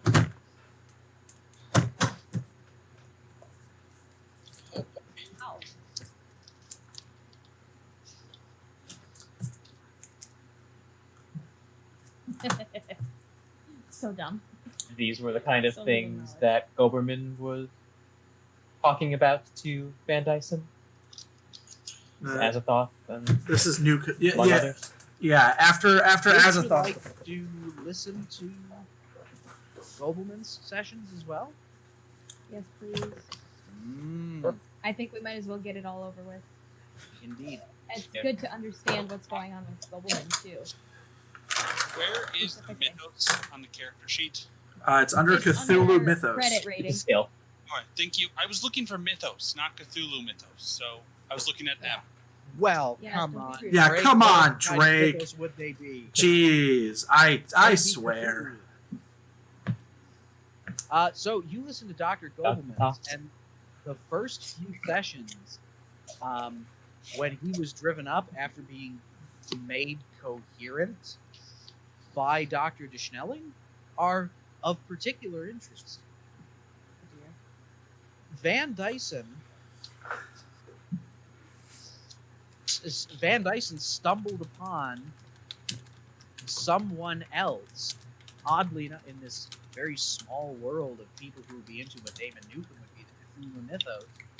He found a man who, after administering his own brand of psyche-loosening medication, which, of course, interfered with what was already in Dr. Gobelman's system, pretty much triggered Dr. Gobelman into some sort of psychotic break, which all of a sudden revealed from Dr. Gobelman to Dr. Van Dyson that here was another man who was entirely at an epicenter, who not only spoke of the Cthulhu mythos in regards to himself, but in regards of colleagues and people who he actually spoke with on a regular basis, for whom this is almost mundane, everyday business. Including made mentions of Dr. Cornelius Deschnelling. Yeah. Now, it took prodding to get him to that point, but I would like you to roll a psychology for Henry and Mr. Kennedy.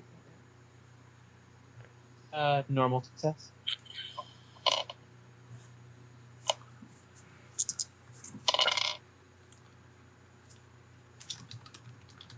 Oof.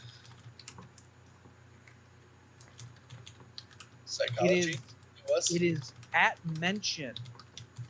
It is when Dr. Van Dyson is going into asking him questions about, where do you work, this Miskatonic University, these people you work with, is this really, so common or whatever? Who are these people? How do they gather and so on? That Dr. Deschnelling's name comes up. You said 70, right? 70? For I rolled an 80. On 80. Oh, that's a success. Is it? Yeah, it's But yeah. I mean, it's underneath your stat, so it's a success. It's at or below. but it's not. It is my exact. Yeah, Yeah. yeah. It's at. below. That's Below. Okay.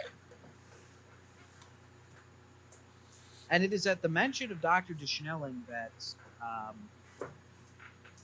that he clams up that specifics of his dealings with de Schnelling are indeed not memories that, under any amounts of revisiting the subject, can they be accessed without the patient's will to do so. What you, with the successful psychology roll, interpret this is some sort of fear-based motivation to understand that speaking too much of Cornelius de Schnelling without him in presence and speaking for himself is something that his mind rejects. How it's gotten to be that way, yes, but it caused Dr. Van Dyson to take a very particular interest in Sebastian Gobelman's edition. Until, at one point, the last tape, the last session you listened to, ends in was an extremely high dose, trying to break down his psychological barrier. And the tape ends in a kerfuffle. There's slamming of chairs, there's upturning of stainless steel syringe trays, there's thumps and grunts and shouting, all very nondescript, and at the very end there's the sound of someone, heavy, soft thing, a person collapsing to the floor.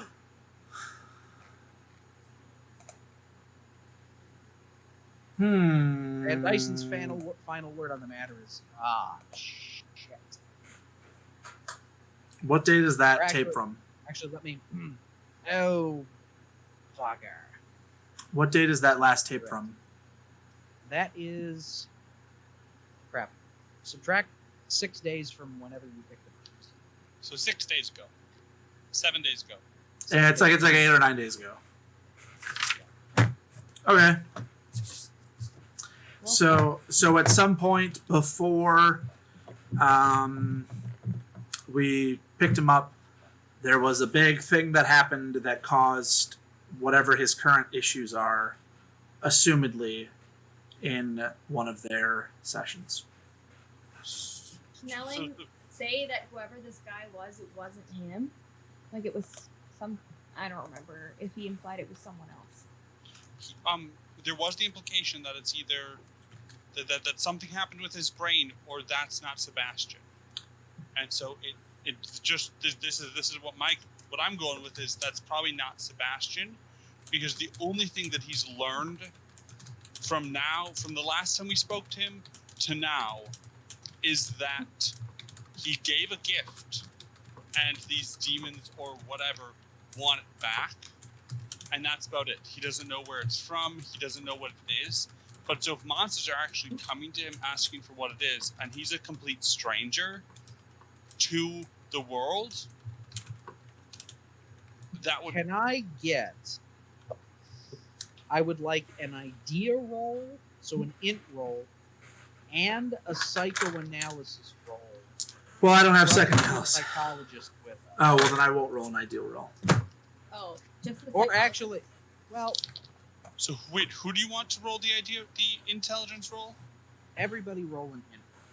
Because I assume you folks have shared enough about Gobelman's condition, and you've all been present for this, so I think actually anyone could piece this together. Get stitches. Diane Except- is rolling fucking rocks tonight, and I got I a got- 7 again. I got a 13, Seven. and that Good my Lord. extreme is 14, so I got him extreme.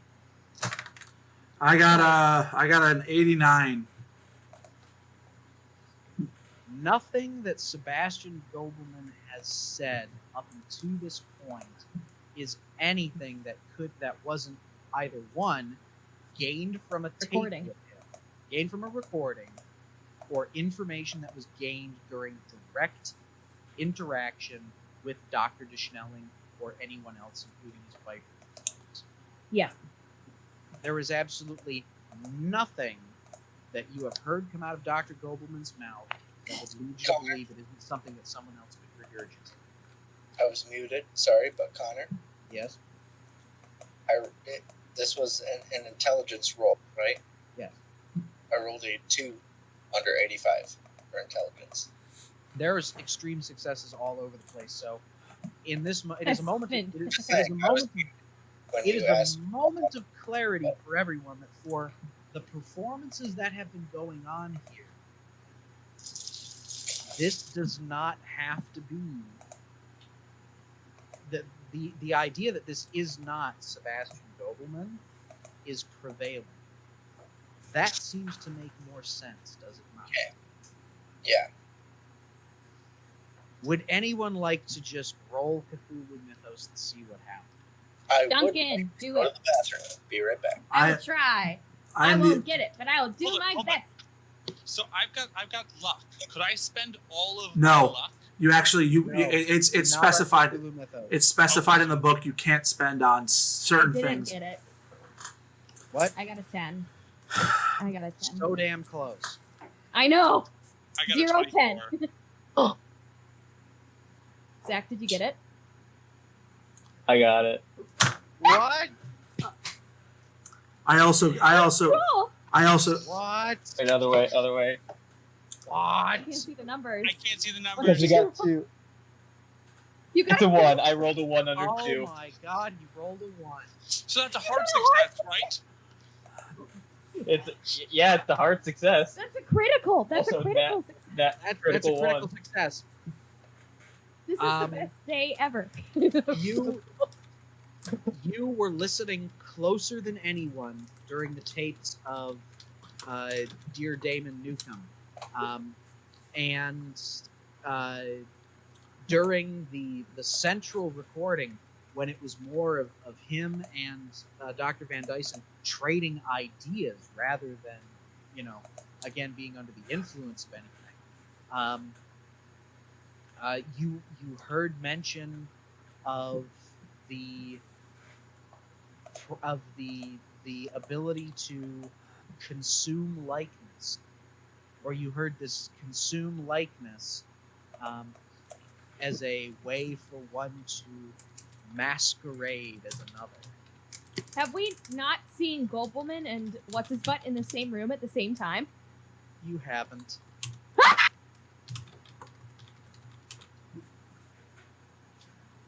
I got it. The psychologist is masquerading in a skin suit as Gobelman. I sincerely hope that he and his wife did not do anything schmoopy, because that would be disgusting. It would be disgusting indeed. So, Ian, you just Oh missed my Zach God. rolling. Zach rolled a critical 1 on Cthulhu Mythos. I rolled a crit one. He doesn't have his So headphones in not only is it a crit, but it's also a hard success on Cthulhu Mythos. yet. You know now that Basil is better than When we had You're not two. excited, Ian. Where's that energy? Mm-hmm. Mm-hmm. Mm-hmm. Are you That's listening? Can you hear me? one. We found out Okay. Yeah. Ian, we found out that Gobelman is he was consumed by the doctor, and the doctor is masquerading as Gobelman, and Oh, has so been this like, whole time. Oh, man, I rolled a 2 out of 80 for a second. Yeah, okay. And then I went to the This is a bathroom. Cthulhu Mythos roll. Yeah, That's he that got is a nat 1. Mythos roll he is got a nat 1 when his Cthulhu Mythos is 2. It's 2. Yeah, That's yeah. absurd, Zach. It is a shame. It is a shame. What good Now- timing too, because we literally just got the Mythos. If you didn't have it and we would have listened to this first, you wouldn't have done it. Oh, man. If It's the listening of it that gets you the Mythos, and he gets to think back on it. Now, wait a minute. I heard something that sounds... And We need to call Dr. DeSchnelling now. Now, it would yeah. be probably a very good idea. Yeah, I am like as soon as Also, I have no idea if like Henry, the home, do also you the tell homeless us people this? sustain Now- us. I have no idea if that's related at all, but sustaining and now consuming that- it sounds somehow similar. Consuming. natural Is that an one. idea roll? I'm sorry. What's your question? Can you repeat it for me, please? I just like the consuming. It sounds similar to like the sustain us of the homeless people. Is there like? But I have no idea how exactly that would connect. Would that be like an idea roll or something? If I wanted to see if there's any sort of connection between that. Oh no, the sustain me was just food. Okay. So It just sounded that's kind of. Okay, it just kind of had the same vibe as the consuming. Well, I mean, consuming does have a certain eating connotation to it. Are you gonna need to have him roll? Do you- a check? Now is I assume your character explains this to everyone. As soon Yes, as he I- starts yes, I explaining do. it, I call to Schnelling. Now. But before that, my dear, before that, Fuck. an idea roll, if you please. Okay, Everyone? that's 18 under. Is that intelligence? 80? No, that's for That's, Diane. That's for Diane. Intelligence roll for Oh. Diane. 64 under 80. Oh, dearie me, you succeeded. Now, if he can consume the likeness and wear the skin of the dead Dr. Goban, unfortunately dead, one might see reason why these other people who relapsed and then had a subsequent suicide. Yeah. It makes sense that a suicide might be a good way for one to tie up a story in a nice bow after, I don't know, consuming Being someone's consumed. likeness, living their life for a week, and then, I don't know, maybe staging a relapse and having to be taken back to the institution. So Sebastian, there's a plan for Sebastian to kill himself. Quotation marks that it's Sebastian. Well, Oh, he's there right now. He's already dead. I'm confused. Okay, what does this have to do with me calling No, so the doctor? Dan, you it learned doesn't have anything. I'm putting a piece in for you. there are two Thank people who you looked up who committed suicide. I know. Yeah, I Drake. know, Drake. I Yeah, know, he's 'cause they going were to at some. confused. He's going to at I some was point. confused. Yeah, I was I- confused because I thought it was related to De Schnelling. Oh. And that's Well, why I mean, was you may getting want to confused. tell him that, but I also wanted to give that extra piece of information. Well, yeah, and because we have gained that to- information. And then you have to roll sanity because there are Oh, people fuck. being consumed. What am I rolling? There are Just a people D6 being or consumed. D3? This is the D6. Is it not good? I rolled a 6. Oh no, that's temporary insanity. Oh no. Oh jeez. Oh. Diane says, I need to call the Schnelling, and she starts to dial on her phone, and like midway through, you just hear the phone drop. And Okay. what happens, Connor? Well, I'm sorry, folks. It'll just take me a moment to pull up temporary insanity. Just a moment. I just need to, I have my keeper screen up here somewhere. I just have to find it. Diane becomes afraid of technology. No. Rude. Diane becomes afraid of men. Uh, She becomes afraid of eating. She becomes afraid of psychiatrists. she becomes afraid of psychiatrists. It's a good fear to have when Schnellings are. Well, it just sucks because we've got kind of two psychiatrists in our group. That's true. Oh, ow! But- Lily! Yeah, fell off the chair and grabbed a hold of my leg to try and stay up. That was weird timing. Okay, let's see here. Guys, You this did- session has had it all. We solved the puzzle. We haven't done anything yet, but we found out what was going on. Zach rolled a nat 1, critical success on a Cthulhu mythos, and now we have a person going crazy. This is the best Cthulhu session ever.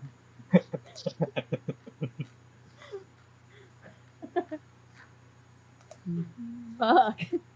Actually, I'm going to alter this just a little bit here, because it really it doesn't matter one way or the other. But actually, meet someone you know to be dead is actually 1d6 plus 1, so it's 7.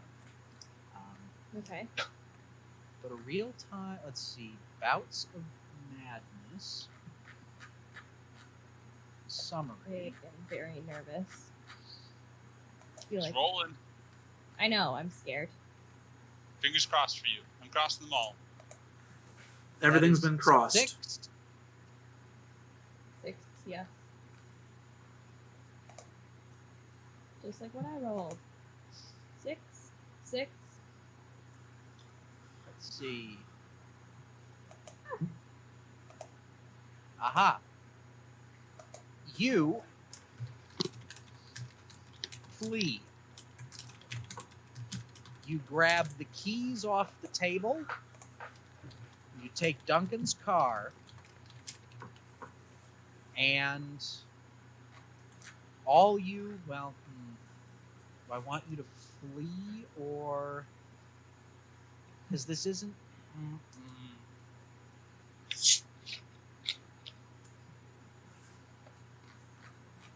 And it's not flee and panic either. It's the desperate need to commune with a significant person, which would be Dr. Muhlenbeck. You've already hinted at Mm-hmm. Francesca, in the time that passes, 1d10 hours or more, the investigator has done their best to travel to that person and act upon their relationship in some way. Act on the person, whatever. You don't call to Schnelling. You, for some moments, stare at your phone, not knowing what to do. And the only thing that you can think of is Dr. Schnelling said something about if you got through this, Dr. Muhlenbeck might open up to you about some more things. And all you can think to do is at this wee early hour in the morning is to call Dr. Muhlenbeck. And so you try to dial his number, and you just can't find it. You can't do it, and it causes you a panic. You see Diane, which ends in you fainting. Oh dear. Okay. Yeah. All this happens. Diane starts searching. She talks about calling Schnelling. She drops her phone, pauses for a second, scrambles to pick it up again, and begins searching frantically through her contacts. You see her hyperventilating. Her shoulders are going up and down as she's wheezing, and suddenly she passes out. Ah! Diane? Diane! Diane! The camera, the crane, camera crane pans out with a spin as we're all standing around her lifeless body. Not lifeless. The credits begin to play. Collapsed on the ground for only an hour. Are one of you guys Someone give her some support. I'll call the Schnelling. Oh, splash some water on her face, get some ice from the thing outside, you know. Oh, I thought this was a good place to stop, considering it's only 10 minutes until 10. That's what I was trying to do. I believe, yeah. Well, I would like to do one other thing, but first we goes out to get her some ice. Oh, okay. Who said that? Drake wanted to do that? I don't like that. I'll go out and I'll grab her some ice. Okay, sounds good. And then I'll call the Schnelling.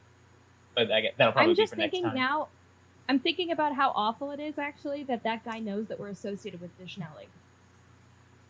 Yeah. Because suddenly we're implicated in all.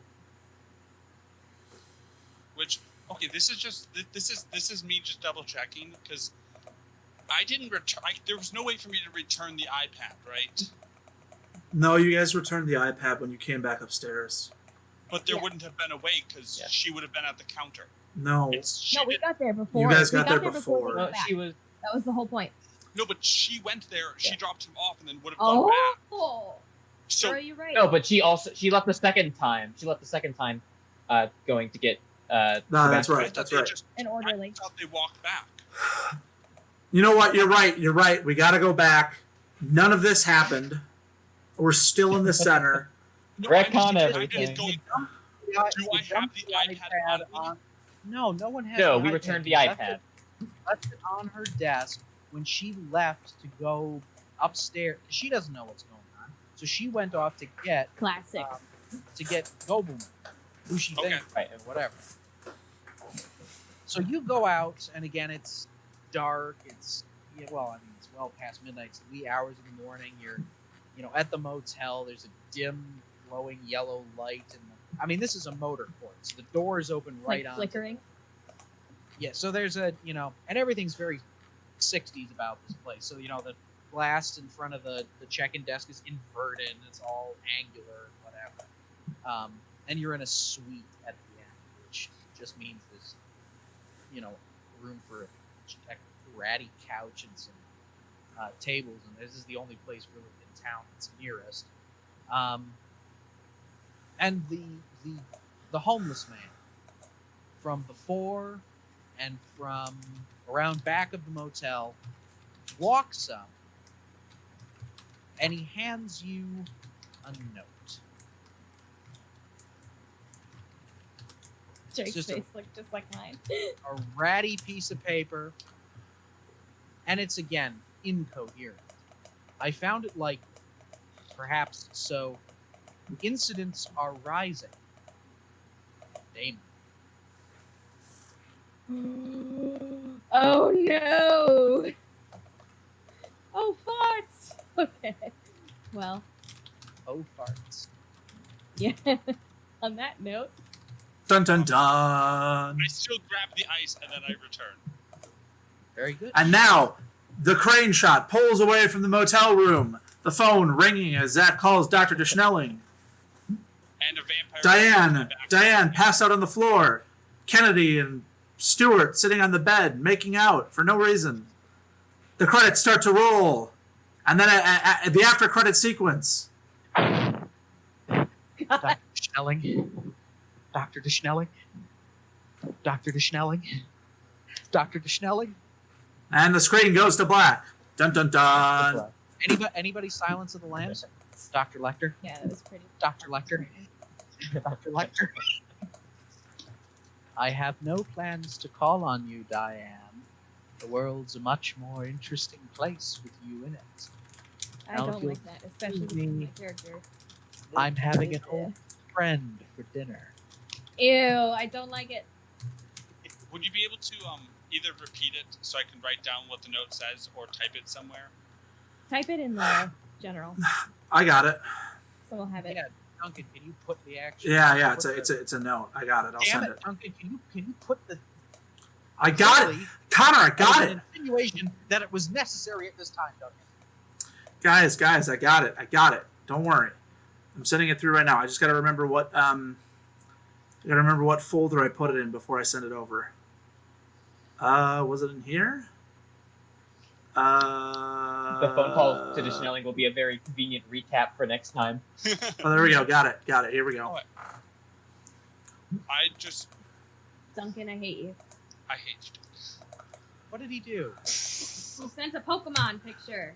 All Oh, right. for the love of There it is. I got it. And they're in the same. That's not a Damon. That's a whale lord. Guys, I got it. Are It's you, there. are you telling me that they're in the same folder, Duncan? No, that was in my downloads folder. Who is that much bigger than a whale lord? Yeah, that's the real question. I mean, listen, this note is pretty cool and all, but the real mystery it's is either how the is so small is that whale lord? How big is that? Before we So is this universe in the same universe as the Pokemon world? all of Right. the, Kill all it of, with fire. all of this nonsense going on, and yet we're just complete. I mean, we basically know what's going on at this point. Yeah, Yes. I think Didn't we've even- actually. just don't know how we're gonna except stop it. Same thing to his ex-wife. Except for the connection from if I would have looked into that, that would have been extra spoopy. Except for the connection to the homeless men. we don't. I think we've pretty much uncovered most of the I mean, threads that okay. we've been following. Okay, I mean, I think we can I think I can tell you, like, straight up right now, like 99% sure that the homeless man is Damon Newcomb. Like feel his like- mind erased or whatever. I feel like that- his mind completely fried and his identity changed. I feel like that seems pretty clear. I mean, he's the only other name we've heard so far, and this homeless guy has been showing up intentionally.